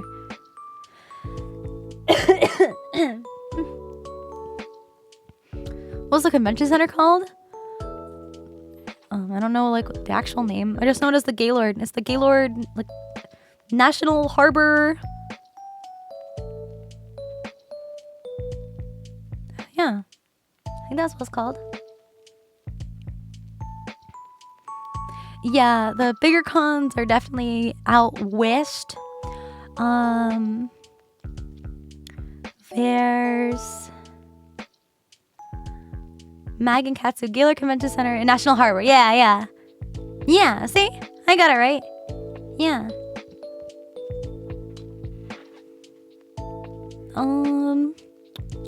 Trying to think. Oh, that's not really. Actually, yeah. So there's Colossal Con. Colossal Con is in Ohio.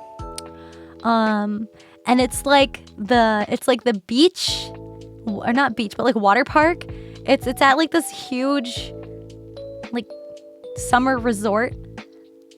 It's so cool. Sandusky, yeah.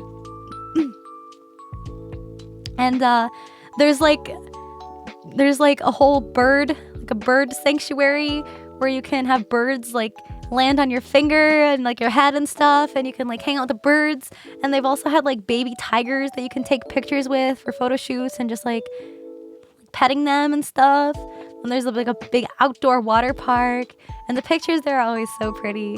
But recently, I don't know what things were like with COVID and all that, but they did recently have Colossal Con East. I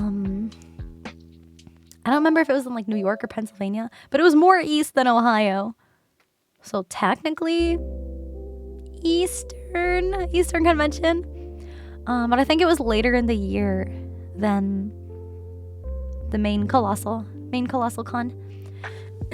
Shadow of the Colossal Con. East is in Pennsylvania. Oh, okay. I thought it was one of those. Oh, what other conventions? Other big conventions.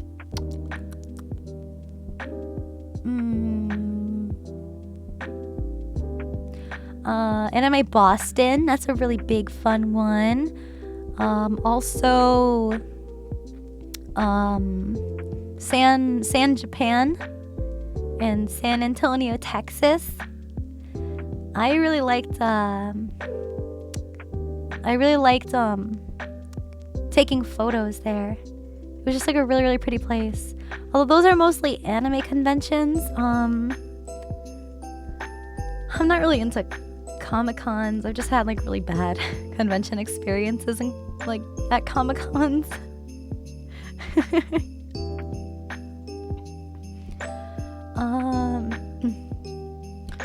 I've never been to Dragon Con, but I've heard like good things about Dragon Con. Yeah, San Antonio. San Antonio is so beautiful. So pretty. Anime NYC. And is New York Comic Con in the same convention center as Anime NYC?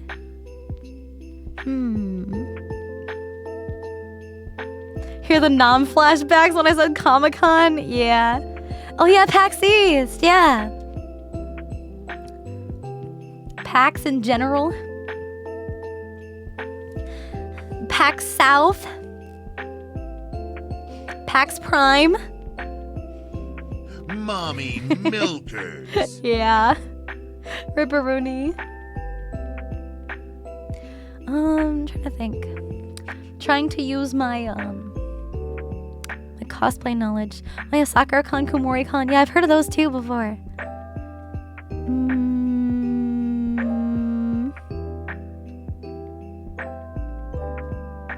Con in San Antonio that you missed? I think it's end of August, early September usually. San Japan is what it's called. BlizzCon! Yo!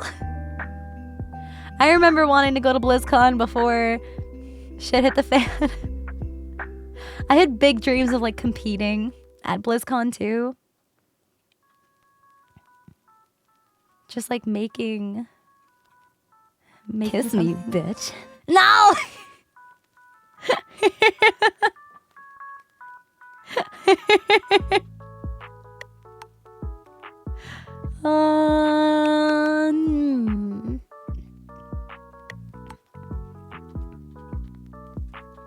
Preferred game? What do you mean? Like my favorite game? My favorite game is Okami.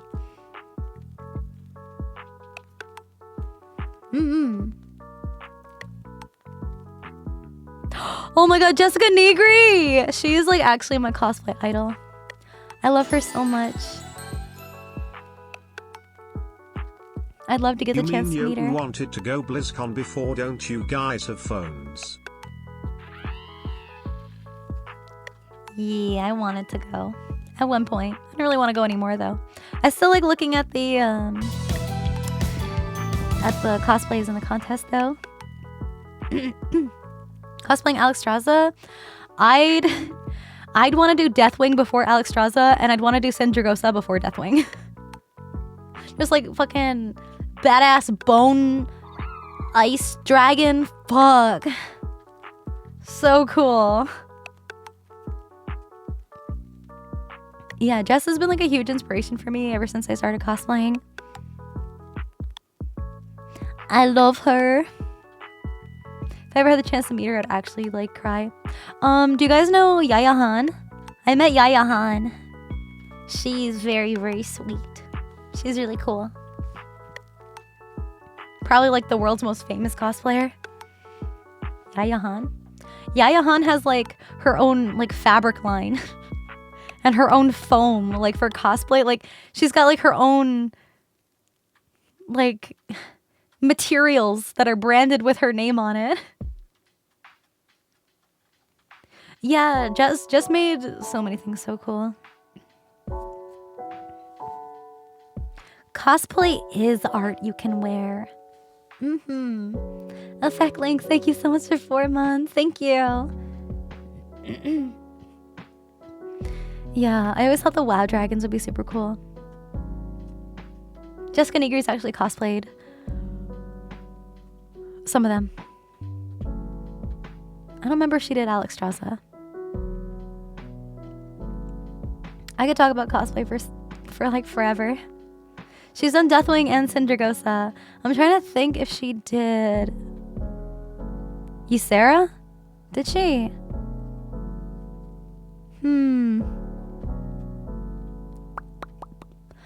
There was I know there was another one that she started watching.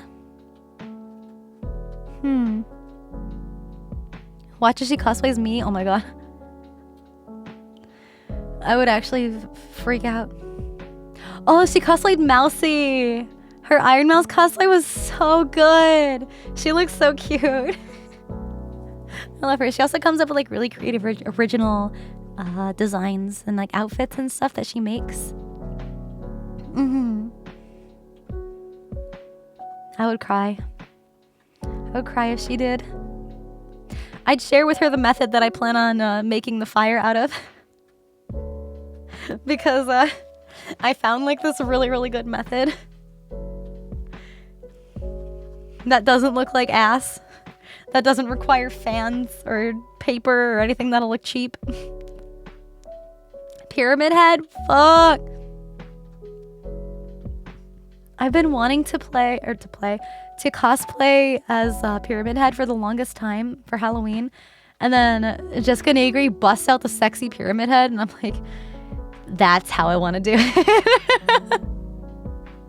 Yeah. My Numi cosplay, aw. She's got a new outfit now, but I could probably pull off that one too. With the saltines and everything.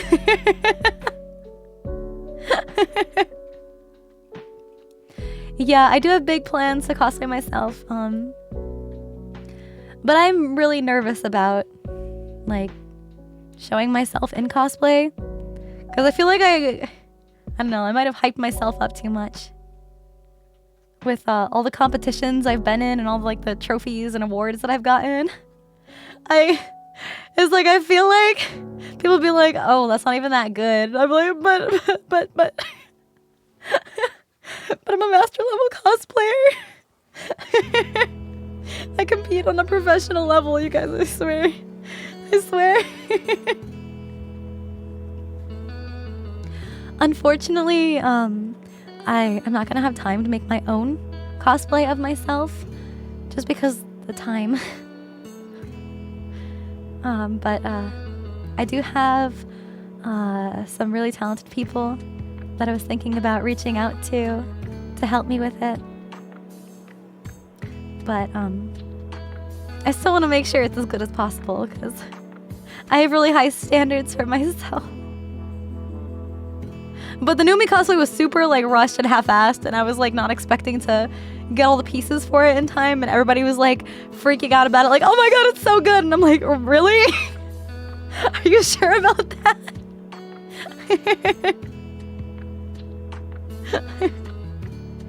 Yeah.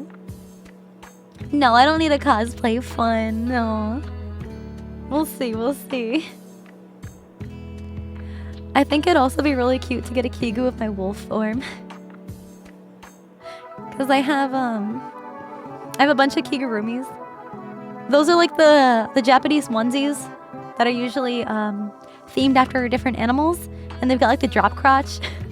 So they're like really like cute. If you look up Kigurumi, you'll know exactly what I'm talking about. There's a bunch of different animals, and I'd love to get a custom one made of my wolf. Blue Ninja, thank you for the prime. The what? Zodi, the onesie that I wore to the conventions when we were just like walking around hanging out. With the hood, with the ears on it. I don't want to say what it was because it might make me stand out too much, but yeah, a drop crotch. Like it's not like a onesie. Like if you look up a onesie, like pajama onesies, they look like normal pants. But Kigurumis have like a very wide inseam, like a very long inseam. It's like harem pants. You know how harem pants have like the drop crotch? It's like that. So it makes them like more comfy. Yeah. Kigus are so nice. I have this one. It's pretty popular. It's of a ram. It's like a sheep, I guess, but it has like ram horns, and it's got like this cute little sheepy face on it, and it's so soft, and it looks like it's like all fluffy wool, and it's got a little bell around the neck too, like a little like felt bell. It's so cute. Got a little tiny nubby tail too on the back. That was actually the Kigu that my mom had to buy for me because I don't remember if I told this story. I've got a cosplay horror story. It was my first time making like a full set of Warbler armor. And for those of you who don't know, Warbler is a kind of thermoplastic. So it comes in these big rolled up sheets, and it's very, very sturdy. And when you heat it up with a heat gun, it becomes squishy and moldable. So you can make different shapes out of it and like sculpt it around stuff. So I made a breastplate out of it and like bracers and like finger armor and the boots and stuff. So I made like a whole set of armor out of this this thermoplastic, and since it's hard and sturdy, it doesn't break easily. And I had these little loops of extra like Warbler scraps looped around D-rings so that I could like lace it up in the back, kind of like a corset to add straps to keep me in it. So I was walking around the convention, getting tired because I'm in heels and in armor, and it was kind of like a bigger build. And I wasn't expecting how tired I was gonna be, so I was like, okay. I was talking to my friends who I was with, and my mom was there because she liked to come to conventions with me when I was first starting out. And I sit down and I take a break, and I might have been sitting for too long or sitting in a position I shouldn't have been sitting in. Because you see, when I was working on this set of armor, I was standing up the whole time, sculpting it around my torso. And naturally, when you sit down, your stomach and your chest kind of bulge a little bit because you're not standing up straight anymore. So the added pressure from me sitting down ended up popping the D-rings off the Warbler. And my whole breastplate was like falling forward off of me. And because it's an armor set, I didn't have to wear anything under it because it did the job. It was like wearing a bra. It was doing the job for me. So I was like, fuck. I was like, Mom? And this was when I was still like experiencing new things as a baby cosplayer. And I hadn't packed an extra cosplay, an extra outfit. I just had my pajamas and this cosplay. Because I was like, oh, I don't need anything else. I'm just going to be sleeping, waking up, getting dressed, and then I'm going to wear it all day, and then get changed out at the end of the day, and then go home. Nope. So the only thing I had in the hotel room was like a baggy t-shirt and like some shitty sweatpants. And I was like, I can't go to a convention. Like, my turf, my territory, my prime, my home, my element, in bummy clothes.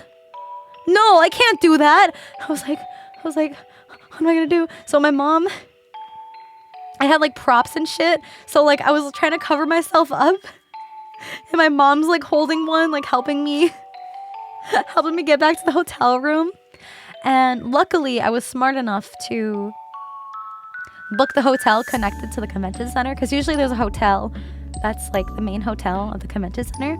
So I didn't have to like walk too far, but it was still kind of far.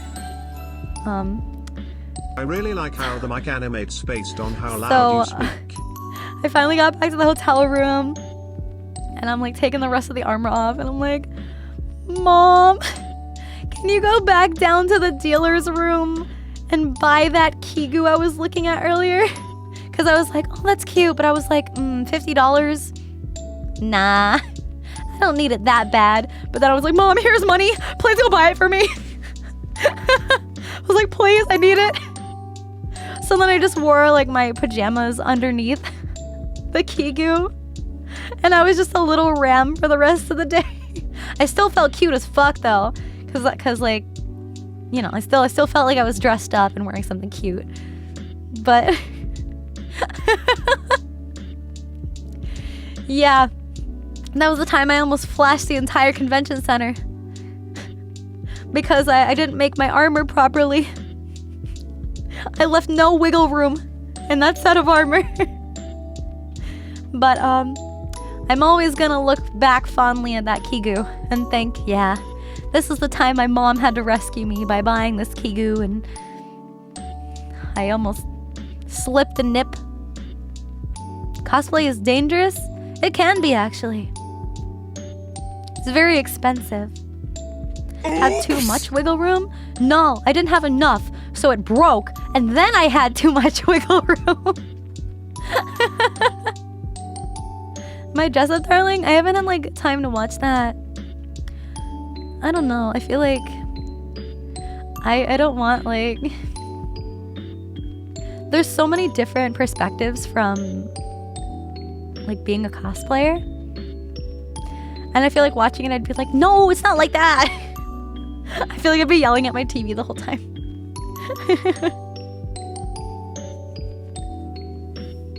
Yeah, there's a lot of rules for conventions. The biggest turn off for like cosplay, for like new cosplayers, is one, they don't realize how expensive it is, and two, they don't realize how much work you have to put into it.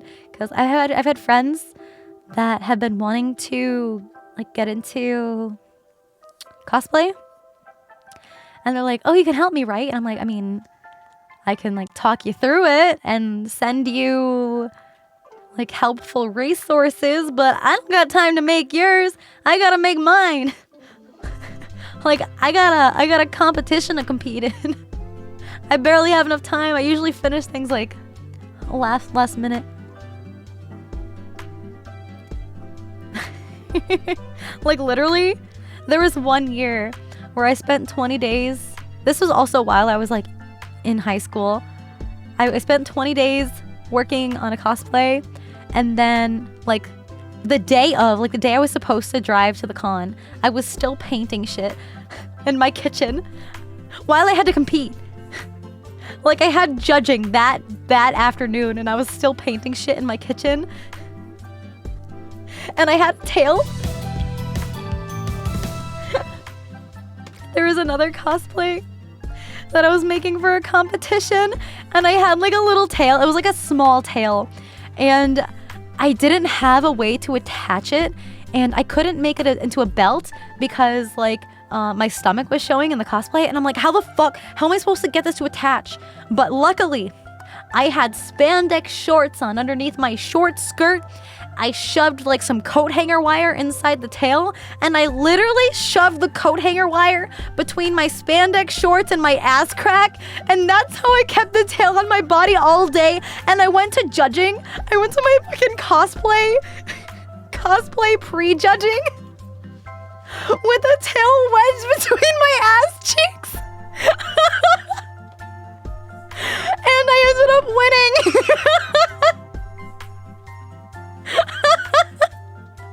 I think I got like a second place for that. I don't remember.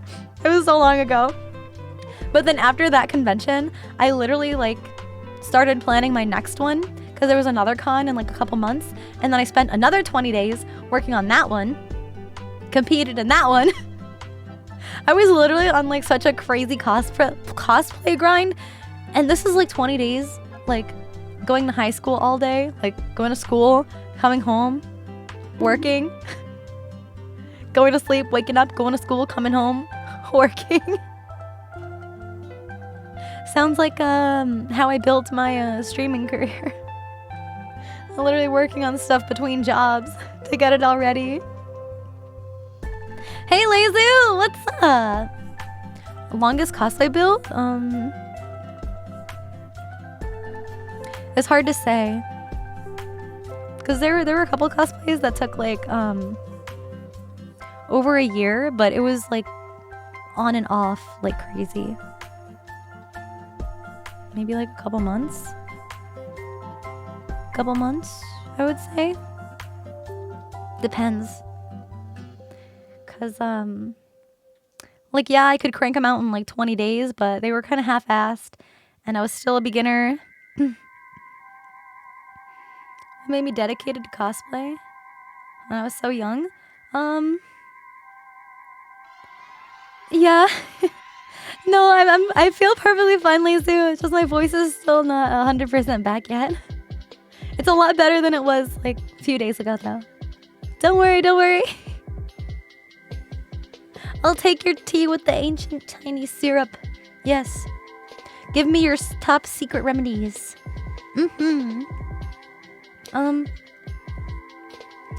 Actually, maybe this is why I like Okami so much and why it means so much to me, but Okami is what got me into cosplay. I saw an Okami cosplayer. There was an Okami cosplayer with a Kushi cosplayer, and I saw another photo of like an Okami, like an Amaterasu, and Ninetales, like the boss Ninetales. I saw the two of them, but it was like they're called quad suits. Quad suits are like I'm gonna loosely use the term fursuit. It's like a fursuit that like walks on all four legs like an animal, like a creature. So they were like these costumes of Ami and Ninetales, but they had like arm extensions, so you bend over and you like walk on all four legs, and they looked so freaking cool. And I'm like, you can make stuff like this, like. And then I saw like this one girl that was just like dressed like a human version of Ami, and oh my god, like so cool. It was so cool, and I'm like, oh, I can make this stuff. So I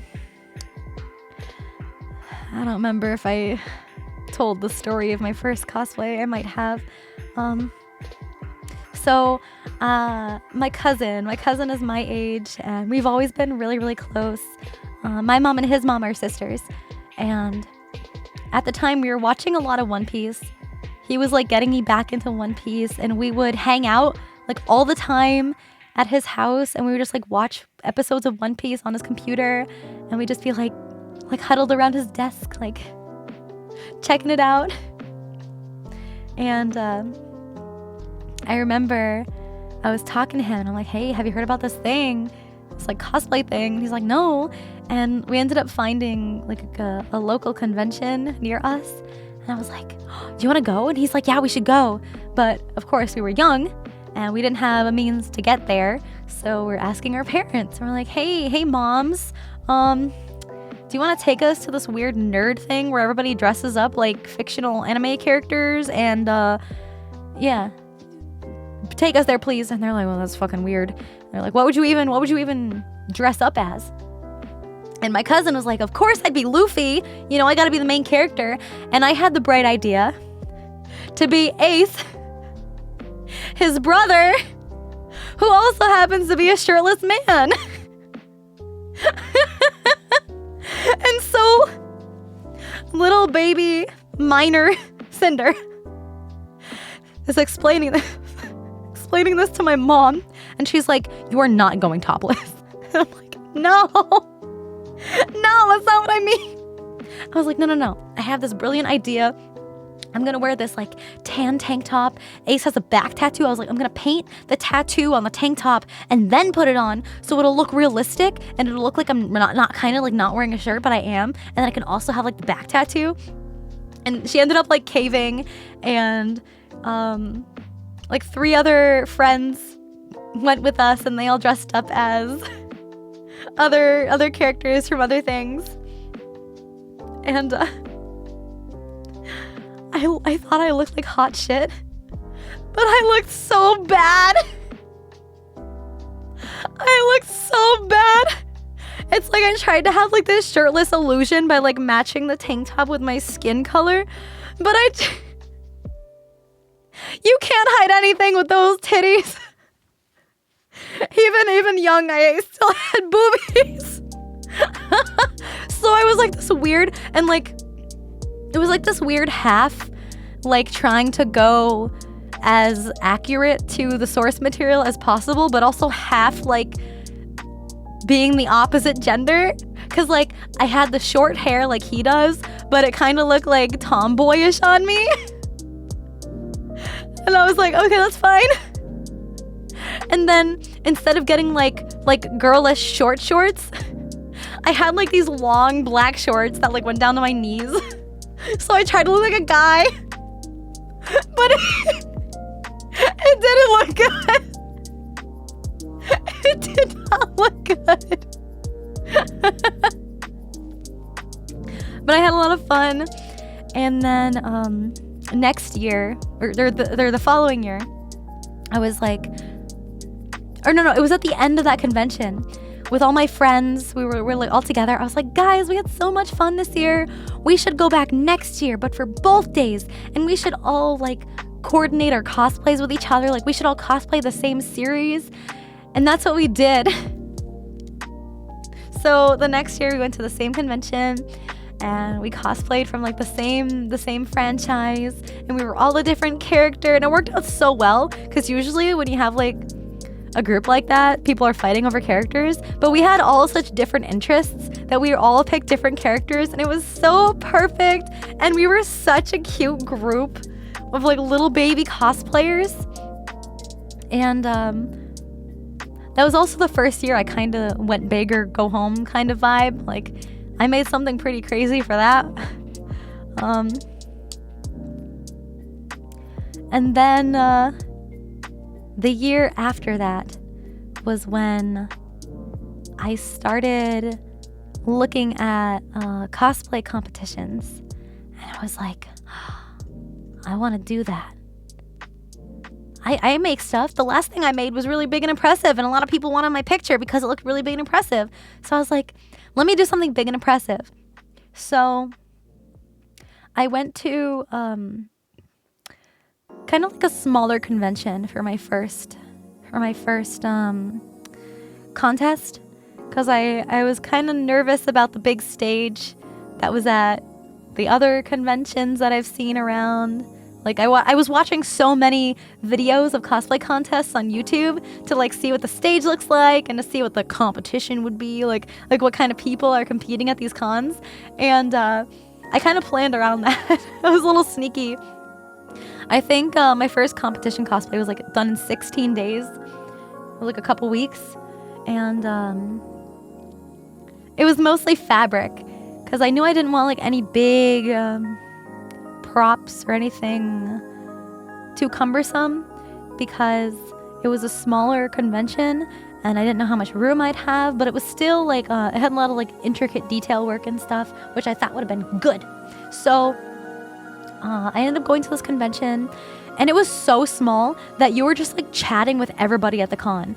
Like it was so nice and homey, and I was able to meet a lot of people that I still know to this day at that convention, and we just became really, really close because it was such a small convention.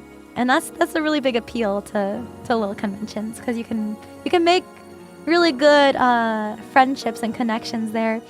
And it was my first time being in front of people in my costume, and I decided to do like a tiny little like dance number. So I got up on stage and I did like a little dance with like my dress and everything. And my mom was there, of course, because she went to all the other conventions I'd been to, and she wanted to support me on stage competing for my first time. And there was like a little prejudging thing, but I didn't really know much about it, so I wasn't prepared, because normally you want to bring like a printed out photo of the character you're cosplaying and like work in progress photos as proof of you making it. I can't say who I cosplayed because I cosplayed a lot of niche characters, so just to prevent doxing myself, I'm not gonna mention any of the more obscure characters that I cosplayed. But it was like all fabric, and so it was like flowy, and I was like flowing my dress around and spinning, and I had like this little choreographed thing to the music. And since the group of people was so small, you could hear like their individual cheers and stuff. And one guy was like, "Oh, give it to her right now," like an award. And watching back the video, I was like, "Oh my god, he did not just fucking say that." But it was really, really sweet and it was cute. But I totally messed up my choreography because I had a bit of a wardrobe malfunction and I was panicking. But I think I saved it because the judges were on the other side of the wardrobe malfunction. So I'm hoping they didn't see it. And because they were like sitting off to like one side of the stage. They weren't in the front like they normally are. And then they're calling up the awards. And I'm standing like behind their tiny little makeshift stage. It was in like a hotel lobby, I'm pretty sure. Like that's how small it was. Like it was in this tiny hotel. And I ended up getting like a little ribbon. They didn't really have like crazy big awards. They had like cutest costume, sexiest costume, most badass costume. And they were like those little ribbons, you know, those little rectangular ribbons that you can get like custom printed. They were like those. And they called me up for crowd favorite. I was the crowd favorite because I guess the crowd cheered the most for me. But then I walked back off stage and they were doing like the first, second, and third place prizes that got actual trophies and like cash for winning. And I ended up getting third place. So my first convention, I ended up getting 2 awards for. And I got like a little baby trophy. So it was like such a cool experience. I think I got like $25. Like I was like, damn, I can win money from these. So that's what kind of kick-started me into being like, I could do this more. I can do this more often. And then I was preparing for the big convention that I went to with all my friends. We coordinated our cosplays again, but I was the one competing. So I had to make mine a little flashier. I felt bad for not being able to help my friends. But I ended up going up on stage again and like for the second time. And oh wait, no. That was the third time. No, it's not about the money. It's about being able to make something, being super fucking proud of what you made, and having everybody else get excited about what you made too. Because then other people walk up to me and ask me how I did it, and it makes me feel really good that people are interested in my work and that they like the way it worked, that they like the way it looks. The money was just like a bonus. Like, of course, you know, you want to compete to win, but you also compete to learn new things. Because especially early on, when you're in the judging room, it's usually like 3 or 4 judges and you.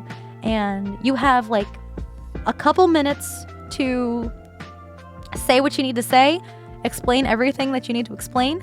And because they got to go through like dozens of these people. And they see a lot of different contestants every day. So you got to stand out. And there's been a couple times where I've had flaws in my craftsmanship. And they'll point it out to you. They are not going to sugarcoat anything. It can get really, really intense. But if you have good judges, and if you're still a beginner, they will give you advice. They'll be like, oh, you know, this looks a little messy. You should probably consider doing this instead next time. It's really, really helpful. Unfortunately for me, I didn't get that because I'll explain. So I had competed in the same costume at a bigger convention. This is frowned upon if you are competing at a bigger convention and win, and then go to a smaller convention with the same like award-winning costume. But because I was at such a small convention competing for the first time, I was like, okay, well, let me try taking this and seeing if I can like hold up to, you know, the big conventions. So I went to a bigger con. It wasn't the con I was talking about earlier. It was a different convention, like a new convention that I hadn't been to before. I was also branching out, going to more conventions too. And I went to this con, and I was still like underage at the time. and I had to apply to the youth category because I was still like pretty young, and I wasn't like quite at the novice level yet. There's usually like beginner, novice, journeyman, or intermediate, and then masters. There's those 3 levels, and in order to bump up to a level, you need 3 major awards. So normally you'll start at novice. You'll do your first competition as a novice, and if you win 3 major awards, those are like first, second, third place, then you can move yourself up to the next division. Minor awards are usually given out by like the judges themselves. Just about midnight. Gonna Usually, head to bed. Glad you're doing better. Judges will Careful sometimes not like to overdo it. give their award Good to a night. costume that they like, or like a character that they like. You know, like if you're cosplaying, I don't know, Mario, and the judge is like, oh my god, I love Mario, then they can just give like their award to whoever they want. It doesn't necessarily have to be about craftsmanship, so it's not really considered a major award. So I did my second contest. It was just like, it was formatted a little bit differently. So instead of like walking on and posing like a fashion show and then walking off, instead of doing like a skit like I did last time, like a little dance, you just walk on and you have to talk to the MC, and he'll like ask you a question like in character, and you kind of got to like play off the MC, kind of like improv. And I was so nervous because I was like, I don't talk in front of groups of people. Like, I'm so nervous for this. And I totally like stumbled and looked like an idiot, but I was like, it's okay. Like, I'm in the kids division. Like, they're not gonna be like that harsh on me because I'm like with all these other like adorable little beginner cosplayers like me. So I really felt like I was in the right place, you know, because I was still learning. I had actually hand sewed most of that costume, and it was like mostly sewing. And most of it was hand sewn, and since it was like a big, I had to use like a lot of fabric for it, so it was like a lot of fucking sewing. They were like, why didn't you use a machine? And I was like, I could do it better with my hands. And they were like, yeah, you did good. I remember I made these bows because prejudging is usually before the show. And so I was talking to the judges, and I had a bunch of these like little tiny bows made out of fabric on my costume. And the judge was like, these are some of the nicest looking bows I've ever seen. And I was like, I just taught myself how to make these like last week. Thank you. But I ended up getting off stage, and they were doing the awards, and I ended up winning first place. I won first place in my division at that contest. So I was like really feeling myself, feeling good. There was more cash for that one, significantly more cash, surprisingly, for that one. But then here comes like the big con that I'd been going to for the past couple of years, and I'd been studying the past contest videos to see like who else is gonna be there and competing. So I ended up making this really cool cosplay, and I was like, when I was applying, because you have to like register for the contest months and months in advance because spots fill up super fast. And I was like reading the rules because I've always been one to want to follow the rules and not get in trouble for anything. And it was like 3 major awards, and you got to bump yourself up to the next category. And I'm like, I have 3 awards. I was like, do I have to bump myself up now? And I didn't really know like what constituted as a major award. So I figured the 2 awards that I won from my first time competing and the one that I just won from the last contest was 3. So I was like, I gotta move up again? I'd only made 1 competition cosplay at this point. I'd only competed in that one like all fabric cosplay. And this next one that I made was like armor and fabric and like props and stuff. So it had like a lot more to it. It was a lot more impressive. And I was like, I have to bump up to like into like the intermediate category, and I was really nervous for it. I was like, I don't know if I'm ready for this, but I think I have to. I don't think I have a choice. So I did that. I ended up winning 2nd place in the division. First place was taken by like this really, really sweet couple that ended up being super good friends of mine, and their stuff was absolutely fucking gorgeous. And we've been like on a cosplay like competition journey together, and we competed together, like not together, but like against each other in the same contest a couple times. And they're so sweet, the sweetest people ever.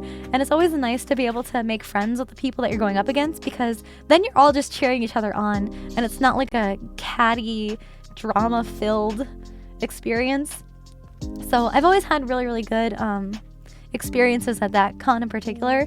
So I'm like shaking. I'm like, I got my first intermediate award, and I wasn't even ready to be bumped up to this division, and I was totally feeling myself. I was feeling so good. And that was the cosplay I made in like 20 days. And then I was like, well, there's another convention happening in a couple months. Let me take another month, another 20 days to whip out another big cool costume. And I competed at this other new convention. And I remember this was like the first time in the judging room where they were like giving me advice, and like, oh, you can improve this way and improve this that way. And I was like, wow, this is really cool. This is really nice. And then we go to the awards, and they call up the novice winners. They call up the intermediate winners, and I'm not a winner in the intermediate category.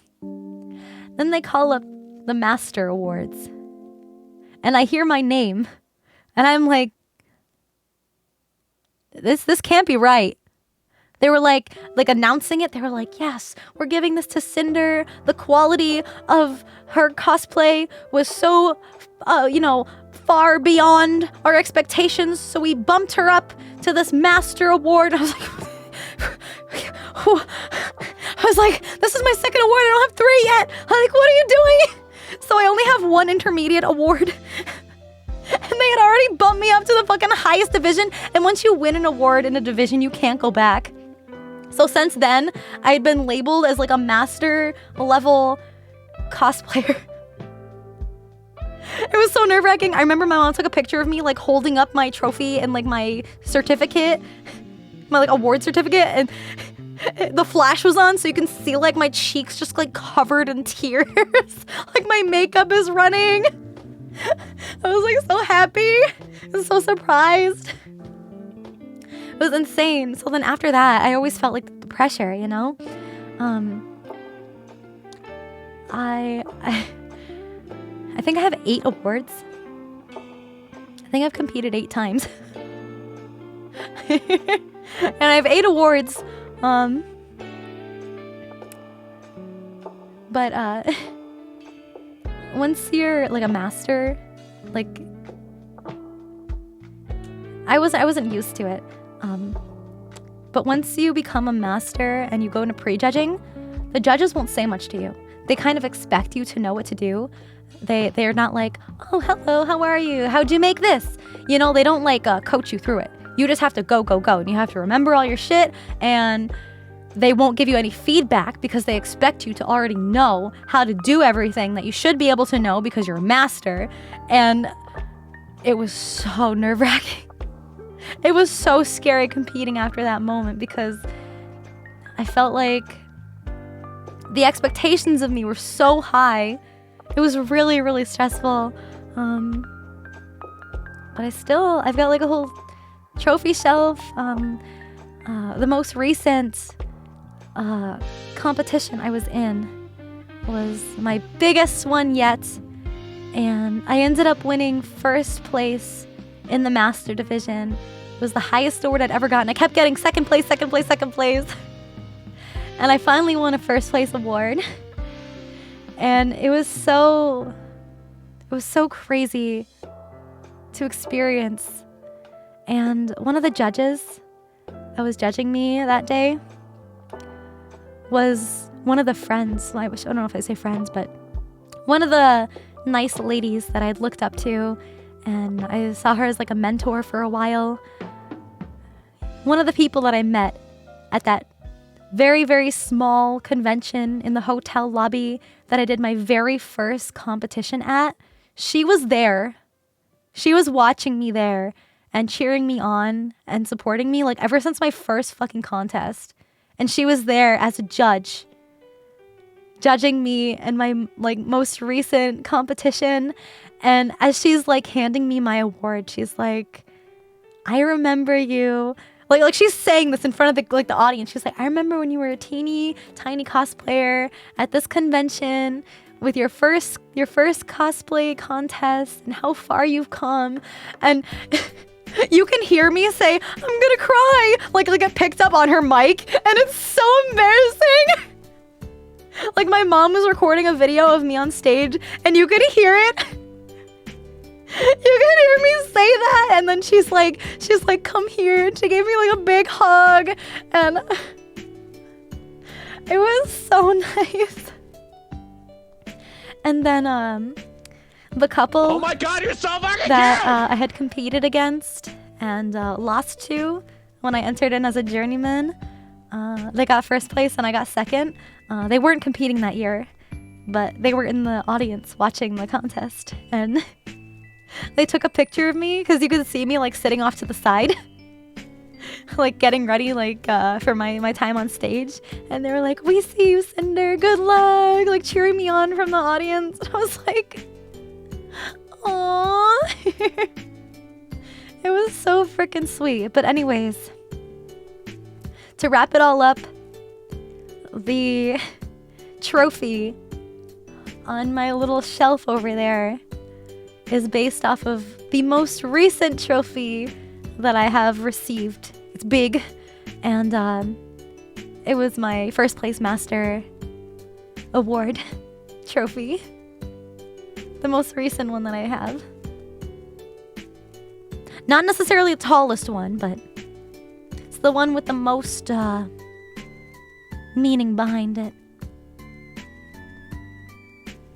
Oh yeah, I get super into it. I'm very passionate about it. And it makes me sad that I don't have time to make stuff much anymore. And I know you guys would be like, oh, it's okay, and I'll just take time off of streaming. But I don't want to take time off of streaming because I have more fun doing this. This is a lot less stressful. But I can still cosplay. Fuck. I still have like other outfits that I purchased and still haven't worn yet that I want to take pictures in and stuff. You want to see me compete? I don't know about that. We'll see, we'll see. Cosplay as Zodi? Wait, no, he actually got like a spinny hat. Like his little avatar. I'll just get a spinny hat. There you go. That's all you need.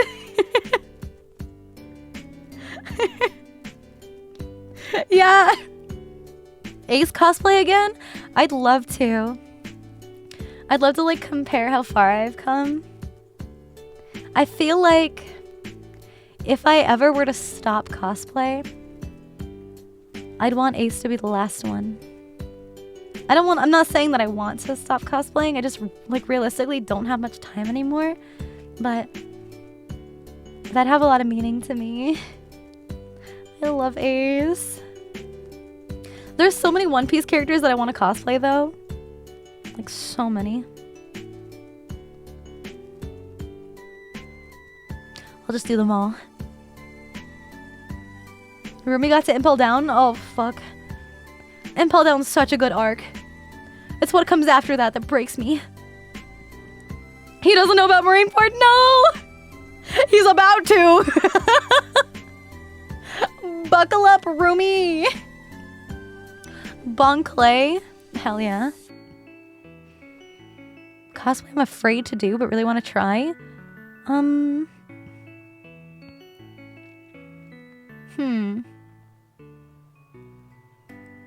I wouldn't say I'm afraid to do any cosplays because anything that I've said like I want to make, I just do it. Anything I want to cosplay, I'll find a way to do it. I guess I'm a little scared to cosplay myself because I want to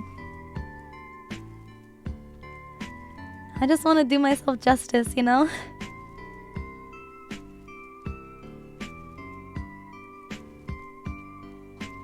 And I feel like I want it to be good. I don't want to disappoint anybody.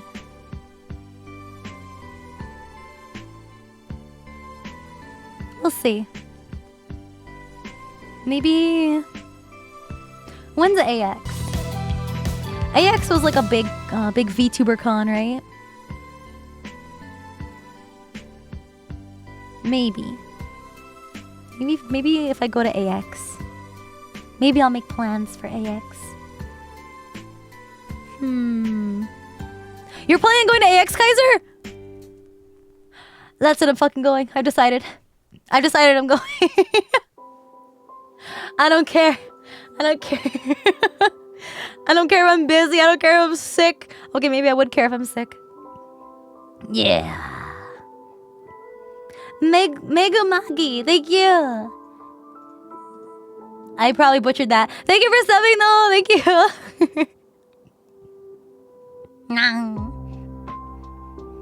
Where do I do my cosplays at, bro? I make them at my house.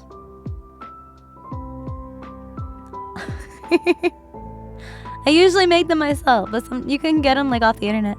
Like if it's something really, really simple, like let's see, what did I cosplay?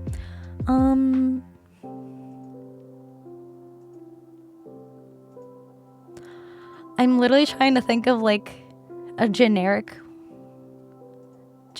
one. Oh, I don't post them.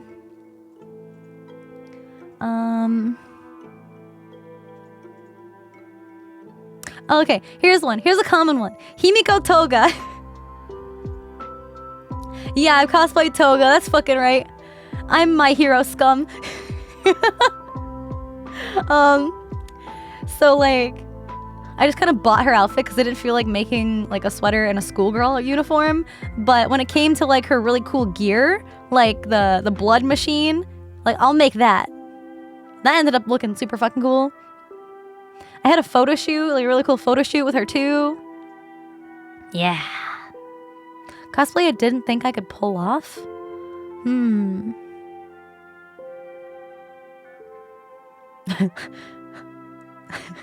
don't know if I want to say it. Because I don't think I really did pull it off, but I wore it as a meme. I don't know. You guys probably wouldn't even know who it is anyway.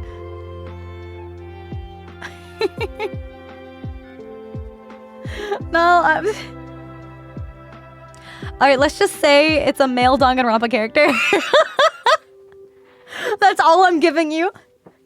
It was a male Danganronpa character. I've cosplayed 2 male Danganronpa characters. Like, not even trying to femme them up. I was just like, straight up. I'm a man with titties. And hips.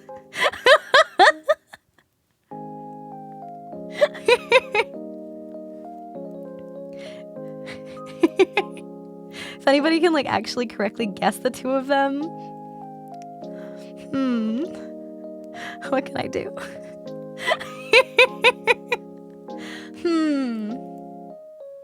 What'll I do? What's some kind of like punishment? Although cosplaying them was a punishment, huh?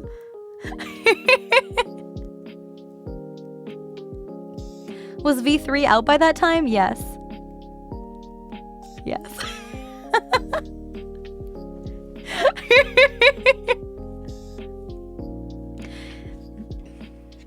One of them was said in chat, by the way. Post a cosplay picture with a face blurred. I don't have, How the fuck did you both of you get it in a row? How the fuck?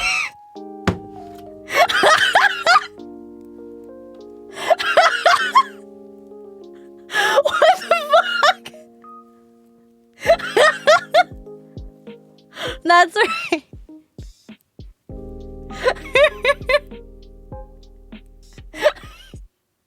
They're practically the same. True.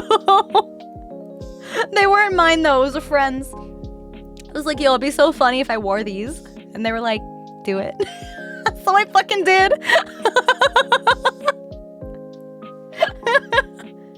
Yeah, the two little shits. The two little shits of the franchise. I love those boys. I love Danganronpa. And I bet you I'm gonna fangirl just as hard over Raincoat as I do Danganronpa.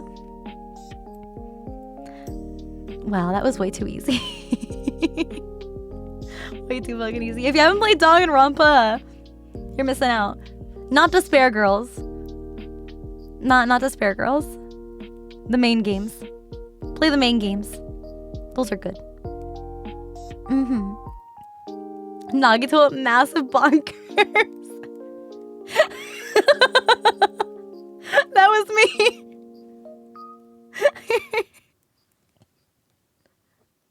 Like, I had like the shirt and the jacket and just like dark pants and shoes.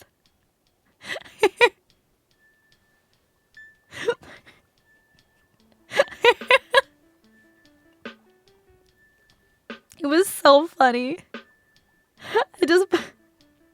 I'd say like his quotes from the game and I'd do like all his cursed poses. It was so funny. How dark is Danganronpa? I mean, they're high school students locked in a school together and they're forced to kill each other to get out. Oh, V3 is my favorite game. The executions were the most brutal. And you know me, I love my gore. I love my despair. I loved the characters. They're my favorite like cast of characters. I loved them all so much. Except Angie. No, Angie's so cute. Angie's so cute. Yeah. Oh wait, I did technically cosplay Gonta.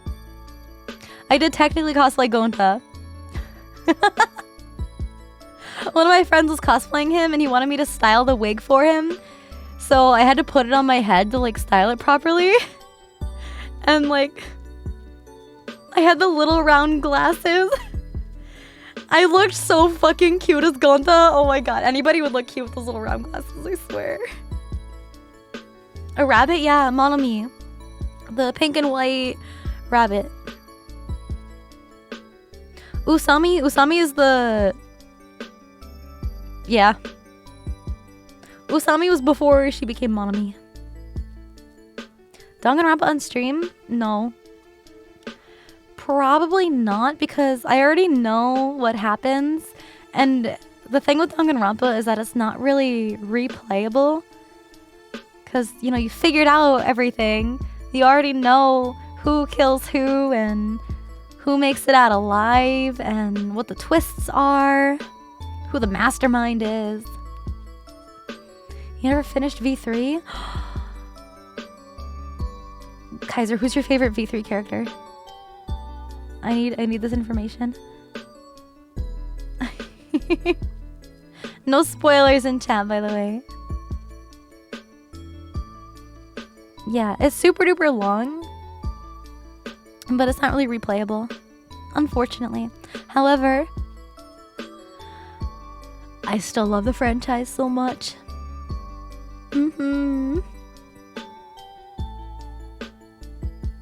Rantaro and Maki. Rantaro was so hot. Man's had no right being that beautiful. Maki is cute. Okay. I'll accept that. Why can't it be you? Why can't it be Mew? My homegirl gets no love. My girl. My horny inventor chick with the massive titties and the bondage. Why does she get no love?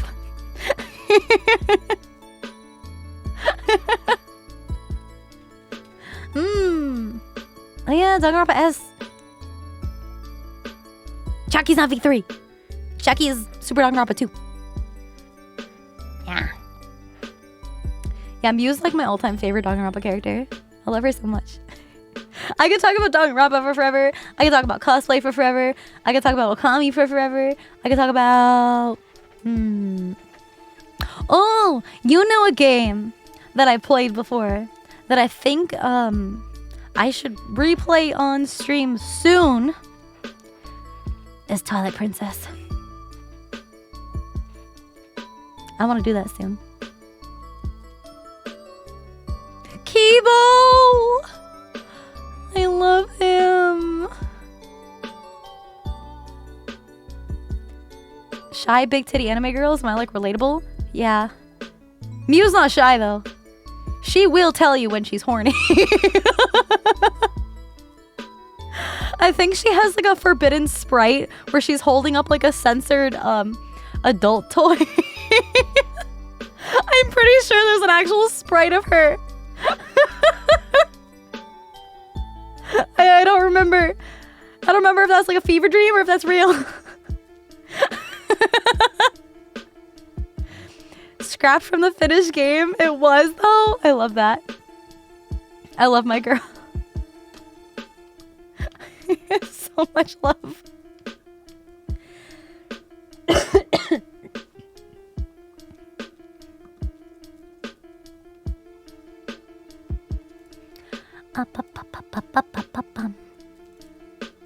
Ma.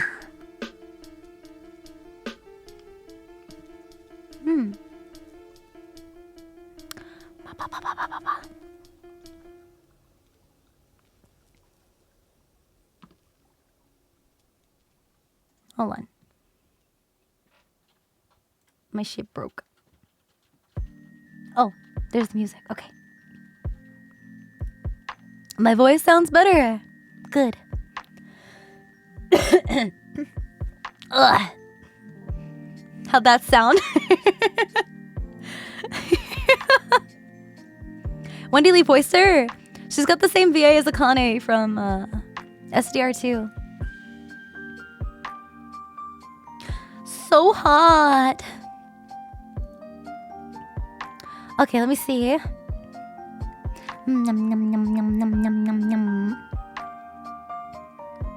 We'll wrap things up and I will send you guys off on a raid.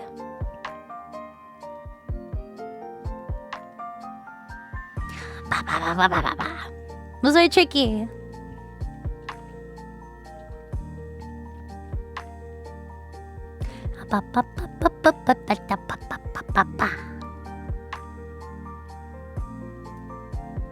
Tricky is high on life right now. I've seen so much about that game. It looks like a trip. But I hope you guys sorry. Hope you guys send Tricky lots of love. Thank you for spending time with me today. I was planning on having a short stream, but that usually doesn't happen. But don't forget to follow me on Twitter for updates, to see when I'll be live. I'm gonna do my best to stream again tomorrow, to have like a big New Year's party, to show you guys all this cool fun stuff. Don't forget to check out my merch store before the pre-orders close. And come see me at ALA if you're gonna be in the area next weekend. Thank you guys so much. I hope you have a good time with Tricky. I will see you again hopefully soon. Have a good night, Cinder, and glad you're back. Thank you. Rest well. Bye bye guys.